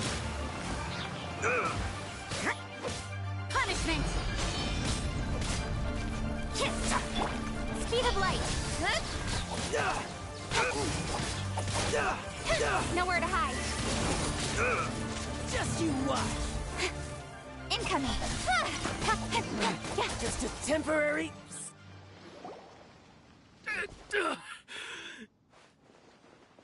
No! Do what you want, but please, don't brand my forehead, please! He has persevered to the bitter end, and now death looms near. Yet still the gods do not bestow their favor upon him. Put down the vision and leave. I've changed my mind. No further punishment for you. Huh? What's wrong? Are you asking for more punishment? It's up to you. Such willingness is commendable, and fits the way of the samurai. No need for that. Thank you for releasing me. You truly are generous. Huh? Paimon doesn't get it. Were you just trying to scare him? I take no pleasure in frightening others. I was just testing all possibilities while the vision remained in his hands. When people are forced into a corner, that is when their greatest strength will appear. I thought it may be an opportunity for him to awaken the vision, but unfortunately, nothing happened. Yes, I wanted to know whether it were possible for an extinguished vision to be reawakened. From the moment he stole the vision, I decided to use him for this experiment. I've tried many other methods in the past, though few tales tell of a masterless vision reawakening. After seeing you command multiple elements, I figured that nothing is impossible. Come, why don't you give it a try? Let's see if you can give me the answer I'm hoping for. The vision didn't seem to respond at all. I see. So you are also unable to rekindle the vision. No matter. This was expected. I suppose this vision is still mine to take for now. Yeah, what's the story behind this vision anyway? The story begins with an old friend. He was once a good friend of mine. One day he asked me about a sword art of which he had heard, the Musono Hitotachi. I told him it can only be witnessed when divine punishment is administered.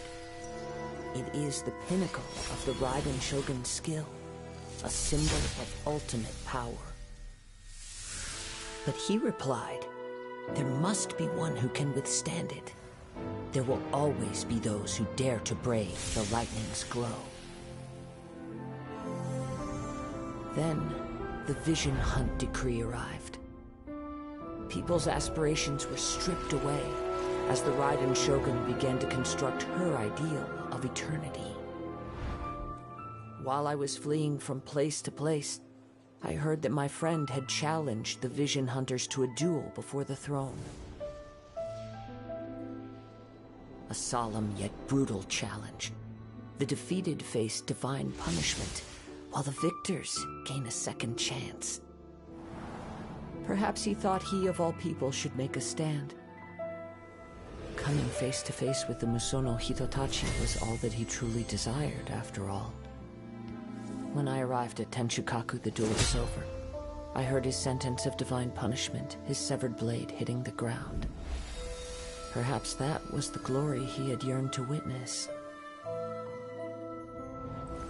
In his last moments, what expression was on his face?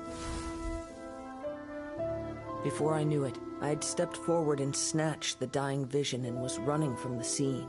All I knew was that I mustn't let his hope, which burned so brightly, become buried among the ice-cold statue of a god. Perhaps one day, I may come to find that all I have done is meaningless. But as a wandering samurai, I find meaning in traveling and the sprawling beauty of nature that lies along the way, while still retaining the warrior way in my heart. Kazuha! It's just another way of saying I do as I please. All right then, it's time we returned. Allow me to gather the wind for us once more.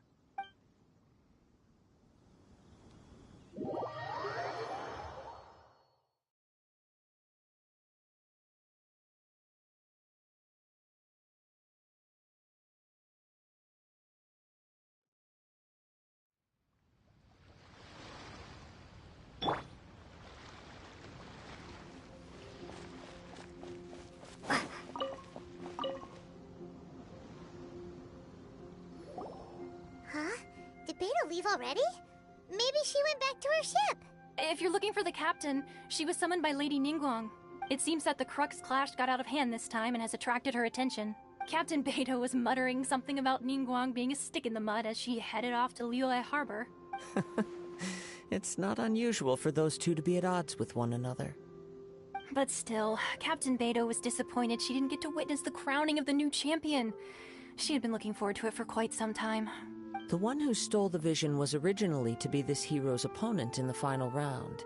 He knew he stood no chance of winning the match, thus the wicked idea of stealing the prize took hold in his mind. In which case, the Crux clash comes to a clear-cut conclusion. Huh? So that's what happened? If that's the case, then the rules stipulate that he is disqualified, and our hero here is the champion. Paimon thought we'd win and all, but not like this. It doesn't matter. As the saying goes, honor given is honor deserved. Now, let me go prepare the champion's medal to award you. Yes, I believe so. Though Captain Beidou is no longer present here, I'll be sure she receives word of it. She is a woman of her word. But the voyage to Inazuma is a treacherous one. You will be plagued by a perpetual tempest the entire trip. In fact, the relentless rain and wind are also an embodiment of the Raiden Shogun's will to close the nation. Hold on a second. You're saying she can change the weather just with the power of her mind? Let us not forget that this is one of the 7 Archons. If Liyue's Morax could form Guyun's stone forest by casting down his stone spears, then it should come as no great surprise that the Raiden Shogun is capable of summoning an eternal tempest. Suffice it to say that if you wish to journey to Inazuma, the Alcor will need some time. You will be notified once all the preparations have been made. In the meantime, I intend to embark on a journey of my own. I will travel all across the vast lands of Liyue in the hope of finding a way to reawaken the vision. Paimon believes you'll find a way for sure. Thank you. May both our journeys prove meaningful. One final word of warning. The part of your journey that lies after the storm may well prove to be the most arduous.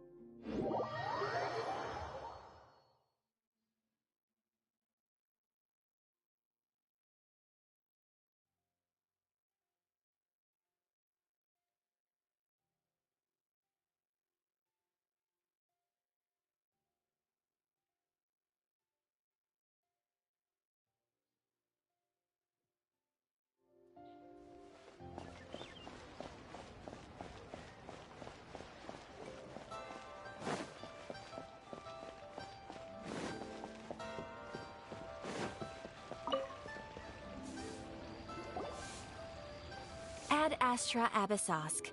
What can I do for you, traveler? Ah, yes. I've heard that you've already made arrangements with the captain of the Crux fleet regarding your passage to Inazuma. Is that correct? Now that I think about it, it's been quite some time since I last visited those lands. Unfortunately, I don't have any current intel that would be worth sharing with you. There you are. You're the traveler that Beidou will be taking to Inazuma, right? The fleet is nearly completed reprovisioning. Once the crews have taken a head count, we can get underway. Captain Beidou sent me to come get you. We'll weigh anchor as soon as you're aboard. Seems Beidou is the captain of her word. Of course! There are many things that the captain insists upon. I'm sure you'll see for yourself once you're on board. So you'll be heading off then? I suppose congratulations are in order. Whether the journey before you leads to the heights of the heavens or the depths of the abyss, each step you take is another achievement. Until we meet again, Ad Astra Abyssosk.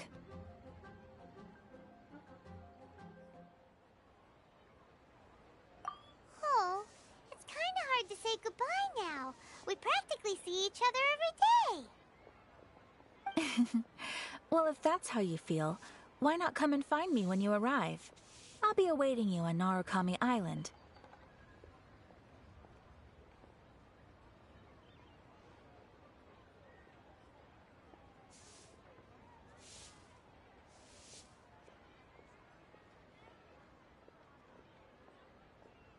So there's another Catherine in Inazuma?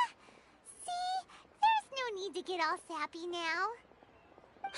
Well, I guess it's time for you to bid farewell to Liyue Harbor. Now that I've delivered my message, I'll be heading back. The ship is currently anchored off of Guyan Stone Forest. Okay, thanks for coming all this way to let us know.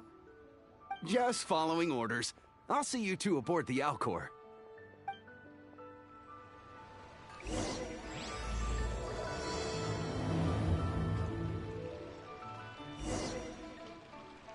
Ad Astra Abyssosk.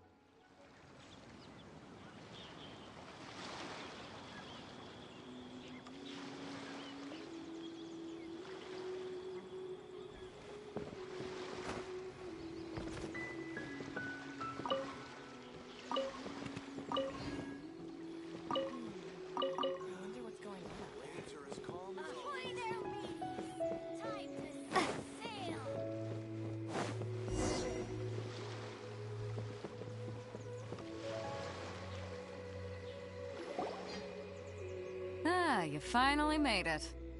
All these years, come rain or storm, the Crux fleet has never suffered a delay. If it were anyone else, I might have set sail already. Don't look too serious, I'm only joking. You're just on time. The crew have just finished making final preparations. Well, now that everyone's here, we set sail for the land engulfed by storm and tempest. The nation of eternity. Anchors away!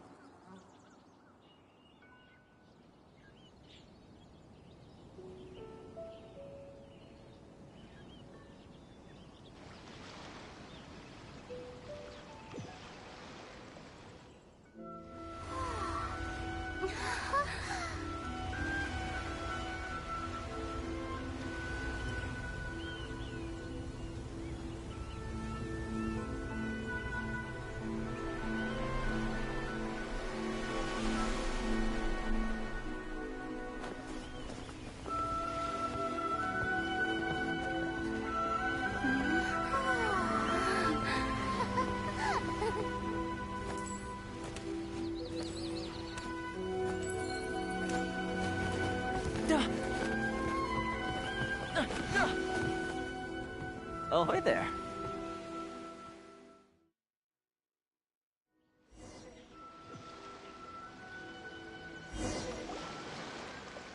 So, you finally made it. You sure kept me waiting, Captain. And it appears we have a couple of stowaways. Or perhaps I should say, honored guests. Shush! You can blame your almighty Shogun. The tempests around Inazuma have been growing all the more fierce lately.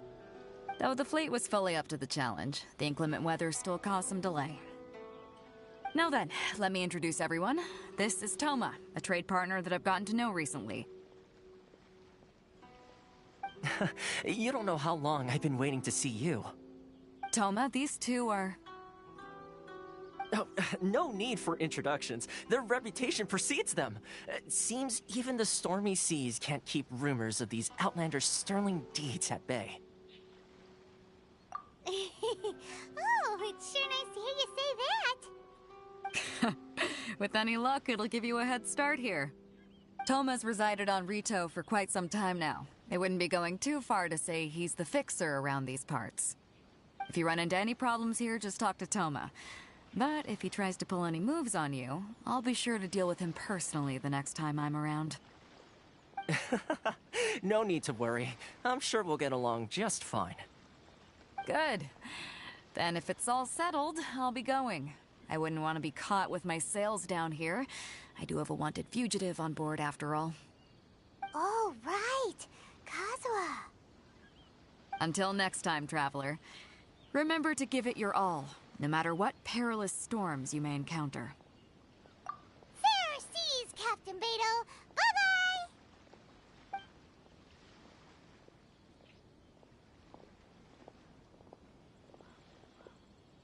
Now then, first things first. We need to go get you registered at the border checkpoint. Paimon thought we were supposed to be keeping things on the down low. Are we just gonna walk into the government's hands? Don't underestimate the reaches of the Sakoku Decree. You wouldn't be able to avoid inspection even if you tried. So we have to play by the rules, even if we're kind of bending them.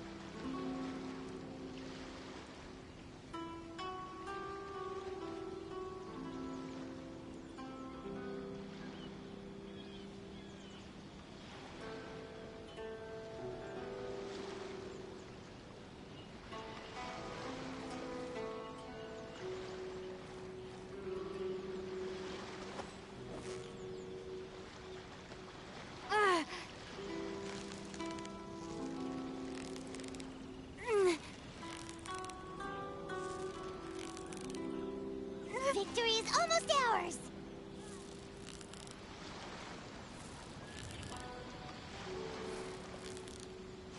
Wow, Paimon's stomach is rumbling already!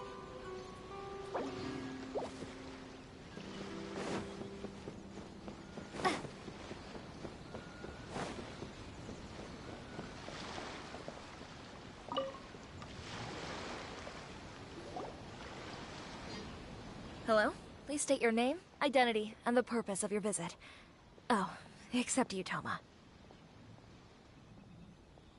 You must be new here. Excuse me? Please provide the information requested, and also declare any goods you are carrying with you.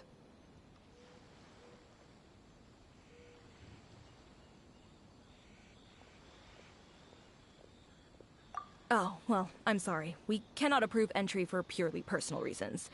So, unless you have a valid reason for visiting in accordance with the rules...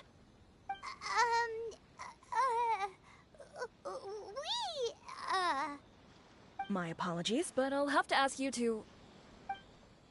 Here are their entry papers, for your kind perusal. What? Ugh, take your time, no rush or anything! I just wanted to see what you'd say. Sorry about that.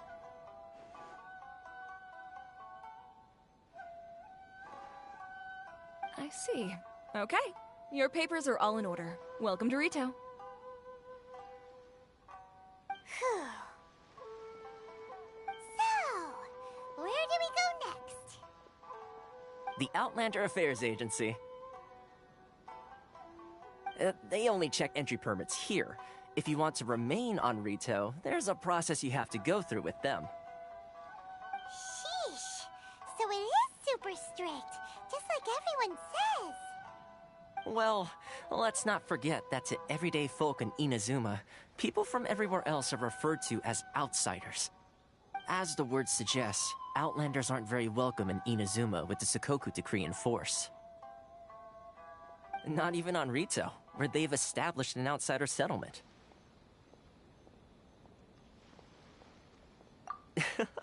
I like how you think.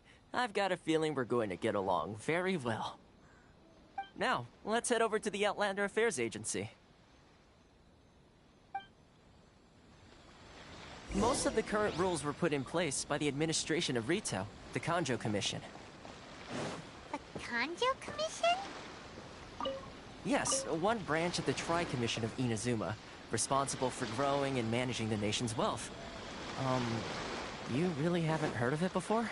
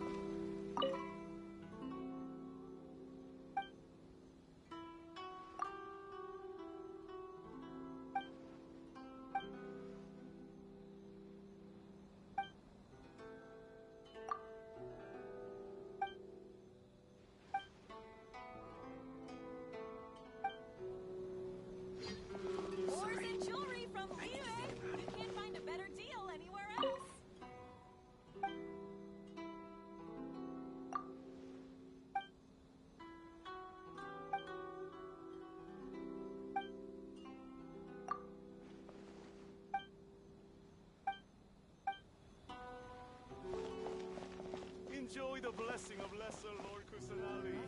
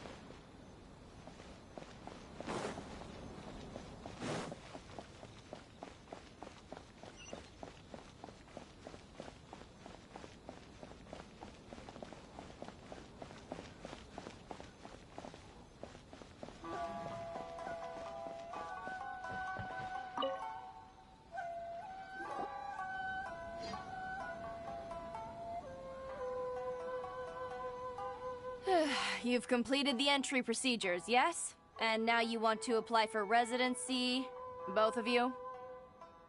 Yes. Fee will be 2 million mora. 2 million? For a processing fee? Are you serious? That's right. 1 million per applicant, which makes 2 million total.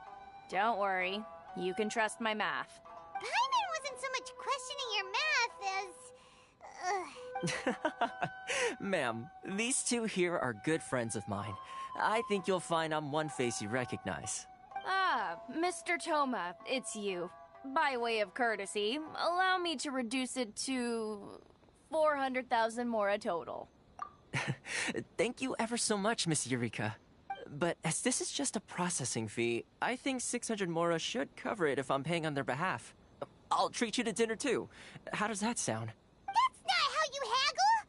By all means, bargain the price down, but... All right then, as you wish, Mr. Toma. I will make a record. Much obliged.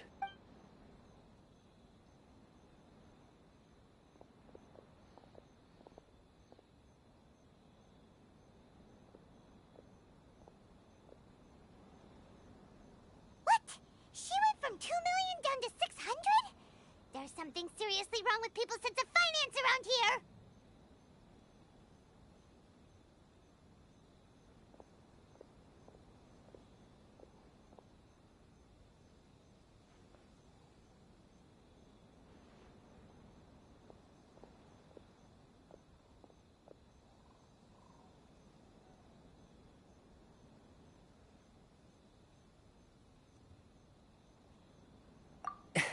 It's not as mind-boggling as you think. A processing fee is just a figure of speech.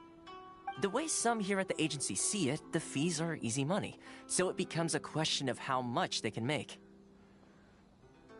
So when the day comes that some poor merchant from overseas with more money than sense gets stuck here and needs to apply for residency... Then they'll milk them for all they're worth! Exactly. It's at times like this that having a local friend really comes in handy. Yes, but when you're an outlander in Inazuma, far from home in this closed nation era, there's very little that can be done about it. The most that overseas merchants can do to look after themselves is stick together. That's how the International Trade Association came about. So it's a trade association built by and for Outlanders? Yep. And as well as advancing commercial interests, the association provides help, support, and structure for Outlanders trying to survive on Rito. Essentially, it's an association devoted to both commercial excellence and survival skills. Sounds like just staying alive is an achievement when you're an Outlander in Inazuma. I see. So this is the real purpose of your trip. Yes, given that you are Outlanders, it's certainly a lofty aspiration. After all, the Raiden Shogun is the most exalted and revered one in all of Inazuma. She is a deity who reigns on high, while all other life gazes up in awe. Huh. I was going to say nothing is set in stone when it comes to who you will encounter in this world. Who's to say you won't happen to run into the Raiden Shogun one day after lunch? Uh-huh. And is that likely? Okay, I'll give it to you straight. I know of a way to introduce you to the Raiden Shogun. Really? Wow, the Rito Fixer's better connected than we thought. I mean, it will take all the resources I have at my disposal, but it can be done. However, before we get there, connections come at a high price, you understand? Not you too! No. In this instance, when I say price, I'm not talking about Mora. In fact, there's no real cost as such. It's just that if this is something you really want, you'll have to agree to help other people solve some of their problems first. I like to do things in a way that keeps everybody happy. It's my own personal rule for dealing with situations like this. Sounds very reasonable to Paimon. You're the man in the middle, so you have to trade favors to keep everyone indebted to you. Why do I get the feeling you're making me out to be some sort of crook? Never mind. Here's the situation. As I touched upon earlier, the members of the International Trade Association are constantly struggling to survive. Recently, things seem to have gotten more difficult than ever for them, so just go and check things out. See if there's any way you can help. The head of the association is called Caricio, and he's a good friend of mine. Go talk to him. I'll wait for you here.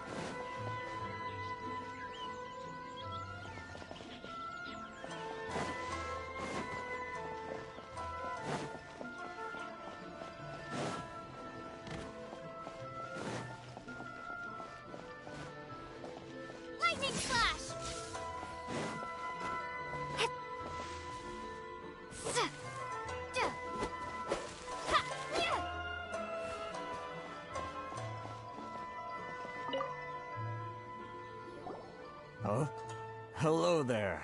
You must be seeking refuge with the International Trade Association. The Outlander Affairs Agency took you for all you're worth, I suppose. Good. That's a relief. You need to be careful, or you'll find yourself losing your savings all at once. We heard the association has been having some difficulties lately. Is that true? Yes. Left, right, and center. Obstacles at every turn. But that's nothing new for us.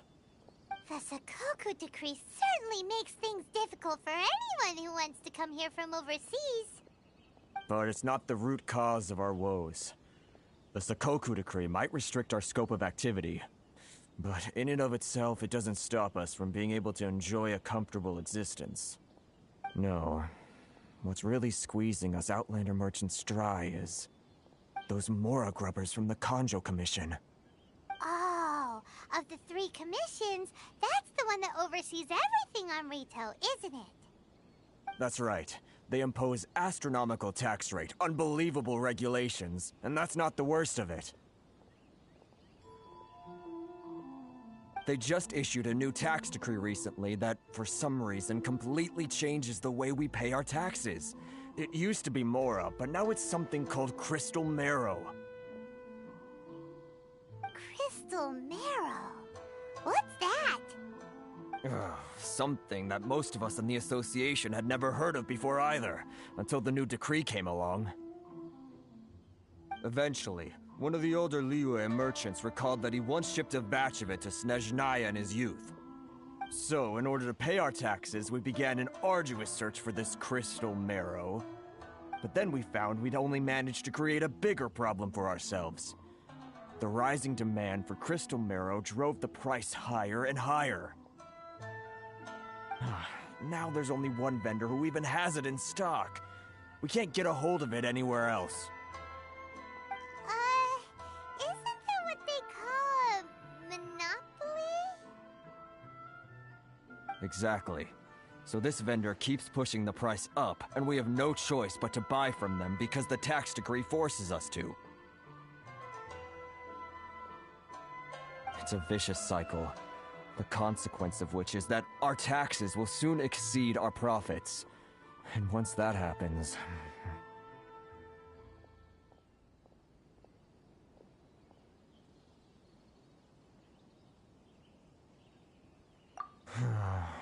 We've tried communicating with the Commission directly, but this is a nation where the cries of a few struggling merchants will never be heard over the ever-present roar of thunder.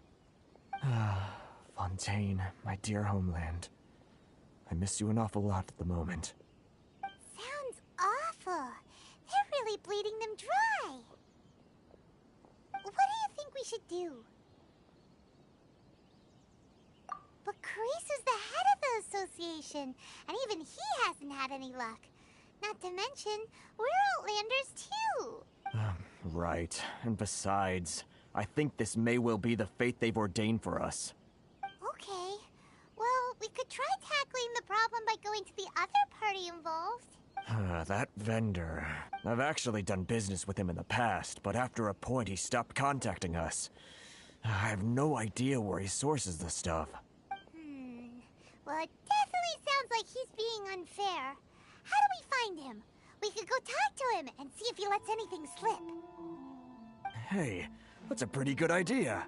Since you're not affiliated with the association and you're new to Rito, he may just let his guard down. If I remember correctly, our usual meeting point with him is under a tree by the coast in the residential district. See if you can find him there. Got it! We're on the case!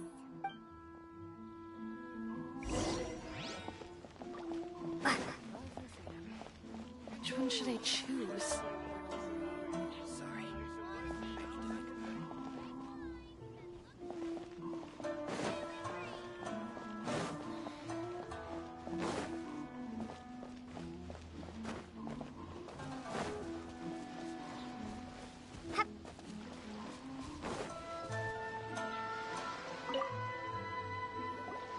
Huh? I don't think I recognize you. Are you new arrivals? So, what do you need with me? The sheer nerve. You don't go around asking questions like that. If I gave you my sources, I might as well hand you the whole darn business. Trade secret. Got it? You know what trade and secret mean, right? This guy's got a bad attitude. Ha! Are you even buying? Oh, I see what's going on here.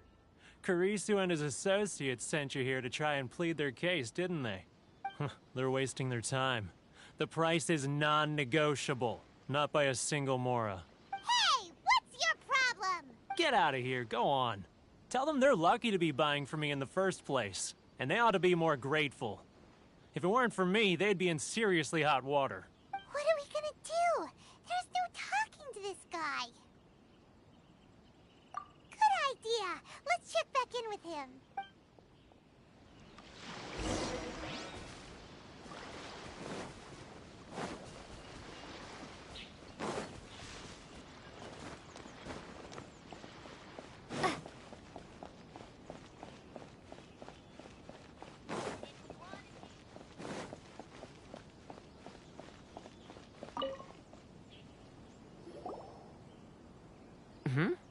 That was quick. You resolved it already?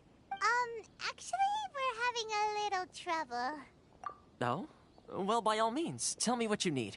I'll help as much as I can. Getting you to go fixing things when you've only just arrived is quite a demand. Oh, that guy? I'm familiar. He used to be a bit of a sorry sight, selling shells that he'd collect on the beach just to get by. But he seems to have suddenly shot up in the world recently. I can only assume he must have found himself a patron after leaving the International Trade Association. Huh. You're saying he used to be a member of the International Trade Association? So he's an Outlander too? Yes. Couldn't you tell when you spoke to him? That's right. Werner was born in Mondstadt, then went into the shipping business, trading between Leah and Inazuma. When Inazuma closed to the outside world, he was one of a group of Outlanders that ended up stranded on Rito. Huh. What a... The International Trade Association was initially very generous to him, but over time, with decree after decree, the association members found it increasingly difficult to make ends meet. So he left the association and turned his back on them. I'm sure it's more nuanced than that. I believe even the most ungrateful and cold-hearted of people still have some amount of gratitude and warmth left in them somewhere. Really? Is that all you need to know? Well then, it sounds like you may have found a way in with him.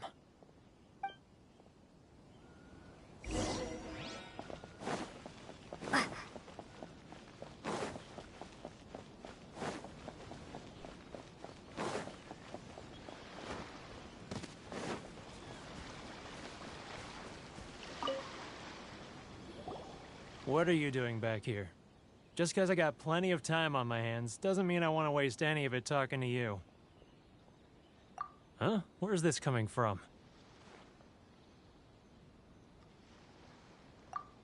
Mondstadt? You were talking about Mondstadt.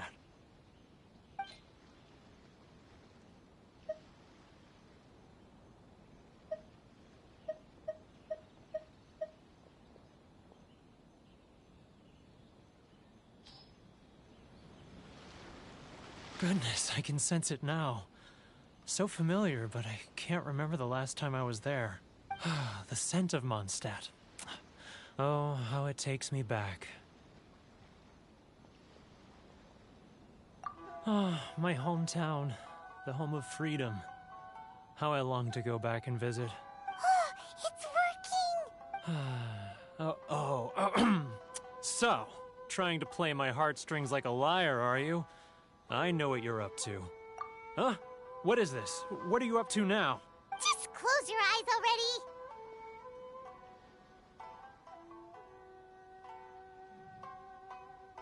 You mean the sound of the ocean?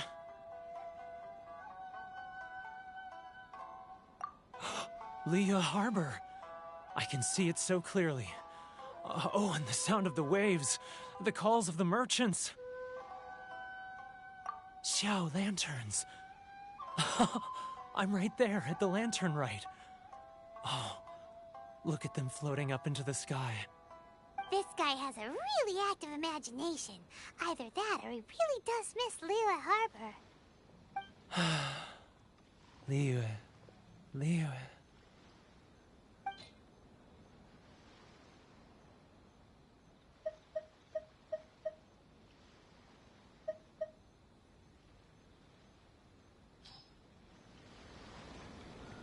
Wait. Stop. That's enough. Don't make me relive it anymore. My poor heart can't take it. You mean the folks from the International Trade Association? And I suppose they are far from home, just like me. Often, I'll sneak down to the shore at night and listen to the sound of the waves. I like to imagine it's the voice of my hometown, carried across the ocean. I've run into folks from the association more than a few times doing just that, but I always hide my face and slip away. Don't you think I've wanted to talk things through with them and free myself from this anguish? Well, no one's stopping you, so... They're so resilient. None of them had anyone else to rely on, so they rallied together, committed to finding a way to survive. But I couldn't do it. I'm not strong enough. So I caved. Those people, they'd make the smallest of promises, offer the most measly benefits, and I'd do whatever they asked of me. And make Mondstadters look like the worst people in the world. Alright, I'll tell you the whole story. It's eating me up inside, and I can't take it anymore. You ready to talk now? But I betrayed them. I can't show my face there. Come on, you scaredy cat. Look, you messed up, but now it's time to make things right. So come on, get it off your chest. What's the deal here? It's a scheme by the tax collection Ashigaru. Keijiro and his companions. They start by overtaxing the merchants, then take the extra crystal marrow they receive and stockpile it. Once the merchants run out of places to buy crystal marrow, they get me to sell that extra stock back to the merchants at an extortionate price, with the proceeds going to the tax collection Ashigaru. It's plain evil gouging them like this. I'm their puppet, yes. But my cut is a tiny fraction of what we take in total. It's barely enough for me to live on. Evidence? You're right. Without conclusive evidence, he will never admit it. Now that I think about it, whenever I report back to him after a sale, he always heads to the same place. It's always made me suspicious. As it happens, I handed some Mora over to him not long ago. I can show you where he went if you want. Really? Well, then there's no time to lose. Let's go.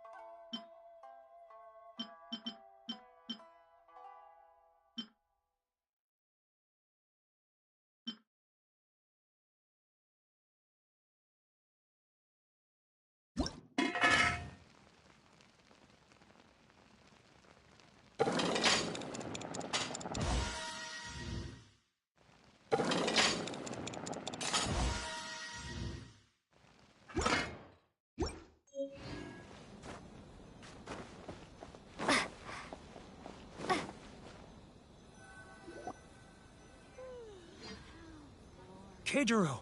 It's him! After him!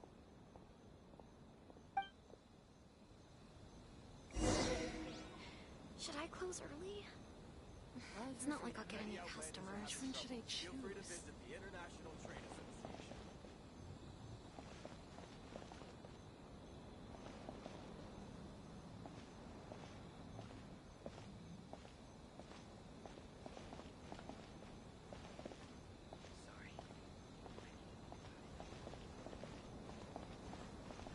Ah, Ryo. Too close! That's too close! He'll notice us for sure!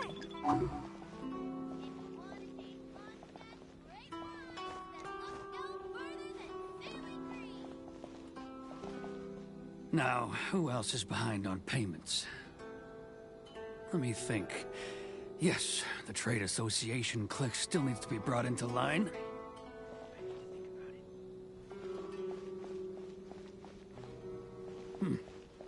What was that sound? Shh! Quiet! Don't let him find us! Must be hearing things. Drat, I'm behind schedule. I need to hurry. He's getting further and further away! Let's catch up a little. He's getting further and further away! Let's catch up a little.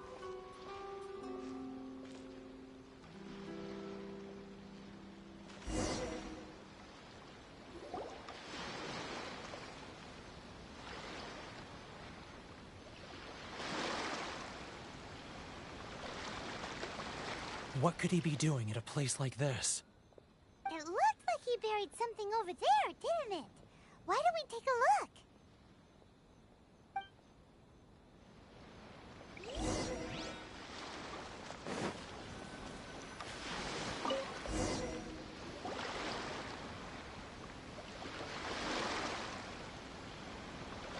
Whoa, it's a ledger. Boring! Paimon thought he'd hidden a big pile of Mora here. Yeah. Let me take a look here. Aha, yes! This is what we're looking for. A clear and complete record of every single transaction, each one proof of his guilt. Great! Well, now we have our hard evidence. Let's go tell Karisu the good news, shall we? I'll say goodbye to you here then. Huh? You aren't gonna come with us? I need a little more time before I'm ready to face the head of the association. I'm sorry. Huh. Poor Werner's a pretty awkward guy, huh?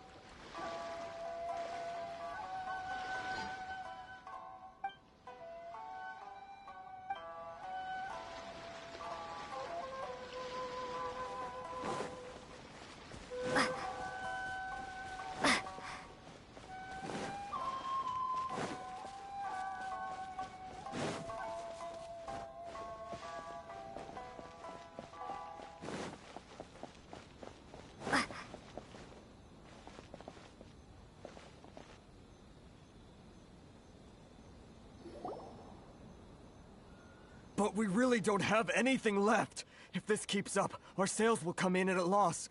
There'll be nothing left for us to do but starve. You know the decree. The rules are the rules. No discounts, no exceptions, and no excuses. And who are you? Another new member of the association? It just so happens that we found your little ledger, so now we're here to tell everyone all about how you embezzled crystal marrow to sell it right back to the taxpayers. Huh? Is this true? You've been swindling us! Well, you see, the taxes, Let me take a look at the ledger.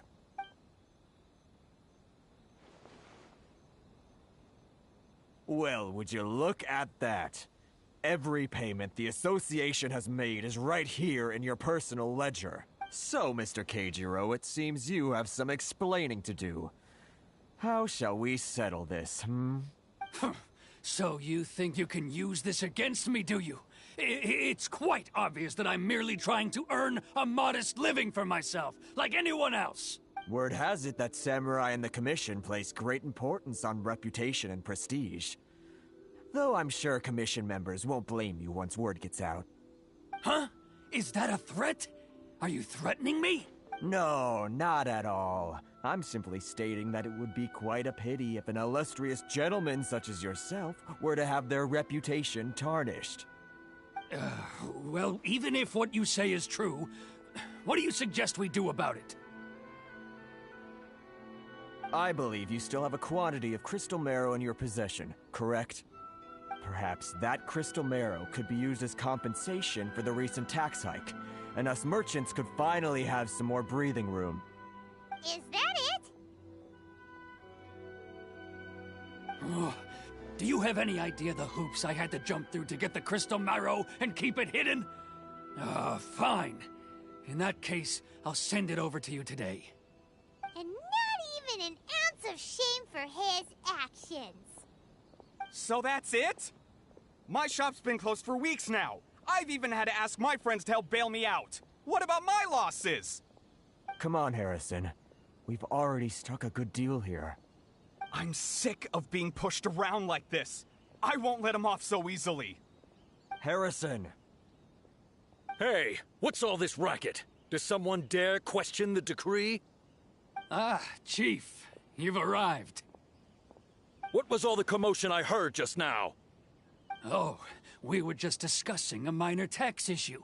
I do my utmost to lend them a helping hand, but they're never grateful. A helping hand? The only thing you're doing is stuffing your greedy pockets with our hard-earned wealth.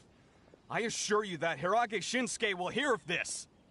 Oh, and you dare to utter the Commissioner's name. You Outlanders have no respect for the rules. Seize the merchants. We will resolve this dispute back at headquarters. Uh-oh. This is going in a bad direction. Gentlemen, come now. Is there any need for this? If there's a dispute to resolve, let's get a drink and talk it over. Who are you supposed to be? And why in my right mind would I join you for a drink? You never heard of the Fixer? Here's my card. Huh.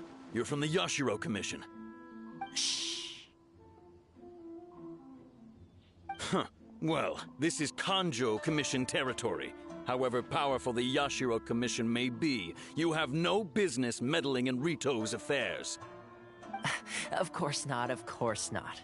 Still, perhaps you could show the young lady of our clan some courtesy. You wouldn't want your name showing up in a petition to the Shogun, would you? That fan, the Shirasagi Himegimi. I don't need any trouble with her. Okay, let's forget all this. It'll give us one less thing to worry about. But, Chief! Enough! We're leaving. Let's get dinner one day soon, gentlemen. My treat, I insist. No response, huh? I suppose that bridge is well and truly burned then. Thank you so much, Toma. But I'm sorry your relationship with the Kanjo Commission had to suffer for our sake. Hey, I was joking. It's a small price to pay, and you're more than welcome. If there's anyone you should be thanking, it's the Traveler. She's the one who found a way to turn things around. If nothing else, I'm sure the tax collection Ashigaru will tread a little more carefully in the future. Toma, what was all that? Shh, not here. Too many people listening. Let's move somewhere else.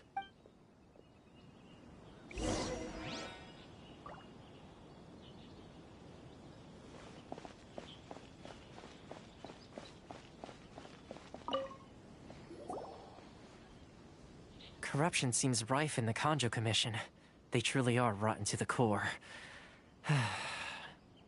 All right, time for me to answer your questions. What would you like to know?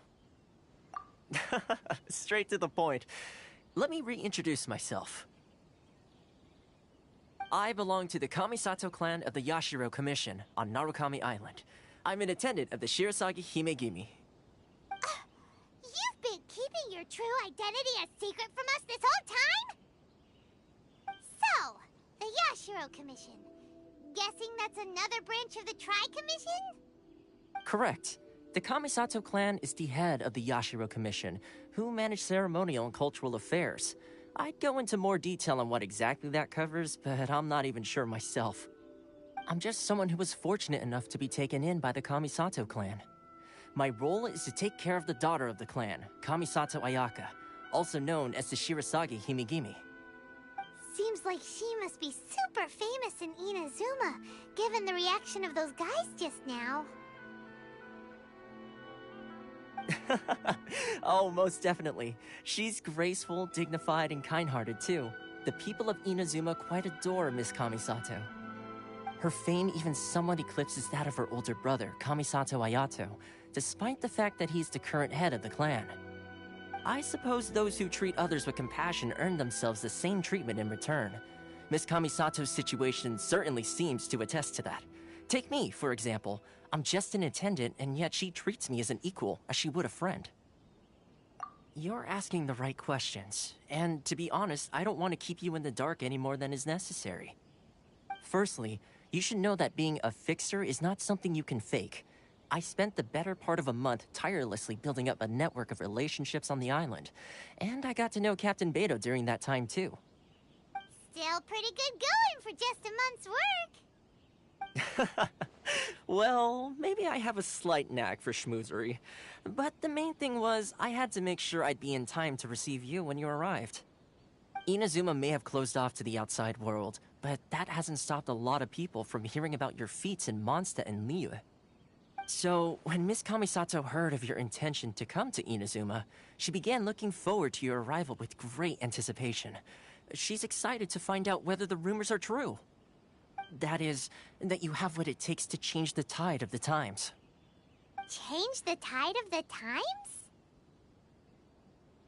In the test I gave you earlier, although there were a few hiccups at the end, it was you who found the way to turn the situation around. Navigating powerful people, using their character flaws to your advantage. It's just what Miss Kamisato had hoped to see. With your help, even the Vision Hunt decree...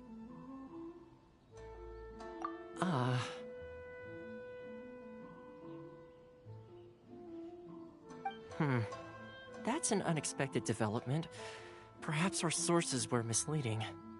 Yes, of course. I completely understand, and as agreed, I shall help set that up for you. Toma sure didn't put up much of a fight. Well, my work on Rito is done. So I suppose this is goodbye for now. Oh, one more thing. This invitation letter is for you. When you get to Narukami Island, you can find me at the Komori Tea House, as per the letter. Good luck with everything. See you soon.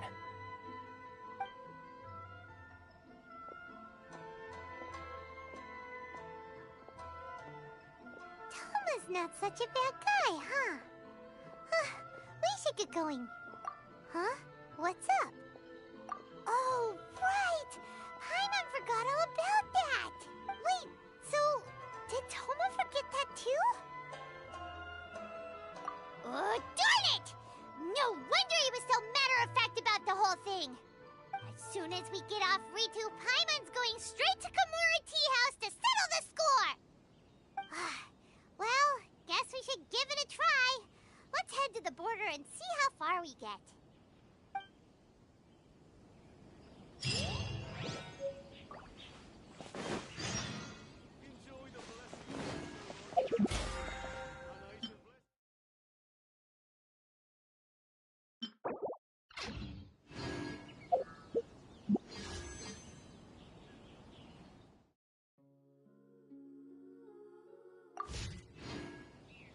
Inazuma's cooking.